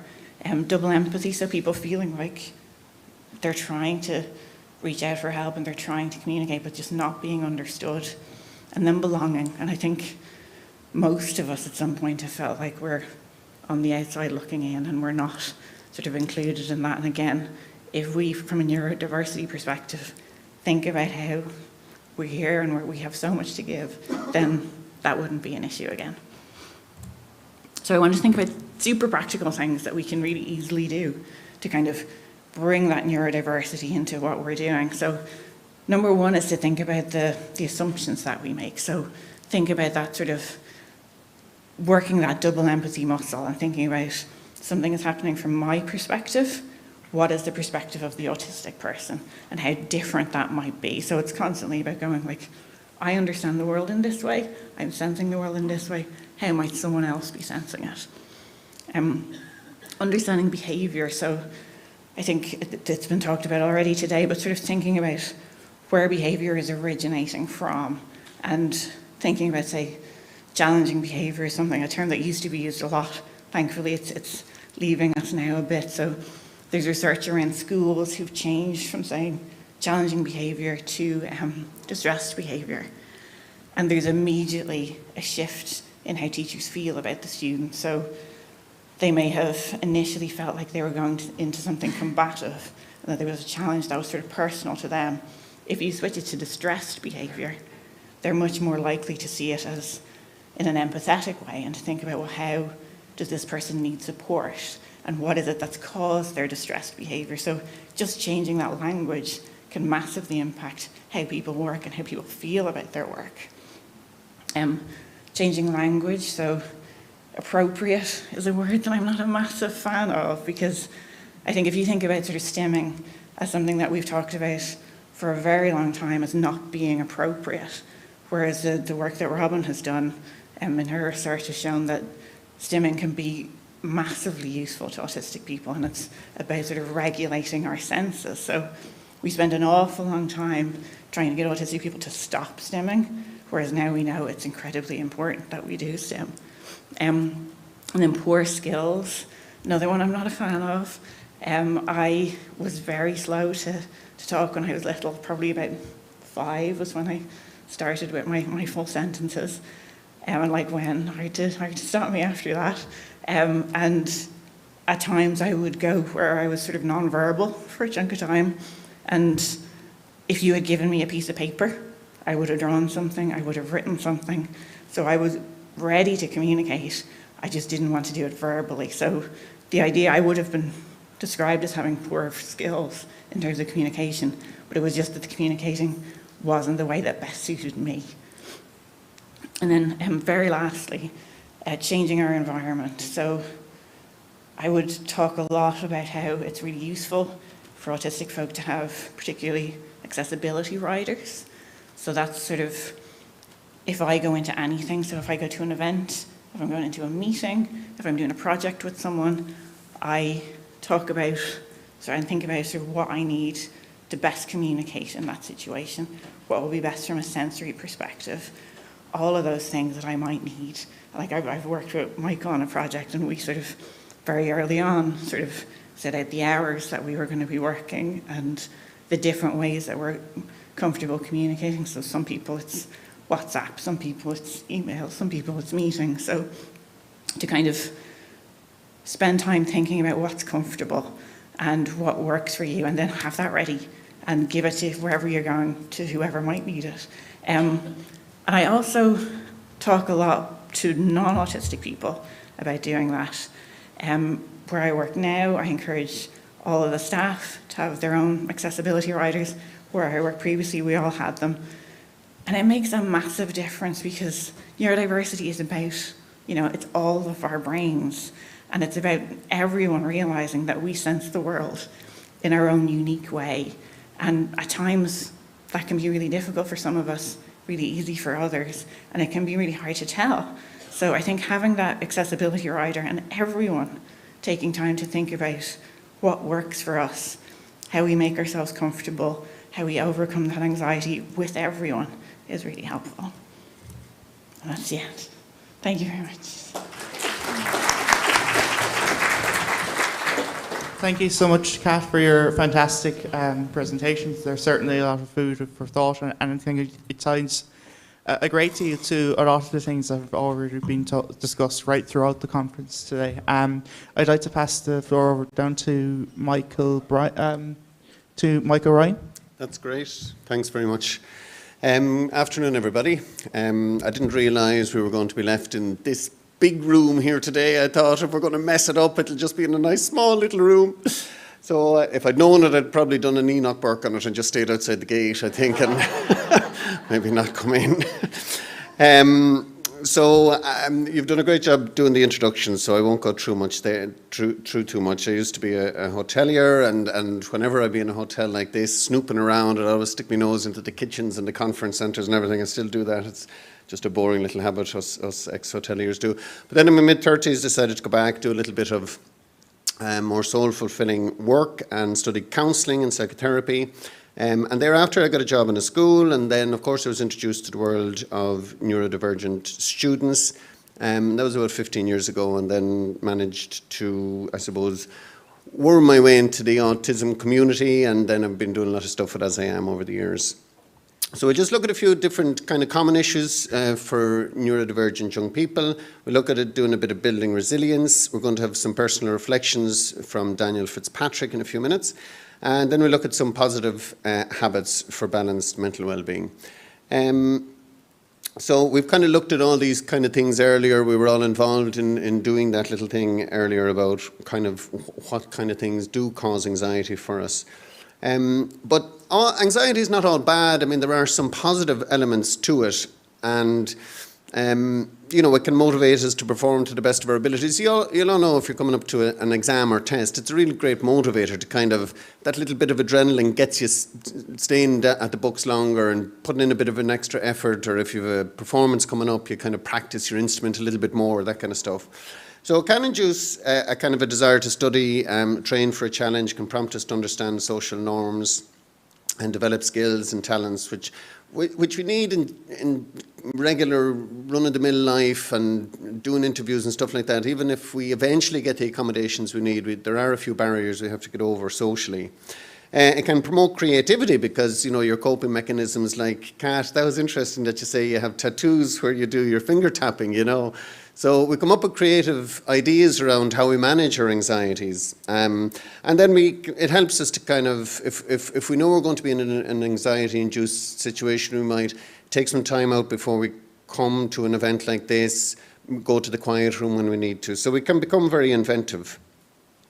So these are the kind of common anxiety-inducing situations. So can anyone tell me, just if you're willing to share, what kind of things cause anxiety for you? Would anyone, yeah? Just existing, okay. That's fairly all-encompassing, thank you. Anyone else? Sensory overload, yeah, it's very common, yeah. Conflict, is it? Yeah, conflict. You can just shout them out, actually. People, phone calls. Saying things you don't mean. Okay, yeah. Last minute schedule changes, yeah. To-do lists. Or not having to-do lists are anxiety inducing for others. Being moved to bigger rooms. Thank you, Daniel. Yeah, so being moved to bigger rooms at the last minute. So it can be like a lot of what we're saying there, things that are delayed, communication challenges, you know, and it was really great. The last committee that we did with Kat said, look, can we keep this not to send WhatsApps after 5 o'clock because that's my personal time and I want to draw that boundary. But she said, but if you want, email anytime, and that's up to me then to check my emails, you know. So there's that lovely boundary around communication. Bullying, of course, is an anxiety-inducing thing. Unfairness, lots of people I know, they hate when other kids cheat at games or maybe make new rules around the game because there aren't just the rules, you know, there aren't the other rules and there aren't your rules. And then, you know, kids like to cheat because it gives them a little bit of agency, I suppose, because parents say you must play in this way, and then kids like to cheat and do little things a bit differently. So there's lots and lots of different ways that anxiety comes at us. So we have to look at, I suppose, a bit like what Peter was saying earlier. It's not always about fully just avoiding everything that makes us anxious, particularly something that's new. So there's a kind of a CBT type, cognitive behavioral therapy type format that would be about gradual exposure. So if you didn't like spiders, he might say, what would it be like if you saw a spider on the wall here, even though there isn't one? And eventually it would be, what would it be like if there was a spider? And what would it be like if it was closer to you? And then eventually what would it be like if it was in a glass jar beside you? And eventually, and one day in a school they did, and I did have a tarantula on my hand. I eventually got over my arachnophobia, but I'm told the fangs were taken out. Don't know. Anyway, it didn't poison me. But so it's gradual exposure to whatever it is. And we also have to have a healthy attitude to failure. And I know failure is difficult for all of us, but actually failure is not so bad. Failure is not falling down, failure is staying down. So just, you know, if we'll all fail, and, you know, like in America they say fail miserably, fail big. You know, we're not great at it here, but there's nothing wrong with failure. And when you feel like giving up, give it one more go, and positively affirm yourself for attempting new things, and have a little reward at the end of it. I was talking to someone the other day, and they were saying just to know that they were going to get a pizza that evening after they did their oral French in the mocks the other day, you know, and they could get through anything knowing that there was a little carrot dangling at the end. And being rejected is not always a bad thing. It's just a sign of incompatibility. And I often kind of talk about that in terms of wavelengths, you know, for friendships. Friendships sometimes fall apart. And it's a bit like, you know, if somebody is really into sport and somebody is really into being lazy, you know, nothing wrong with either of those two things, but maybe as a couple they might not be that compatible. If somebody is really into religion and somebody is not really into religion, nothing wrong, just on different wavelengths. And so they might end up rejecting each other. And ultimately, like in relationships, everyone rejects us till the last one. So, if you're on Tinder or any of these things, you got to get used to people not swiping the way you're swiping. It's just life. It's just nothing wrong with either people. And mostly when people break up in a relationship, but there's nothing wrong with either of them, just not compatible. So, and then accept that change is constant. That's the only constant is change. I always encourage people to become ambassadors of their label. Now, we know labels are for jars, not for people, but we need to get the diagnosis, or as Amanda's mostly, I love the way she says identify, that's my autism identity, as opposed to my autism diagnosis.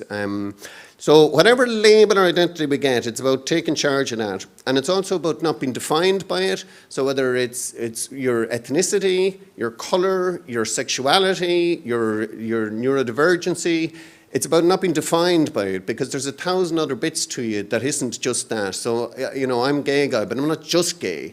Somebody who's a divergent is not just neurodivergent. Somebody who's black is not just black. There's 1,000 other things, and so it's important that you're ambassadorial about it, but not defined by it. And I always try and say, in schools, to encourage your year head to have, as I am, say, come in and give a talk about awareness, or to encourage awareness weeks, or to have it on the SPHE curriculum or whatever it is about neurodiversity. And then sometimes not great when we lose, but we win and lose at everything we try, and so it's about being gracious in victory and dignified in defeat. Role playing for anything that's coming up. So lots of times kids will be coming into me in the schools and they'll have a CBA to produce, the bane of your lives. Anyone my age hasn't a clue what a CBA is because we didn't have them. So it's classroom-based assessments, and you have to do them now in usually second and third year, and they go towards your junior cert marks, and you have to stand in front of a group and do your history or geography or English, whatever it is. And it's about 5 minutes of 3 or 4 slides, and it can be really, really anxiety-inducing. But if you try it first, so I often get them to give it a go with me, try it, go through the thing, and get over their kind of nerves and that kind of stuff. And then it's usually easier once you've done it once. And all of the relaxation techniques, the Tai Chi and the Chai Tea, just give it a go if you've never done it. All those relaxation things, if everyone says it, because at the start of all the mindfulness stuff, like, creative meditation, all that, but when you hear it enough, you kind of go, there must be something in it. So there's one lovely little 2-minute one. I don't think we'll have time for today, but if it's on the slide and you get the slides afterwards, it's just a body scan. And you can do it yourself, and it's just about scanning your body down from the top down to your toes. And it's a really good one. It's silent. You can do it anywhere. Maybe not close your eyes if you're driving, but that might not be great. And then promoting the concept of plan B, C, D, and E, and never running out of hope when you get to E. There's always F, and so on and so forth. So if Daniel Fitzpatrick is going to come up here, it's Daniel's first time to speak in front of a crowd. When I was telling him he'd be coming here, I said it'll be grand, it's a breakout room, it'll be in a nice small little centre, and there'll only be a few people in there, so don't worry. So fair dues to him, he's still willing to go ahead. So if you could just give a warm welcome, please, to Daniel Fitzpatrick.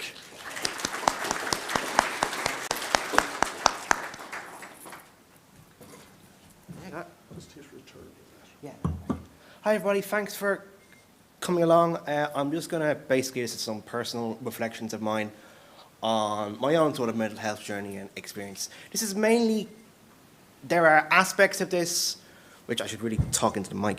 There are aspects of this where this is about your own agency, really, because there have been lots of things here and lots of speakers talking about resources and things out there, and they're wonderful.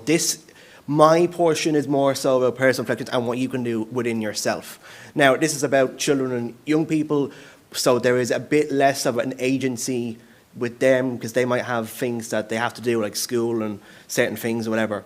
But it can be applicable, but it can be applicable both to children and adults, but just to make you aware of that distinction. Okay, that's the return button. That's good. Okay. Well, first point is you cannot go backwards nor can move any faster. So think of our lives as a line. So we have, I had which way I was going to do this.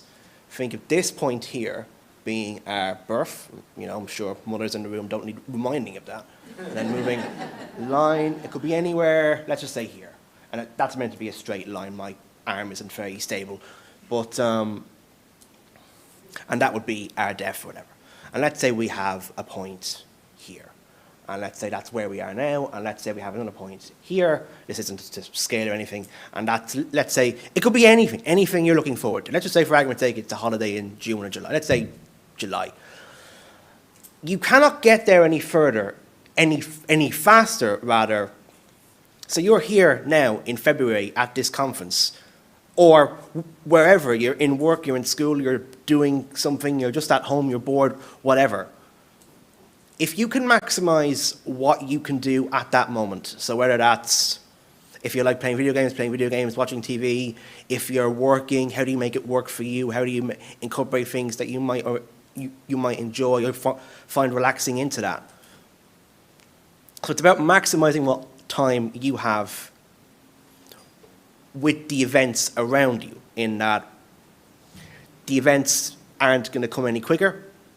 So there's only so much we can do, so it's about utilizing what we have in the time that we have. Because time, it's a straight line, and it's the joy of just being and accepting yourself and seeing what can I do within this moment. Don't feel like you're chasing that moment, whether it's the holiday or anything. Don't let yourself feel like you're chasing that. Let that come to you. Let you be your own thing. And then make your time work for you. Again, it's just sort of that thing of what can I do within this moment. Okay, next slide. It's your life and your responsibility, and thank goodness for that. Now that might seem a bit scary, and it is, but don't think of it as that. Think of it as, don't think of responsibility as something, at least in terms of your own personal life, that don't feel like it's sapping power away from you, like, oh God, I've got to do this and do all that, and I'm responsible for it. Think of them as sort of reins, and they're sort of giving you more power and more accessibility, and it's enabling you to make decisions and to improve your quality of your own life. So it's your life and your responsibility. So yes, of course there are circumstances and situations and so on where another person is asking that you do this, or you have to go here or go there or do whatever. But you can't really blame other people for things.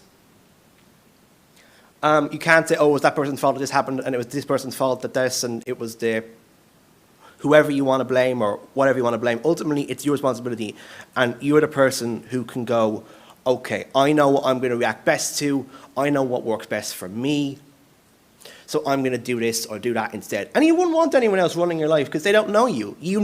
Of course, there are times where we can surprise ourselves, but in general, we know each other, well, we know ourselves better than anyone else, so we know how we're going to react to things. So whenever we can, take responsibility for our own selves and be the best self-responsible people that we possibly can.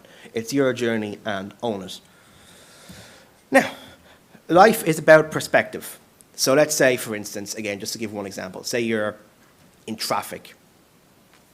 You could bemoan the fact that you're in traffic. No one likes to be in traffic. But you can flip that and you can say, okay, rather than being in, I am in traffic, but I'm not thinking of it as being in traffic. I'm thinking of it as I'm going to listen to the radio, or I'm going to play a song that I like, or I'm going to listen to a podcast about something that I'm interested in, or if you're next to a park or something, you might take in the view. Obviously, if you're driving, you've got to concentrate on the road. But stuff like that. It's about flipping your perspective, and don't think of it as wasted time or sitting in traffic, or whatever it is. Think of it as, I'm doing this now. And yes, you may have been kind of forced into that, but that's what happens in life, and you just got to make the most out of it. All these points kind of link into one another. Try to accentuate positive. Again, try and look for positives in things. Okay, rather than this negative thing like being stuck in traffic, think of it as, okay, this is, I really like this song, or I like this podcast, or I didn't get a chance to listen to this earlier, or so on and so forth. And again, do the thing that is right for you. So, again, you know what, if you don't, You might not like listening to the radio, so don't listen to the radio. There is something, if you just look for it, even if it's within the context of your own mind, even if you want to imagine someplace else, you don't need anything but your own imagination. Do the thing that's right for you. Okay. Do the thing you want to do, don't overthink the barriers, and sometimes you just have to go for it. This actually ties in really, really well, because we're in Malahide here, obviously, and a few months ago in September, mainly because I knew it was going to get darker, and I kind of wanted to do it, so maybe that kind of forced my hand a bit, so to speak. But I live relatively close by. I live in Swords, which is kind of the neighbouring town or mini city. And one of the things I wanted to do was just get the bus one day, same bus I got over here for this conference, and just walk around Malahide Castle and Gardens for no particular reason, other than it was a nice green area. So I just said one day, you know what, I'll just go and do that. And I did it, and it wasn't the best thing I've ever done, but it was something that I always wanted to do. So I came back, I went over, and I did that. And things didn't go, it didn't go great, like things went wrong. Going over, I was waiting for half an hour at the bus stop because one bus didn't show up, and then going back, I was waiting for like an hour because like 2 buses in a row didn't show up, and that wasn't very convenient, but you know, these things happen. Now, I didn't have to be anywhere, so obviously I could afford that. But, you know, it wasn't a nice situation, but it was still something that I was glad to do. So, whatever it is, if you've got time, obviously there are things that we have a huge anxiety about. I can't fly, for example. Like, not that I can physically fly, but like, I can't go.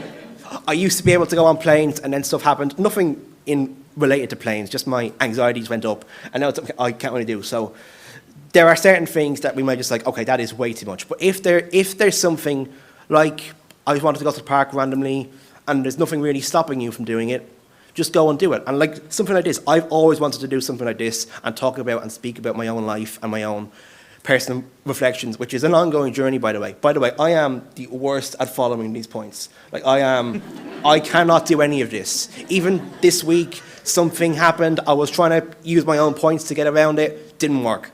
So just be aware of that. Okay. Adapt your situation to accommodate the imperfections of life. This is kind of ties into what I was going before.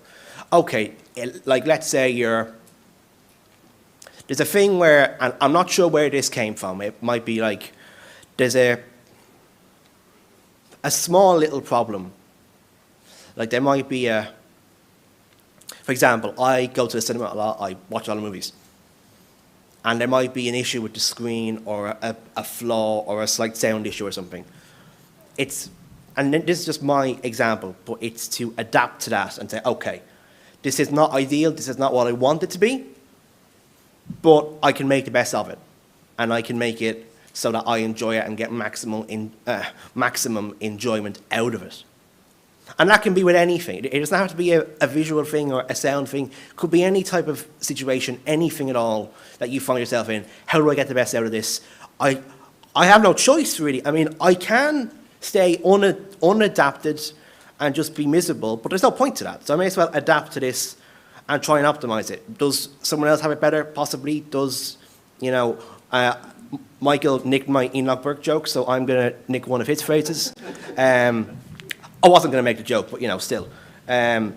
Compare and despair. So if you're comparing to other people, you're never going to get anywhere. There will always people be better off. There will always be people worse off. There's no point. It's your life and it's relative to you.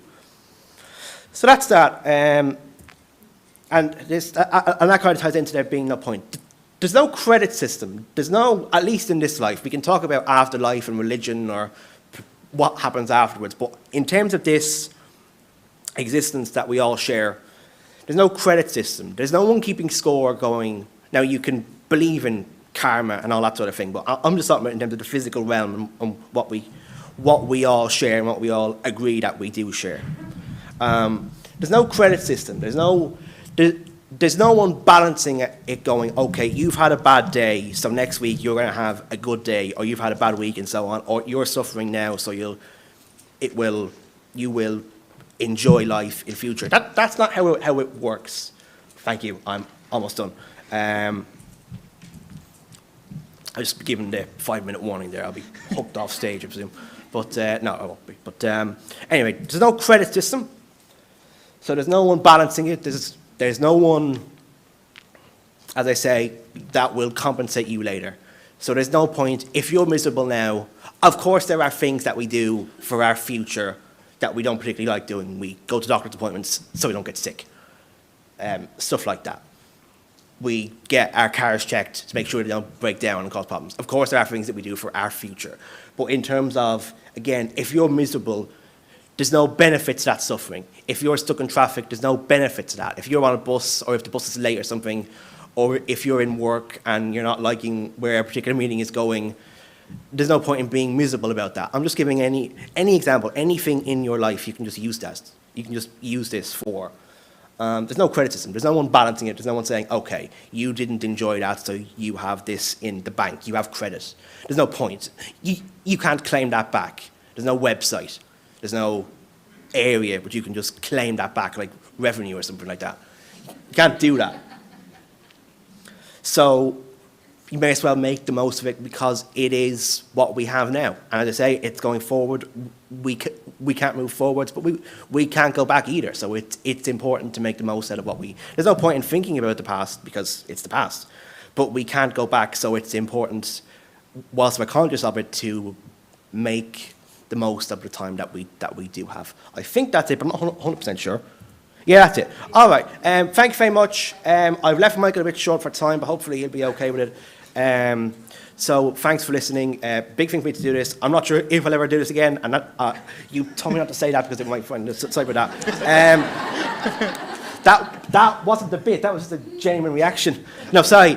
No, nothing to do with you. I just get nervous doing this sort of thing. You've been lovely, and thank you for listening, and thank you for being interested in what I have to say. Wonderful. Thank you very much.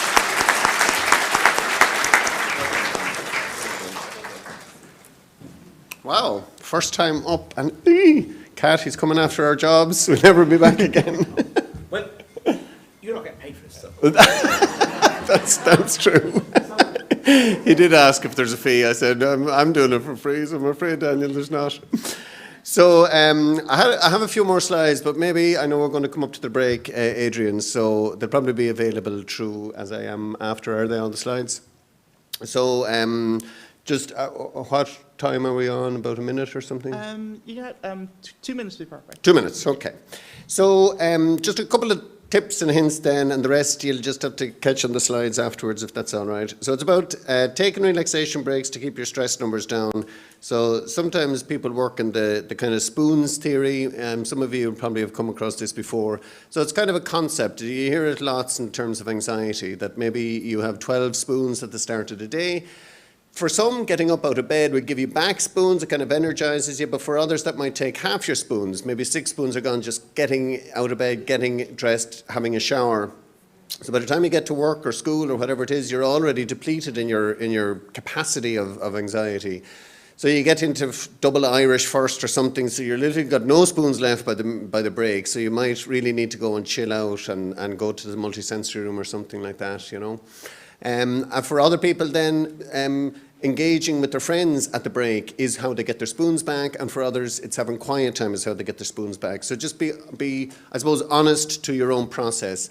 And then if your child is about to go and do something, you know, if your teen is about to go and do something, just check with them, you know, have you got the spoons for this, or do we need to do something else, or you know, are you going to be okay, or if you're trying to prepare for something, well, take a break before you do that because you're going to need more spoons for that test or that mock or whatever.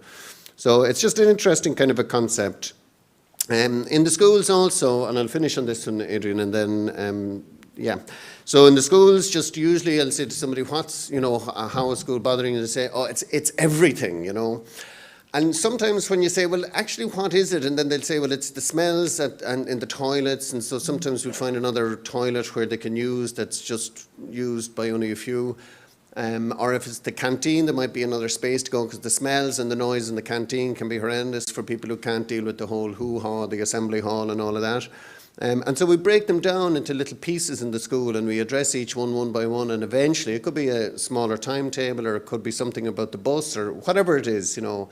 So when they say everything, it feels like everything, but actually then we just address them one by one. So just in the interest of us getting a break, because there are other speakers coming on, I will leave it at that. I really want to thank you very much. It's been great, and a special thanks to Daniel for coming with us today. So that's it. See you at the next gig. Thank you. Thank you so much to Michael and to Daniel for their fantastic speech. I'd also like to thank Kat again for her incredible speech as well. Daniel, I'm particularly impressed as well that that this is your first speech and you're speaking in such a big room, and to be able to speak with such confidence, that's a real skill, and I think we can certainly appreciate your confidence in being able to do that. So I think that's well done. So I just have a few minutes left before we go for a break, so we won't keep you for too long. So if you've any questions, I'll be glad to open the floor here.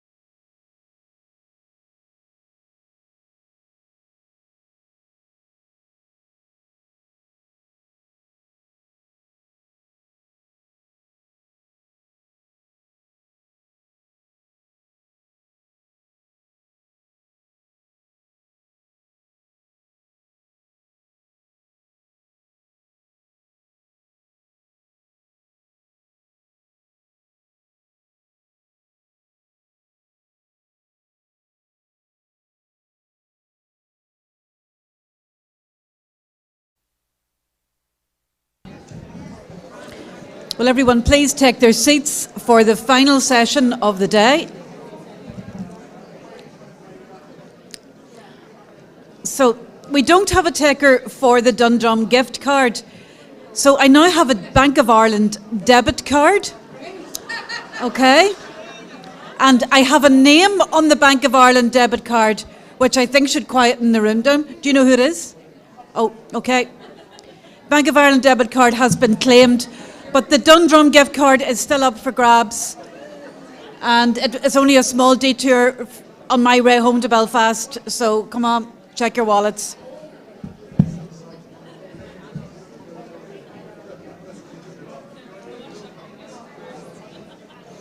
Will you please take your seats for the final session of the day?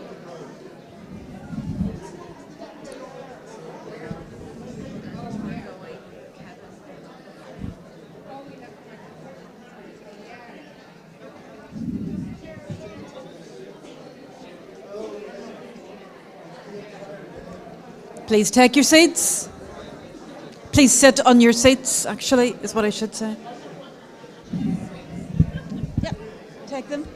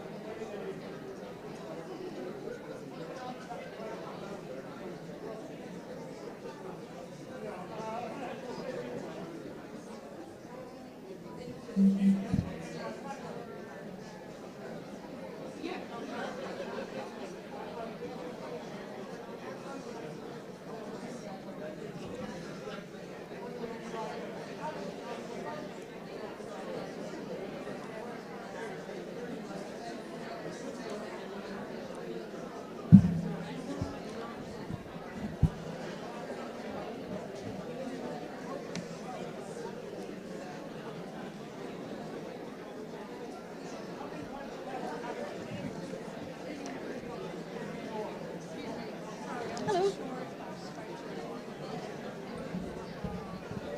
You're hiding down there, I see you.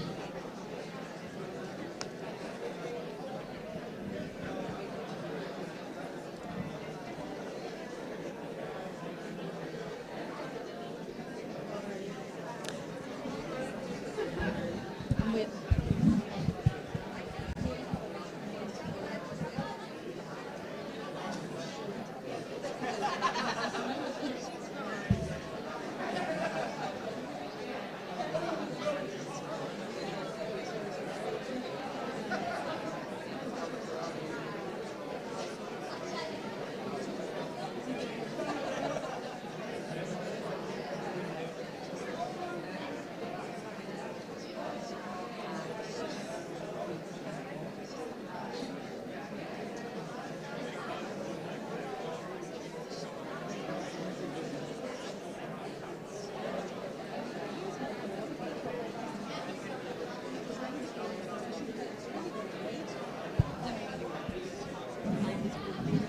Good.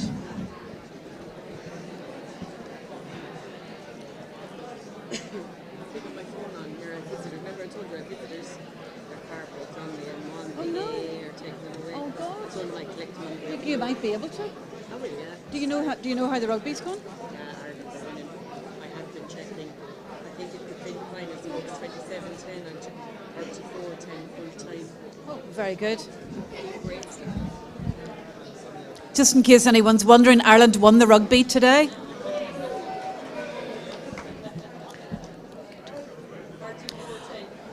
And the score was 34-10. So we're off to a good start. Okay, welcome back everyone. We are into our final session of the day. And this session has been sponsored by SuperValue and is Voices of the Community, featuring 3 young autistic people, Kevin Hanley, Emma Davis and Cara Darmotti. And the first person who is going to speak is Kevin. Welcome, Kevin.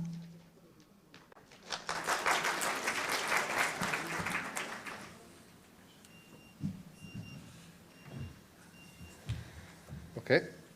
Hello, everyone. My name is Kevin Handley, and I would like to thank ASIAM for inviting me here today. It's a great honour and opportunity to speak to everyone and be one of the voices of the community. For me at present, I guess one of my big achievements and important things that I did in my life so far was my involvement with SuperValue, and 2 years ago I got a call and Adam hooked me up with Mairead Kremen, and they had an idea about a SuperValue ad to be on national TV and a campaign to be inclusive and to be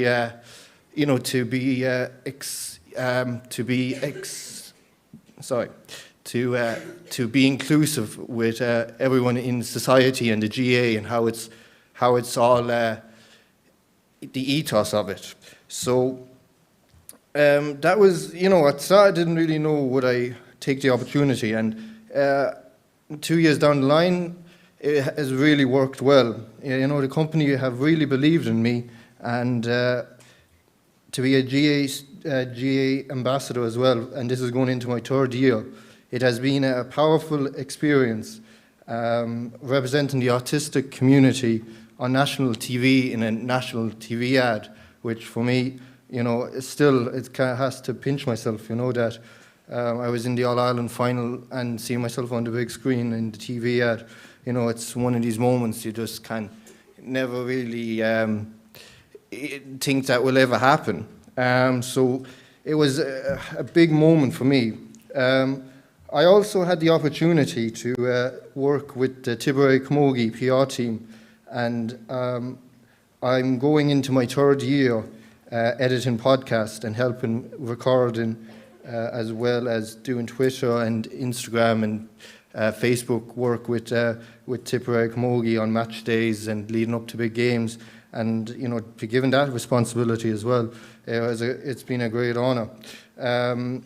And assisting as well with Tip FM at hurling and football matches, and being involved with the media, I have really taken great enjoyment and a passion of mine that GA and getting to use that as well has been a big thing in my life. And my local club as well, Solid GA, and they voted me in 2 years ago as well as assistant secretary, so that gave me more responsibility and actually helping with the club as well, and that was a great honour.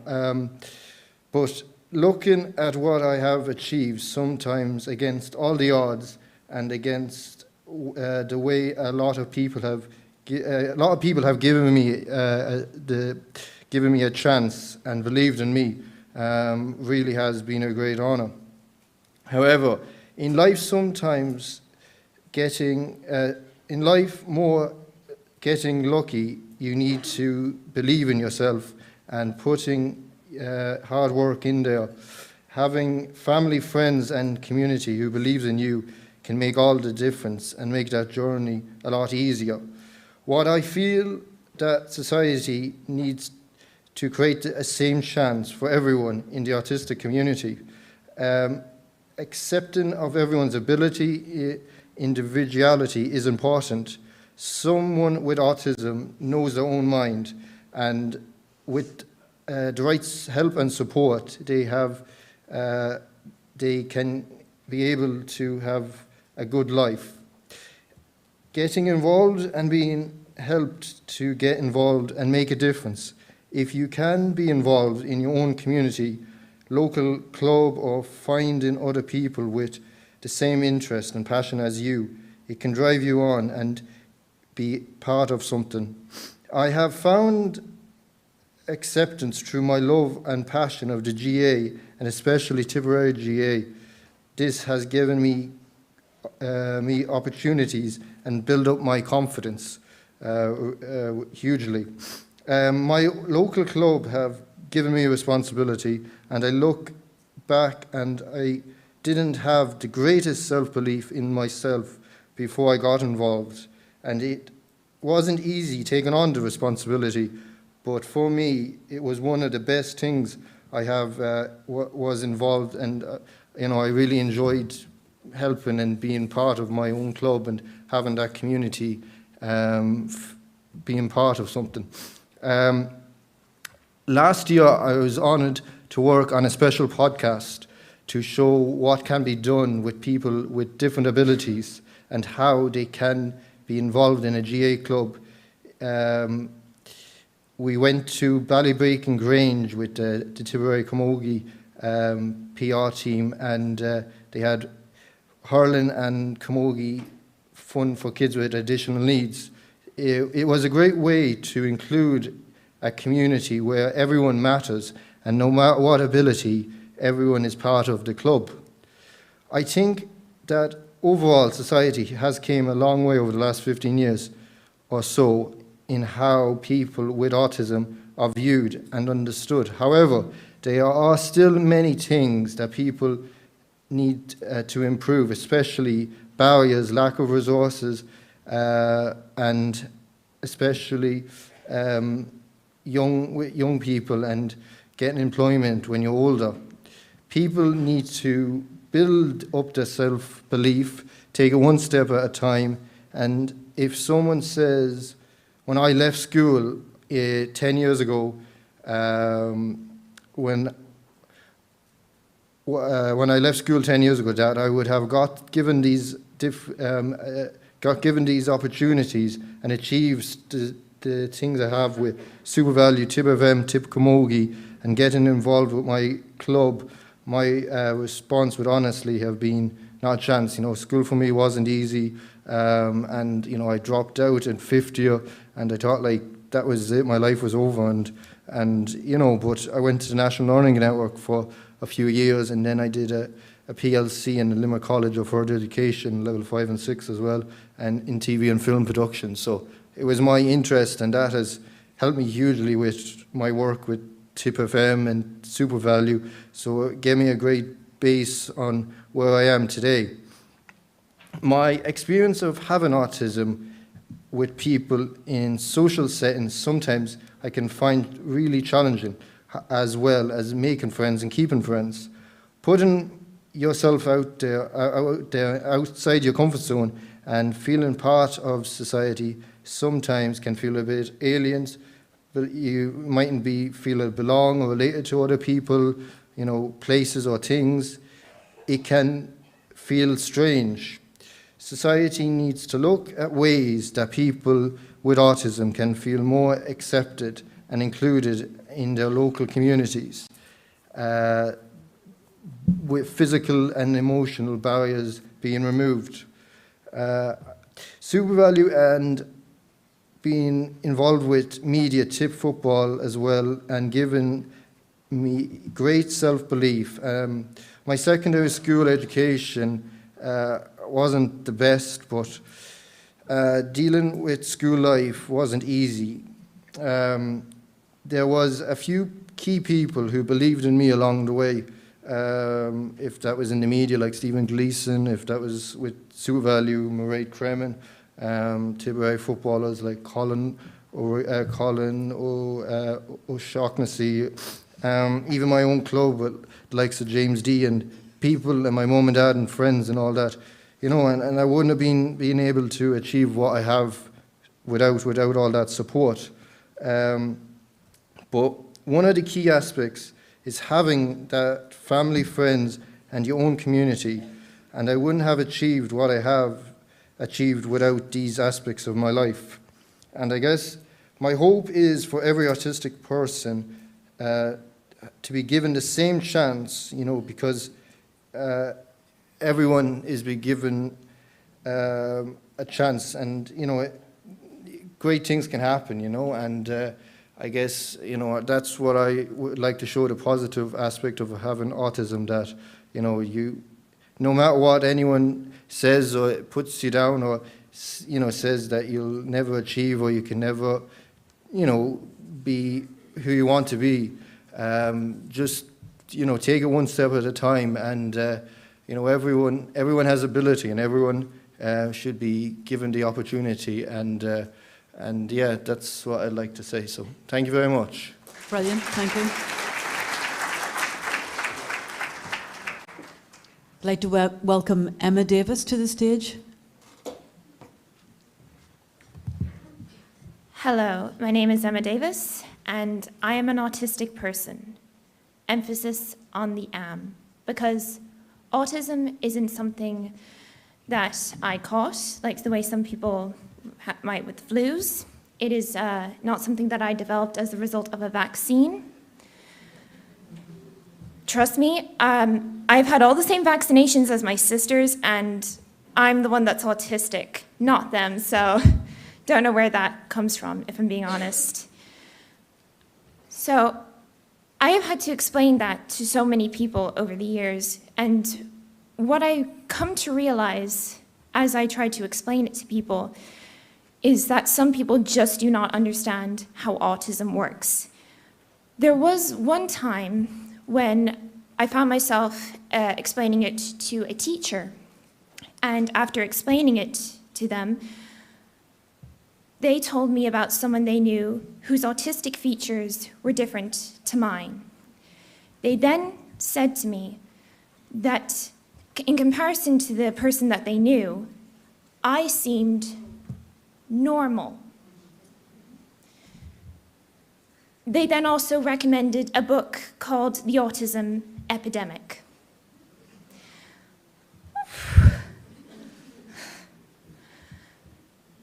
And ever since I had that conversation, I couldn't help but stop thinking about how little people understand about autism and how these stereotypes are harmful to both, sorry again.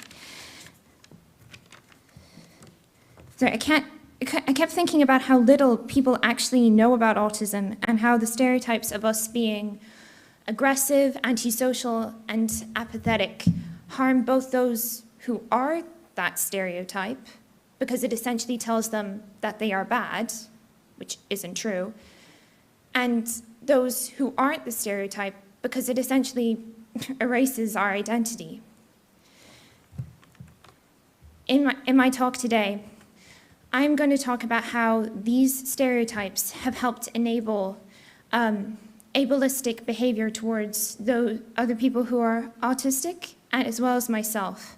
And I'm also going to mention my belief that important role models are the key to combating this. I began thinking about the dangers of stereotypes last summer when, I had that conversation with that teacher, and when I was a camp leader at a kids' summer camp. There was an instance when, at the summer camp, a young autistic boy pushed another boy who had cerebral palsy. This incident caused ructions. I want to be clear, in no way do I think that violence solves any answers, and I really don't. But I could not help but feel sympathetic towards this poor boy, because I know what it feels like when it's so frustrating when people do not simply understand who you are, that you just want to scream and shout and you just want to hit something. You really do. But I also was aware and worried about what the reaction from other people would be and how it might feed into this stereotype of young autistic boys being aggressive. And I also was aware of how, because of this stereotype, young autistic girls tend to mask their autistic features as a way of defending themselves and protecting themselves. And that is why a lot of people don't actually believe, well, that, and because the method of diagnosis is completely flawed, that autistic girls don't exist. Can you imagine that? I mean, I'm right here. Can you see me? I'm right here. I exist. And I speak from experience, and it creates this, because it erases our identity. And I certainly know from my own experience when I was in school Because I always knew that there was something that made me different. I used to think that there was something wrong with me, which is horrible. But when I was in school, I was different because I'd be stimming about the place, I'd be daydreaming during lunchtime, and everyone was looking at me like I was some sort of alien. They didn't know what to think. In fact, the teachers used to assign the other kids to play with me at lunchtime because they thought that she needs friends, clearly. I'm perfectly fine being by myself, and I have friends, just so everyone knows. But I could tell that the other kids didn't want to do this, and that made me feel really lonely at the time. I mean, it was really, really lonely. And when I was 9, I found out that I was autistic. And while that did answer some questions that I had, I still felt lonely because I didn't know anyone else who was autistic. I then joined a drama group that was centered purely on young teens who are autistic. And while it was great to get to know members of the community, the group was primarily overwhelmingly male. I'd be one of 2, if not 3 girls in the group. And because quite often the boys would be shouting over us, really excited to get their ideas across, us girls became quieter. It felt like I was being silenced with all the shouting. I have always wanted to have an older female autistic role model to let me know that I do have the same chance as everyone else. When I was 16, I finally got my wish. I met a friend of mine called Niamh McCann, who was directing my school's production of Hamlet. Niamh was autistic. She was 2 years older than me. She was kind, and she had very similar interests to me. She empowered me to take pride in my autism and to see it as a superpower rather than a disability. And I cannot tell you how much that has meant to me. It is really important that we have role models. And while I did have my real life role model, in the media, I kept seeing the stereotype again of autistic characters being purely white males. Now, see, the media has huge power in telling, the media has the power to make certain scenarios and traits more recognizable. And the fact that they don't showcase nearly as much autistic female characters as they do their male counterparts sends a message to young girls that their voices are not valued. Now, we need more people like Chloe, who's going to speak later on, because she is shattering the glass for us autistic girls. She is letting us know that there is a place for us and that we should have the same chance as every neurotypical kid as well. Showcasing autistic females tells us that we are important and that we should have the same chance as everyone else. I also like to remind myself that my autism is not my defining feature. I am so many other things. I am a student, a teenager, an actor. And with that in mind, I remind myself of what the great Professor Albus Dumbledore once said. It is not our abilities that make us who we are. It is our choices. Thank you very much.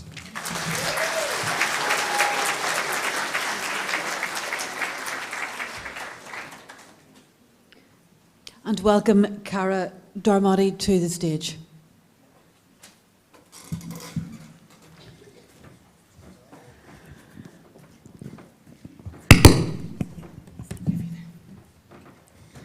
Hello everyone, my name is Cara Darmody. I am 12 years old and from Arfinnan in County Tipperary. I live there with my daddy Mark and my mammy Noel. I am not autistic, but I have 2 younger brothers who are. Neil is 10 and John is 5. They are both severely autistic. They are non-verbal and Neil is extremely challenging. By that, I mean that he has little or no comprehension, and he will bite his own hand or punch himself in the head almost every single day. Our household could not be any more challenging, and boys will need 24/7 care for the rest of their lives.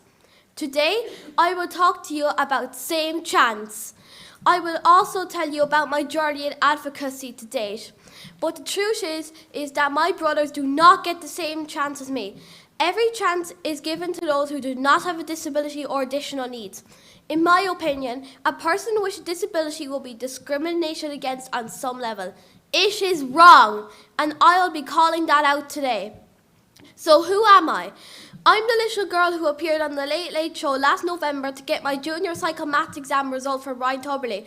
I'm still in shock with my result, and I was so humbled to get the amazing mark of 97%.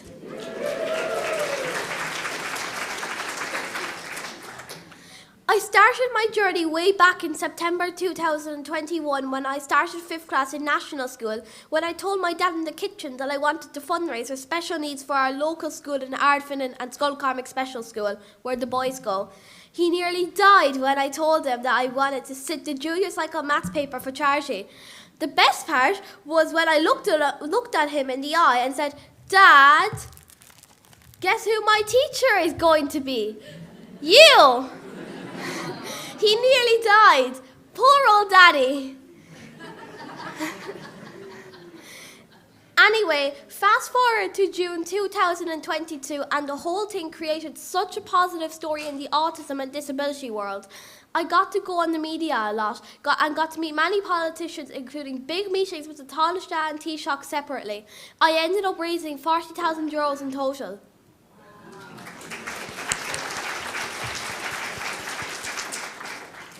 Just a few jokes first.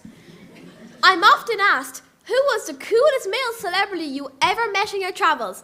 Was it Ray Darcy? Maybe Leo Varadkar. But what about Ryan Tuberley?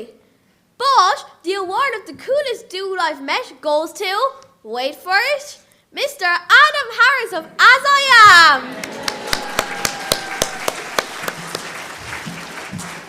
He's definitely got the slickest haircut.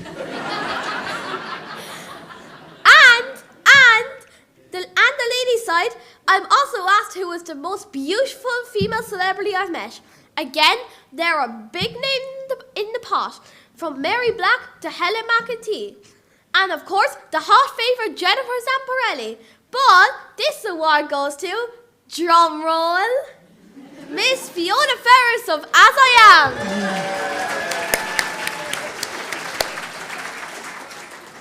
And can we give a massive clap for someone who has really helped me with my fundraiser? One of the nicest and greatest people that I have ever met.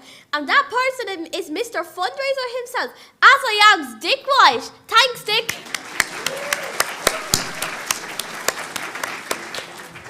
Wow, As I Am is doing really good at this award ceremony.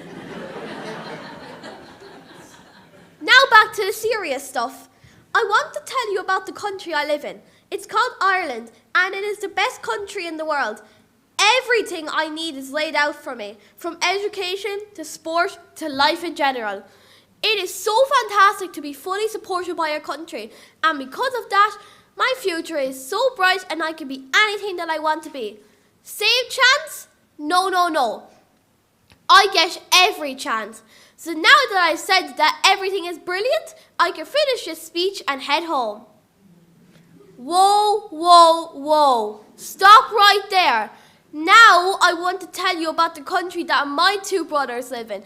It's the same country called Ireland, but it treats them entirely different to me. That is because they have a disability called autism. Same chance? No, no, no. They get no chance. I'll say it again slowly. They get no chance. What they have received from successive governments is disability discrimination. It is universal in Ireland if you have any type of disability or need. We are the only country in the European Union where there is no legal obligation on the state to provide personal assistance services or supports for disabled citizens, or even for elderly people. Our country still has not fully ratified the UN Convention of the Rights of Persons with Disabilities. On every single measure, we are the worst country in the EU in which to have a disability. Put simply, we are on our own when it comes to disability discrimination. In space terms, we are planet Pluto, billions of miles away from everyone else. It is so wrong, and I am calling that out today. As a country, we have failed dramatically when it comes to the provision of assessments, therapies and supports. Nobody is taking responsibility for the disability discrimination that is occurring. I will now tell you about the small part I'm going to play in seeking change. The first thing I am going to do is continue to support As I Am in every way possible. They are the first line and the only line of defence for our vulnerable citizens in this country. I would call on everyone in this country to support As I Am. Actually, can we all give Adam and As I Am the biggest round of applause for everything they are doing for the autism community?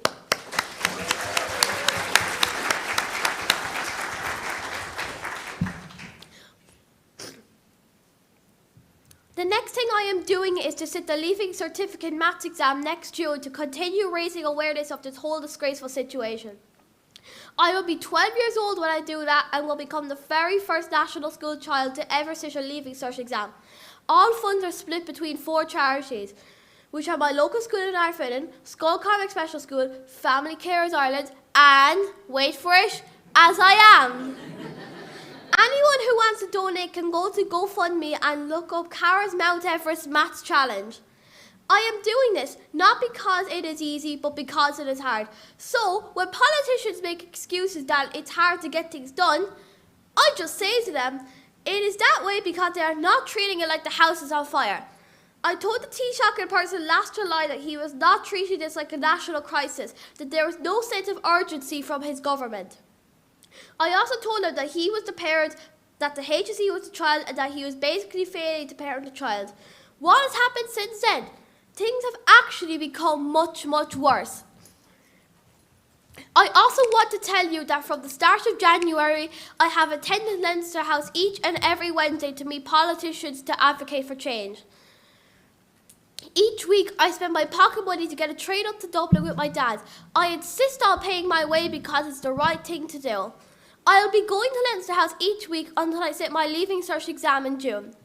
I then appear on Tip FM radio the next day as their Dáil correspondent to report on everything and also write a 1,000-word article for the Nationalist newspaper in Clonmel. Finally, I have written to the Joint Oireachtas Committee on Public Petitions and I have made a detailed petition for them to examine and investigate. There are 3 specific things that I am seeking. I will tell you what they are and what I think is the solution to the problem. Number 1, provide immediate financial relief to families who are paying for assessments and services. The state accepts that it has the responsibility to deliver and pay for assessments, therapies and services. Because the disgraceful HSE cannot do its job, families are then forced to pay privately for these services. This is a national disgrace that must end. My solution? It's simple. Additional funding to be put into the National Treatment Purchase Fund to pay for privately sourced assessments and services, to eliminate waiting lists and to get to the point where new applications can be dealt with within a reasonable time period. Number 2, to create an entirely independent authority and complaint system to hold the HSE to account. Right now, the HSE is not accountable to the people of this country. If a person makes a complaint, the HSE investigates it themselves. It is so wrong. The HSE managers are doing a disgraceful job and there is no accountability for that. My solution? The blueprint is already there. Create a model almost identical to the Garda Síochána Policing Authority that holds the Garda Commissioner to account. Separately, a health ombudsman with real teeth needs to be created. There needs to be accountability. Number 3, for carers allowance to be reviewed in its entirety. I am so lucky to have Family Carers Ireland supporting me, but it is so hard to be a carer in Ireland today. My mammy was taken from her career due to circumstances that were not her fault. She went from having a great job to now being on €1.34 an hour. €1.34. Carers need to be given proper rights, support and payment. My solution? This is a really simple one. Just review carers' allowance. The dog on the street knows what is wrong here. It is time for the government to start assessing the needs of the family and not the means. It is time to start listening to Family Carers Ireland. So, in summary, same chance? No. Right now, my brothers have no chance. That is wrong, and that must change. I also see Senator Micheál Carrigy and TD Pauline Tully from Dáil Committee on Autism here. Thank you so much for coming and listening to my speech, by the way. To paraphrase Martin Luther King, I've been to the mountaintop and I have seen the promised land. It is a country where persons with disabilities are treated equally. A country where disability discrimination is but a distant memory, a country where carers are treated fairly, and a country where everyone receives the same chance. And finally, using some of the famous words of President John F. Kennedy, this is my message to everyone here and to everyone watching online. Ask not what As I Am can do for you, ask what you can do for As I Am. Thank you for listening, everybody.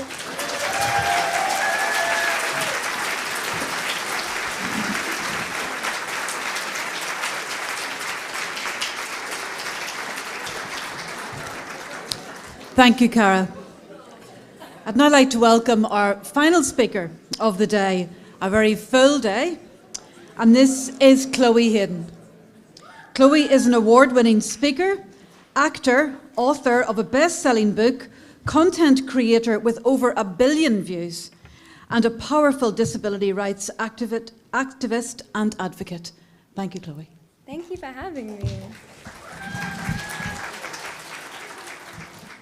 First of all, holy moly, to come on after that, I wish I was you. I was going to say when I was your age, I wish I was you now. Oh my God, I'm obsessed with young kids using big words.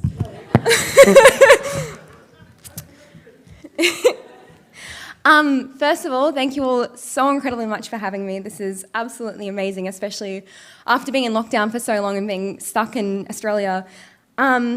Just as a little forewarning, there are some trigger warnings in this talk, mainly centering around mental health, school trauma, bullying, and some pretty hectic statistics regarding mental health and all of those things as well. If any of those topics are triggering for you, please take the time out, step outside. Your mental health is more important than listening to some Aussie girl speak. So please take that into account. For anyone tuning in online, a visual description of myself is I am a white woman with green eyes, brown hair. I am wearing a very colourful flower crown. I have dinosaur earrings in, and I have lots and lots and lots of glitter on my face. My pronouns are also she, her. Growing up, I've always been entranced with the idea of fairy tales, a world in which the lead is considered a hero because of their differences rather than ostracised because of them, and a world where happily ever afters are expected rather than a hopeful yearning. I look to these princesses and fairies and anthropomorphized woodland creatures and pined with every fibre of my body, and to be like them and to have, as they did, a firm understanding of my place in the world. Every night, I left my bedroom window open on the off chance that Peter Pan would realise that he had forgotten an incredibly peculiar little girl and come and whisk her away to a land of pirates and pixies and mermaids, back to a land which made so much more sense than the world that she was currently in. Every night, I sat, hoping, waiting with that window open, but Peter never came. My teenage years were a tangle of emotions as I tried to forget the fantasy of a place where I fit in. Every part of my life, of society, of growing up reminded me again and again that fairy tales were only for make-believe and that happily ever afters didn't exist outside of storybooks. But my heart still deeply yearned for it, for a world that made sense, for a world where I fit in.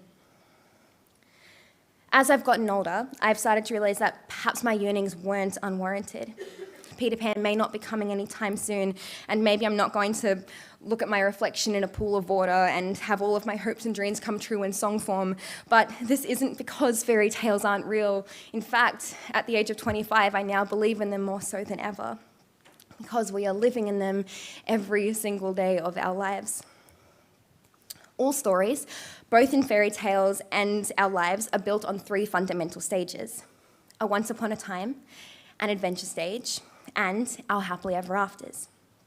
Throughout our time together today, I'm going to be going through some of these stages, some of the ways that they show up, fairy tales from my own life and where these stages have shown up, and how you yourself can move through these stages as well. I don't know what stage of your fairy tale you are currently in. I don't know if you're in your once upon a time or your adventure stage, or if you're fluctuating between the both, or if you quite frankly have absolutely no idea what I'm talking about. But I do hope that in our time together, you get a greater understanding of these 3 stages and how you too can find your happily ever after. So let's start with our once upon a time and bring in 4 different fairy tales. First of all, I am a Disney maniac, if you couldn't tell by the following stories that you're about to hear. For those of you who don't like Disney, I'm sorry, but this is my story, so you're going to have to deal with it for 45 minutes. So, first of all, let's have a look at Simba from The Lion King. In Simba's Once Upon a Time, he begins his life feeling on top of the world. He's going to become the king of Pride Rock. He spends his days playing in the grass with his dad and with Nala. He knows that all that he is and all of him is good. But then his dad is killed. He's not off to a great start. In Aladdin, we meet the genie, a loud, bubbly, over-the-top, extroverted character with the best songs in the film and arguably the best one-liners, but he's trapped. He spends his entire life as a prisoner. He's not off to a good start. In The Hunchback of Notre Dame, we meet Quasimodo, who is a hunchback who is treated awfully because of who he is, because of something that he can't change about himself. People yell at him and they call him names and they spit at him on the street, and he can't do anything about it. From the moment that we meet this character, we know exactly what he was created to represent. He's not off to a good start. Now, another fairy tale. In my Once Upon a Time, despite growing up with loving parents and a safe home, I knew from an incredibly young age that my mind and all that it was wrong. I knew it when at age 4, I sat alone in kindergarten and spoke to birds while wistfully looking at other kids play, wondering how they made it look so easy. I knew it when I lined up Lego bricks in colour order rather than creating amazing things out of them. I knew it when children my age walked past and I was already holding my mum's hands just that little bit tighter, already at the ripe old age of 4, painfully aware of their judgmental stares and whispers. I knew it when at age 5, when I was quite literally dragged through the school gates on my first day of school, already subconsciously aware of an education system that was built entirely against everything I am. My first week was met with being beaten up, bullied, abused, my things stolen, and after a particular incident coming in the form of me blowing out a Holy Jesus candle, which I don't have the time to tell, and being told I was then going to hell because of said incident, as well as the rest of the class, on account of me blowing out the Jesus candle, had damned all of their souls to hell as well. That's on me, I'm sorry, it's the autism. I knew that my mind was wrong when during that same year, my parents organised the most extravagant party that Australia had ever seen. And they had bribed every single kid to come by getting the kids presents. The kids didn't have to bring me presents. We brought them presents in order to try and make these kids come. And every single child came because no one is going to say no. It was a Christmas party and there was like a petting zoo there and Santa was there and they all got these incredible Barbie dolls and action figures and cars and there was a buffet and all this stuff. And every kid came, and for the first time in my life I was like, brilliant, I've made friends. I have finally done it.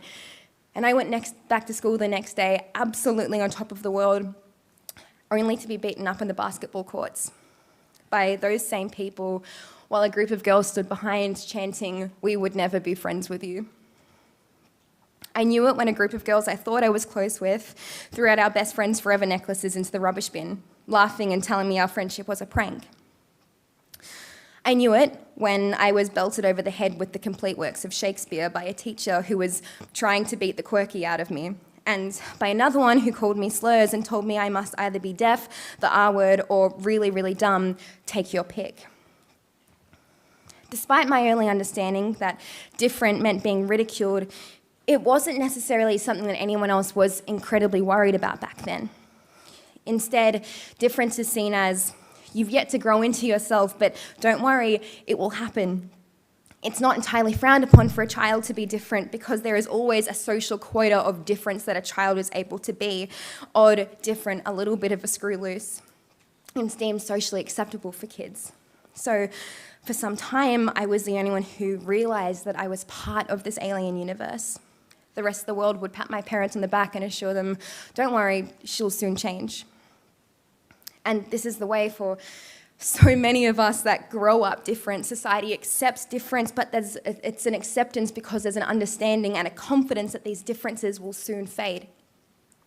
And of course, this isn't something that is just limited to neurodivergence. It's something that so many of us face from the moment we're born. Different minds, bodies, identities, they're all picked apart as we learn to either conform or grow numb to the feeling of being alienated. I don't have time to go into the ways that society condemns different, but I urge you to look at our views on race and gender and sexuality and intelligence and religion and how society praises one version of humanity while condemning and demonizing another. Going to high school was an incredibly new ballgame. This little societal pact that we have of not caring for difference in children was suddenly completely thrown in the bin, and the importance of fitting in became more apparent than ever. Petty bullying was child's play, and the world became so much scarier. Suddenly, it wasn't just, that's Chloe and she's a bit weird. It was letters being put into my locker, being told to kill myself, and ways on how to do it. And that same locker being broken into, my books stolen, and my art books being drawn all over. It was being pushed into the shallow end of a pool during sports day, my teeth being cracked out of my head, and my teachers telling me it was my fault for being such an easy target. It was teachers yelling at me for being a smartass because I answered a math question that asked, how long would it take for a frog to get to a pond a kilometre away if it jumped a certain distance each day? And me responding with a full-page essay saying, the frog would die before then.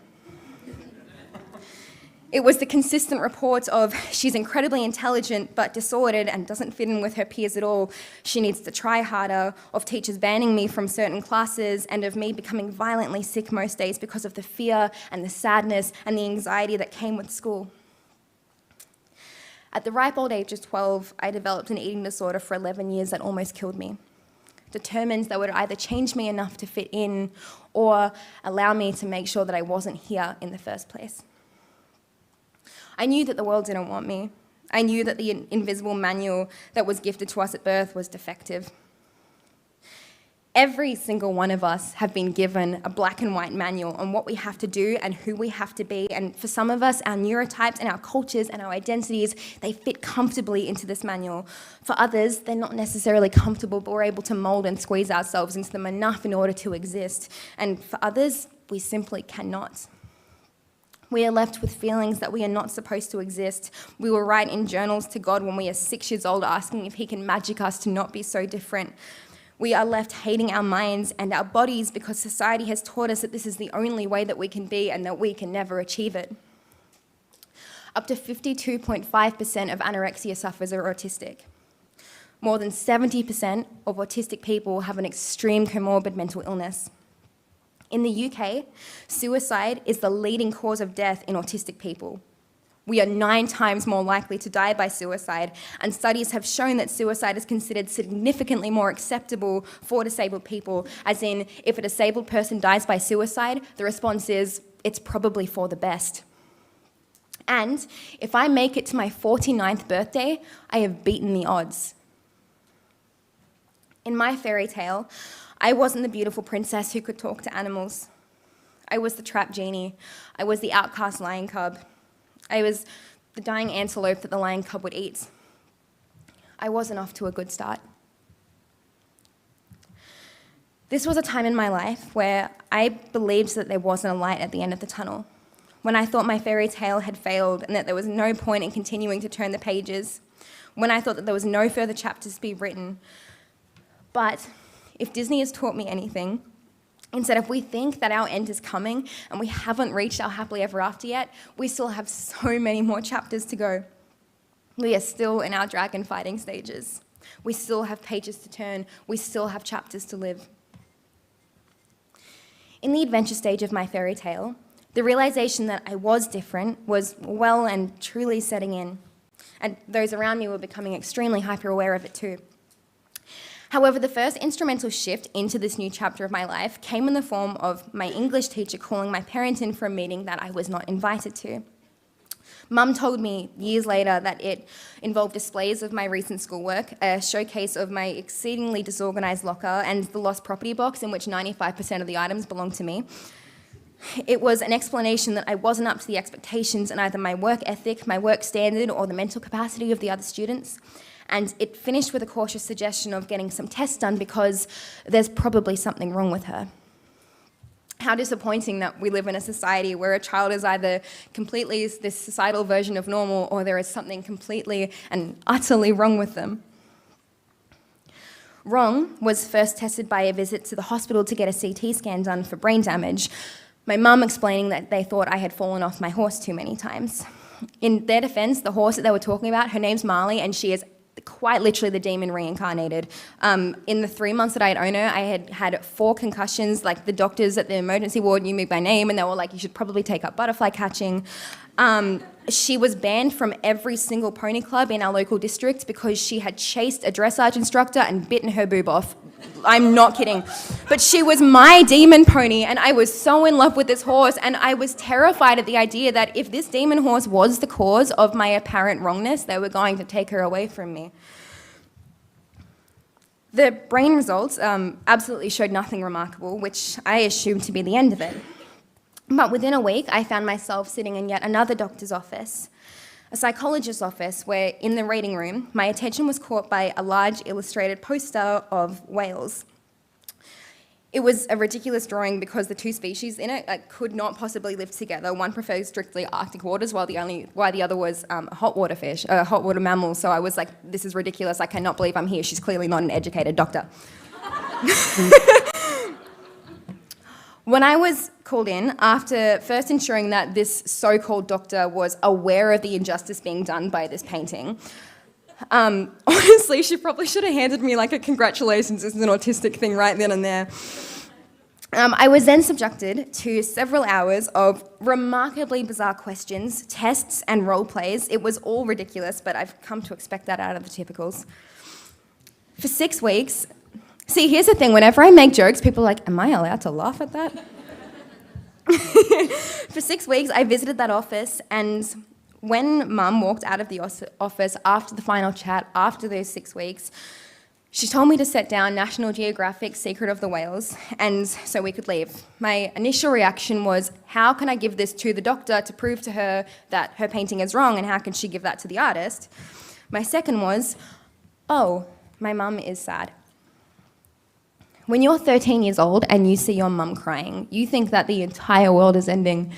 When you're 13 years old and you see your mum crying and you know it has something to do with the fact that you've been in a doctor for 6 weeks, you think that the world is ending and you are the one making it end. With that sick feeling in my tummy that I knew all too well, I worked up the courage to ask Mum the question that I was sure was the obvious answer.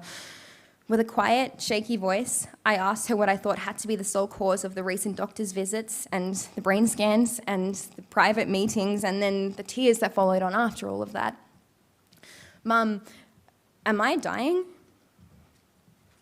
No, you're not dying, she responded, which did very little to quell my fears. So I glanced at the book in her hands, hoping for some form of clarity.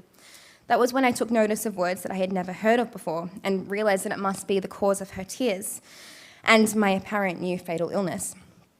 Asperger. That's so much funnier in Australia, dude. Y'all are like, that's not funny, that's just her accent. Okay, here's another one. The other word I thought it was, she was like, no, you don't have the bum of a burger. I was like, okay, cool, asparagus then. There we go. See, man, I'm wasted on the Irish. I'm kidding. Please invite me back next year.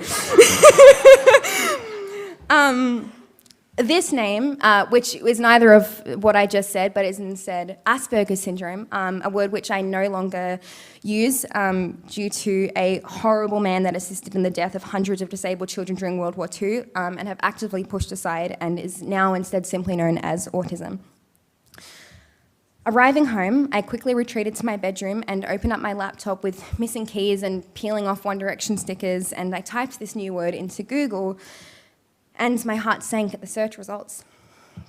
Asperger's syndrome, how to cure it. A life ruined by autism. Support groups in my area for parents crushed by autism. Autism, the devastating diagnosis, and an advert which is actually still doing the rounds, showcasing a woman wanting to jump off a bridge because she found out that her child is autistic. As I read through page after page of research papers by self-proclaimed professionals and educational adverts, I realized that I didn't have a fatal illness. What I had was so much worse. Now I wasn't just Chloe, weird, quirky, different. I was Chloe, weird, different, and devastatingly ruined by autism. After 13 years of believing that I wasn't supposed to exist, and 9 years of struggling in an education system that had failed me, my body and my mind slowly dying, my autism diagnosis couldn't have come at a better time or soon enough. My psychologist had suggested the idea of homeschooling, or my parents would risk losing their daughter.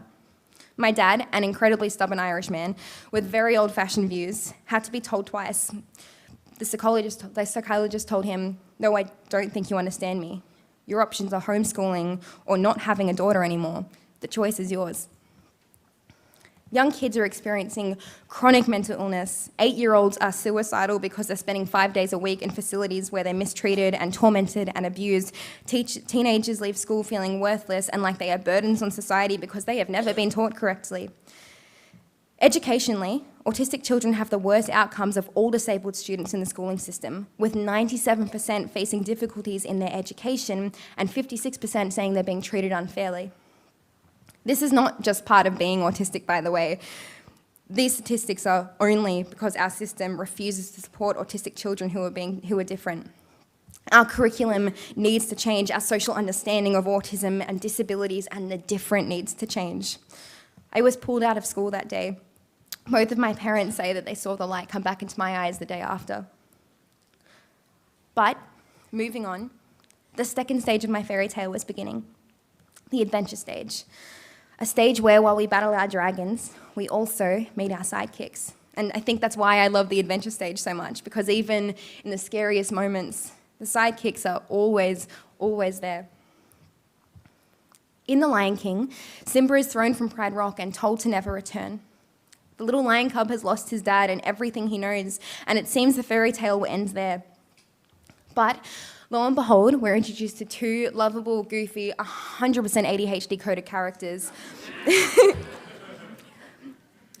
who come into the picture when Simba needs them most. They're more than a bit peculiar, but they see Simba and they realise they've been pushed into a new journey of their own fairy tales, that suddenly the pages of their own stories have turned too. Now, after meeting Simba, they could have done one of three things. One, they could have left him, which was all fair and reasonable. After all, declining to adopt the most ferocious predator in Africa probably would have been a reasonable choice. Two, they could have recognised him for who he was and forced him to become the king before he was good and ready. Or three, they could have taken him for who he was at that point of his life, loved him without question, with absolute irrefutability. And they, of course, chose the third option, and because of them, Simba's story can continue. In Aladdin, the genie has been a prisoner for 10,000 years. Feeling defeated, he has begun to accept that this is all his life will ever be, a prisoner, trapped, tethered for eternity, until a homeless street rat picks him up and makes the genie a promise. He isn't going to let him be alone anymore. And because of Aladdin, for the first time in his life, the genie has hope.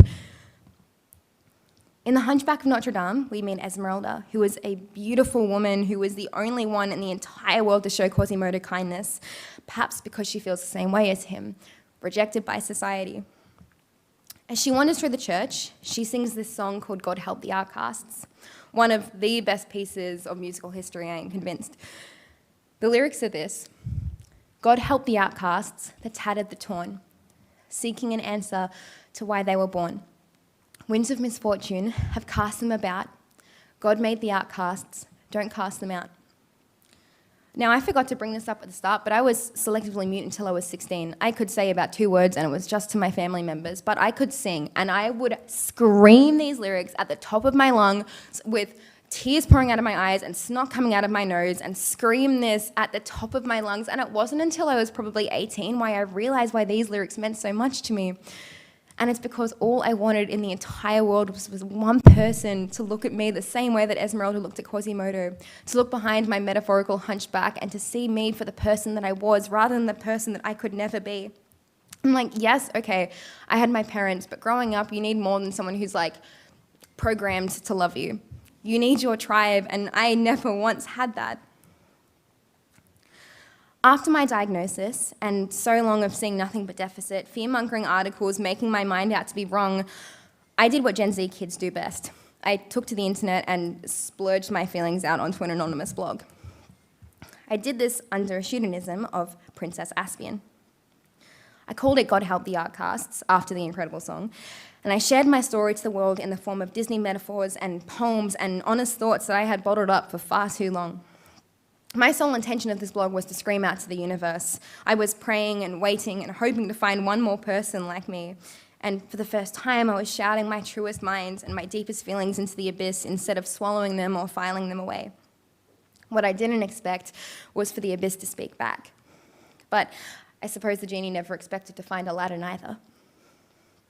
Almost overnight, my blog post had gained viral traction, with a number of comments stating things like, "Finally, someone just like me, and you've made me realize that I'm not alone."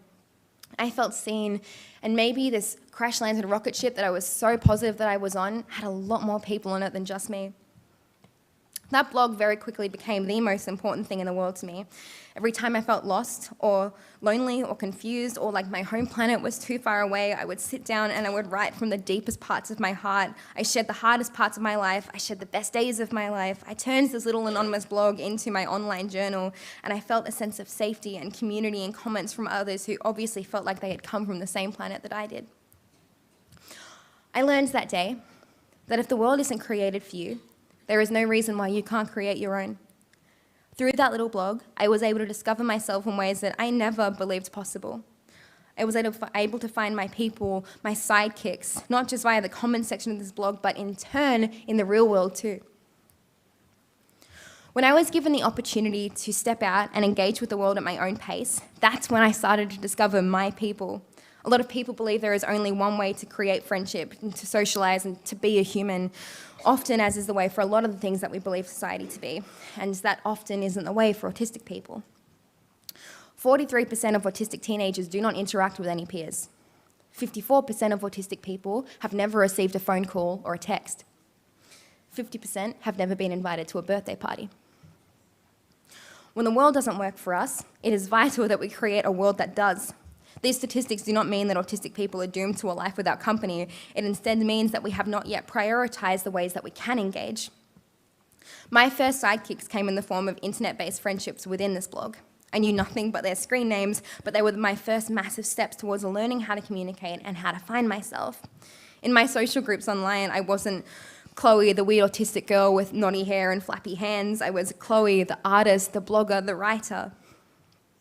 There were no expectations that I couldn't meet, no false ideologies that had been put in place, no need to force communication, and despite having never met these people in person, never even hearing their voices or seeing most of their faces, those friendships were more meaningful and more impactful than any of the friendships that I made during school. And because of this, starting to feel comfortable in my own skin, I started to step out further and began to find friendship in the most beautiful places, my places.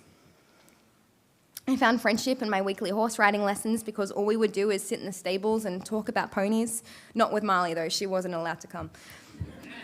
I found friendship in community theatre because together we created beautiful plays and musicals, and also my lines and my emotions had already been chosen for me. All I had to do was play pretend.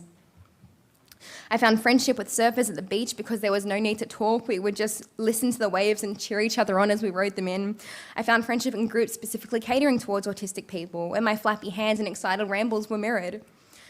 I found friendship in cowboys that were 60 years older than me, and in lines while I was queuing up for concerts for people I had never spoken to before, and since then have never spoken to again. But those people are still my people. I found friendship when I was no longer forced into communicating the way that the world wanted me to. Instead, I was allowed to simply be and make friends in ways that made sense to me, when my eye sparkles were at the forefront, rather than being pushed to the side, just as Simba and the genie and Quasi did too. After Simba has a clown of a warthog, a sassy meerkat, and an enthusiastic old monkey show him that he is worth so much more than what he was told that he was, he finds the courage and the strength and the motivation to go back to Pride Rock and become the king of Africa. Now, I know that we're talking about a fairy tale here, but can you imagine how Timon and Pumbaa must have felt knowing that they saw him as a dying lion cub going back to Pride Rock, and knowing that it was because of their love for him that he was able to do that? And the same with the genie. Because of Aladdin, he became free. And after 20 years of being hidden away by society, the city accepts Quasimodo for who he is, just as Esmeralda did. He finds love not just within someone else, but most importantly, within himself. In these moments, I'd love to imagine how those sidekicks would have felt. The sidekicks are the most important characters in any person's story. If I had an Esmeralda, a Timon and Pumbaa, and Aladdin, my once upon a time might not have been so far away from my happily ever after. If one peer in primary school had asked, hey, do you want to hang out with us? If one friend had said, hey, I know times are tough, but I am here for you. If one teacher had reassured me, I promise I won't let you do this alone. Every single one of us are in our own story, with our own once upon a times and our own adventure stages and our own happily ever after. And just like all fairy tales, each of these stories include our sidekicks and the sidekicks and the villains. In your story, you're the main character. It's only fair we all deserve to have our own main character moment. But who are you in someone else's story? What part are you going to play? Are you going to be the sidekick? Are you going to be the person who helps someone else's story continue simply by being there? By showing kindness and understanding? Are you going to be the sidekick? Just like Timon and Pumbaa had the lionesses, and Aladdin had Jasmine and Abu, and Esmeralda eventually had the entire town. We are all living in a fairy tale, and it is vital that you choose what part you're going to play, because if you don't actively choose your part, there is every chance that someone else is going to choose it for you, and there is every chance that you are going to end up the villain in someone's story. Every single one of us has the ability to be a sidekick, not in spite of our own differences, but because of them. Aladdin was a street rat, Esmeralda was an outcast, Timon and Pumbaa were complete and utter oddities. Sidekicks come from incredibly diverse backgrounds, and it's because of their differences that they are able to create change and have a significant impact. We all have the ability to be someone's sidekick, and it is vital that we do. But enough about the sidekicks, because this is my story, so I'm going to take it back here if that's okay. The eye sparkles, and this is my favourite part of this talk, so please listen up. Our eye sparkles, these eye sparkles create our happily ever afters. And I'm going to tell you what an eye sparkle is in a second. Let me get to it. With my world starting to make a little bit more sense and engaging with the readers of my little blog every day, I noticed in every single one of them that there was a feature written into their stories, something to them that seemed so unimportant and unremarkable, but I immediately recognized as the most important, amazing, magical part of a person. Without a doubt, that every single person, particularly those of us that are neurodivergent, have. Eye sparkles, superpowers, gifts, adorations, these things that make people tick, that give them a zest for life, that make them feel powerful and excited and happy, something that is completely and utterly marvelous to them. In autism, these are often called special interests, or in ADHD terminology, hyperfixations. We see them as quirks, obsessions, something odd and curious and not of the norm. But I know that in every part of me, it is the most important thing and the most powerful thing that a human being can possess. I didn't see the brilliance in these in myself until I started to recognize it in other people. Growing up, I'd gone through many eye sparkles, but some remained stagnant and instrumental to my journey. Animals was a big one. When I was 5, I began horse riding lessons after begging my parents for them since I was 2. My parents told me the moment I saw a horse, there was a physical change in me. Every worry and fear bottled up inside of my tiny body disappeared, replaced instead with calm and happiness. When I was with horses, nothing else in the entire world mattered. I began weekly riding lessons, my parents driving a 2-hour round trip every single Saturday just so I could have my 1 hour of pure and utter bliss. When I was 10 and my struggles were at an all-time high, we moved to a property in rural Victoria where I could have my horses and to be surrounded by them constantly. Without a doubt, I know that move saved my life. Horses were my first, and still to this day, my greatest eye sparkle. At the age of 22, after several state and national titles, I travelled to Texas by myself to compete in the Extreme Cowboys World Finals. I placed 11th in the world on a horse that I'd been training for 2 weeks, next to people that had been training the horses for more than a decade.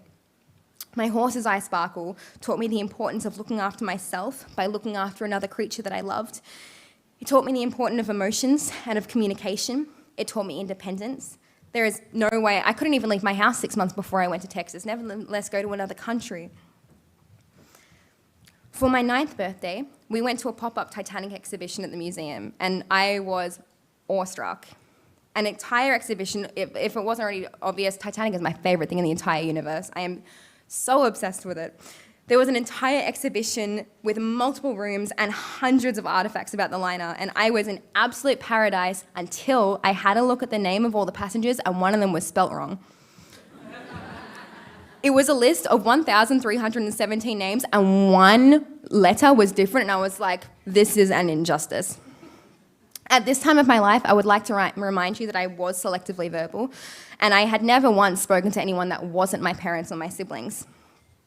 But my social justice heart had somehow decided to overcome my intense social anxiety because the passenger's name was wrong. It was unjust and it was unacceptable, and so I stood there and I found a manager and I told them very firmly that they needed to change their exhibition because it was currently a work of fiction.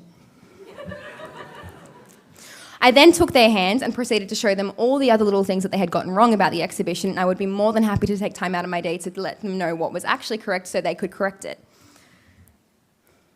My Titanic eye sparkle helped me to find my voice and my heart for social justice and taught me to never back down when something is wrong. By the way, they sent my mum an email 2 weeks later and they were like, hey, your daughter was right, can you bring her back in to try and fix this for us? When I was 16, my eye sparkle was frozen, and I was delighted when for my 16th birthday I received a Princess Anna dress. When I put on that extravagant 4-layered costume, I was no longer selectively mute, terrified of the world Chloe. I was Anna, and I loved the freedom that that gave me. Eventually, I came to the realization that I could be this person without the costume. My frozen eye sparkle meant that by the age of 17, I was a business owner of a 12-character, 3-employee entertainment company, and then at the age of 24, I became Australia's first ever mainstream autistic actress. My eye sparkle of writing meant that at age 25, I became a best-selling author. Mine is just one of the millions of eye sparkle stories. There are hundreds upon thousands of stories from autistic folk and their families who have spoken up about how these eye sparkles help them learn how to communicate, learn independence, get incredible careers. Those eye sparkles, superpowers, special interests, whatever they may be, whatever you want to call them, and whatever level of practicality they may have, whatever level of experience you have with them, are vital to the growth of neurodivergent kids. They're something that we need to focus on and celebrate and encourage. My talents and the things that I love and my eye sparkles, these are the most important parts of me. These are the most important parts of all of us. We need to stop focusing on the things that we can't do or that we struggle with. This is especially so for neurodivergent people, and focus instead on what our eye sparkles are. If we only focus on what we can't do, if we only focus on the bad, if we only focus on our struggles, we will never find our happily ever after. We will continuously be wading through mud, creeping through an elephant graveyard, stuck like a genie in a lamp. As Pumbaa says in The Lion King, we have to put our past behind us, and as Rafiki reminds us, remember who we are. If Simba only looked at the bad side of different, he never would have become king. The genie and Quasimodo never would have become free. I wouldn't be standing here literally on the other side of the world talking to you guys. I, Chloe Hayden, have found my happily ever after. I was so sure for so long that a happily ever after was not in the cards for me. that those pages of my book were gone, ripped out, cast away, that I was stuck in an endless, eternal loop of dragon fighting until my story eventually came to a very anticlimactic ending. But the thing I've learned about fairy tales is that every single one of them, no matter the journey, does have a happily ever after. No story can exist without it. All heroes, all protagonists have the happily ever after. And mic drop, you are all protagonists in your own story. Your happily ever afters are coming, I promise you. We all have our different once upon a times and our different adventures and our different dragons to fight and villains to overcome and different happily ever afters, because our stories are all so incredibly different. The characters in them are different. We even all play different characters at different times in our own stories. Life is one huge choose your own adventure story, and the most brilliant part is you're in control of where that story goes. I no longer fear different, but embrace it with everything that I am.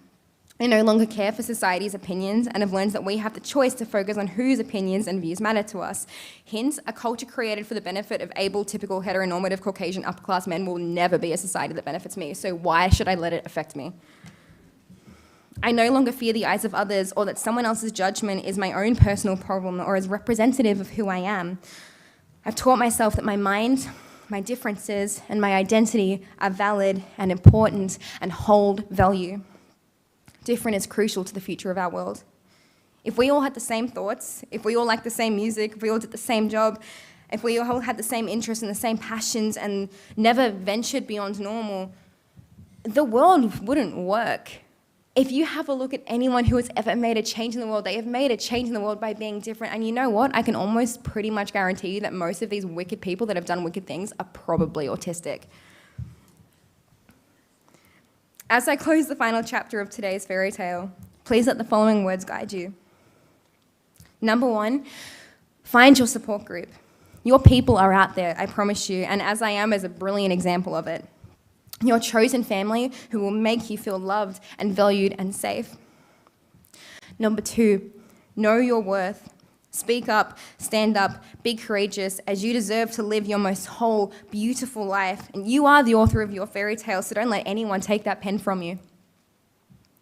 Number 3, find your eye sparkle. You absolutely have one, I promise you. And if you don't know what it is, talk to your parents, talk to your teachers, talk to your friends, talk to your siblings. I promise you someone else is going to be able to find it easier than you can, but I also promise you do have one. And when you find out what it is, oh my God, it is going to be so wonderful.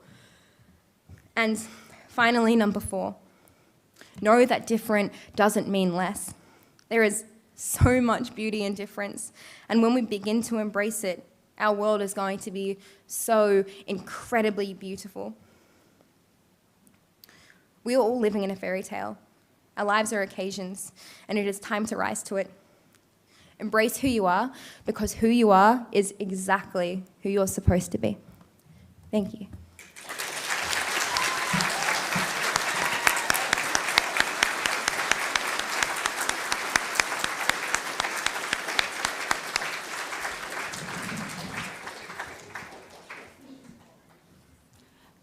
Thank you very much, Chloe. That was incredible and incredibly inspirational. We have time for 2 very quick questions.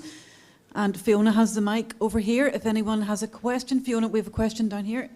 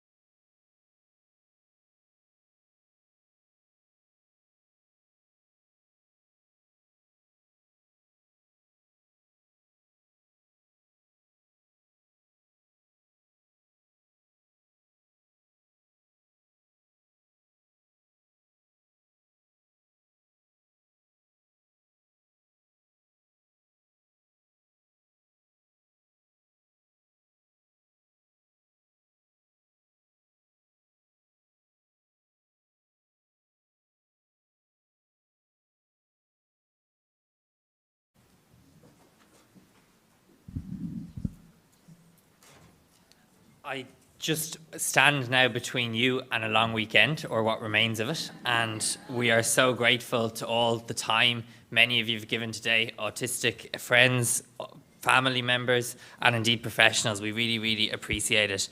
What I just want to say is what a day, and I think it's fair to say with this session, what a way to finish it. And I'm so grateful to all the speakers that we've had right across the day. I think it's fair to say that the day has been moving and inspiring. I think at times it's been confronting and challenging and honest. And I think we've had to listen to some very hard home truths at times that really highlight the inequality that autistic people experience. But I think most of all what we have to see today is as hopeful as well. You know, I think today what we've seen is examples of good practice, of evidence and facts over stigma and stereotype. We've seen the strength of our community and people and the importance of autistic voice, and I suppose incredibly and perhaps most of all the importance of collaboration and a range of perspectives in order for us to move forward together. So while I think we've recognised challenges today, I think we've also identified pathways forward. Today is just a moment in time, and it really is about what we do from here. Margaret Mead once said that never doubt that a small group of thoughtful, committed citizens could change the world. Indeed, it's the only thing that ever has. And in the autism community, we have a big, passionate and focused group of people. And I know that by working in partnership with professionals and with government and with the wider society, we can bring about the sort of change that we need to see. So what I would say is today is a moment in time. We hope you've had an amazing day. We hope that you've enjoyed having the opportunity to connect with the broader community. But As I Am is there for the community right throughout the year and right throughout the day, or every day. So whether that's our autism information line, whether that's our group-based supports, please do check out the website. Please do stay in touch with us. And we will be doing a follow-up survey to this conference to get your thoughts and views. I just want to finish with a few important thank yous. I want to say a huge thank you to Fiona McCaffrey, who's done a fantastic job at chairing the conference today and doing her very best to keep us on the straight and narrow. We made it difficult, but you pulled us back, and that's much appreciated. As I've mentioned, we're hugely grateful for the speakers, for all of their knowledge and their expertise, and particularly for being so open and honest with us, often about very personal and challenging experiences. Once again, I want to thank our sponsors and our exhibitors. I want to say a huge thank you to Fintan Tate, who's been bringing the conference to life on the wall over there all day and has done a magnificent job in bringing the conference to life for us. I want to thank everybody who's been following the conference at home or who's been joining us on social media. And I also want to thank the Grand Hotel for their fantastic service and looking after us so well and really going the extra mile to help us make this an inclusive event for everyone. This has very much been a team effort, and we're hugely grateful to everyone on the As I Am team and all our volunteers today. We're very grateful for you, the audience, as I've already said, and indeed for everybody who's made this conference possible. But I do want to say a particular thank you to our Deputy CEO, Fiona Ferris, who's just done the most fantastic job in bringing the event together. Putting this event together is an absolutely mammoth task on top of an already huge burden of work that the training and accreditation team does and that Fiona leads. And her leadership in bringing this event together, her no-fuss, nothing's too hard approach is just amazing, and it's really what makes this conference so special. So I just want to say a huge thank you to you, and I hope you'll get a couple of days rest now. But I just want to say to everybody, safe home, and thank you once again.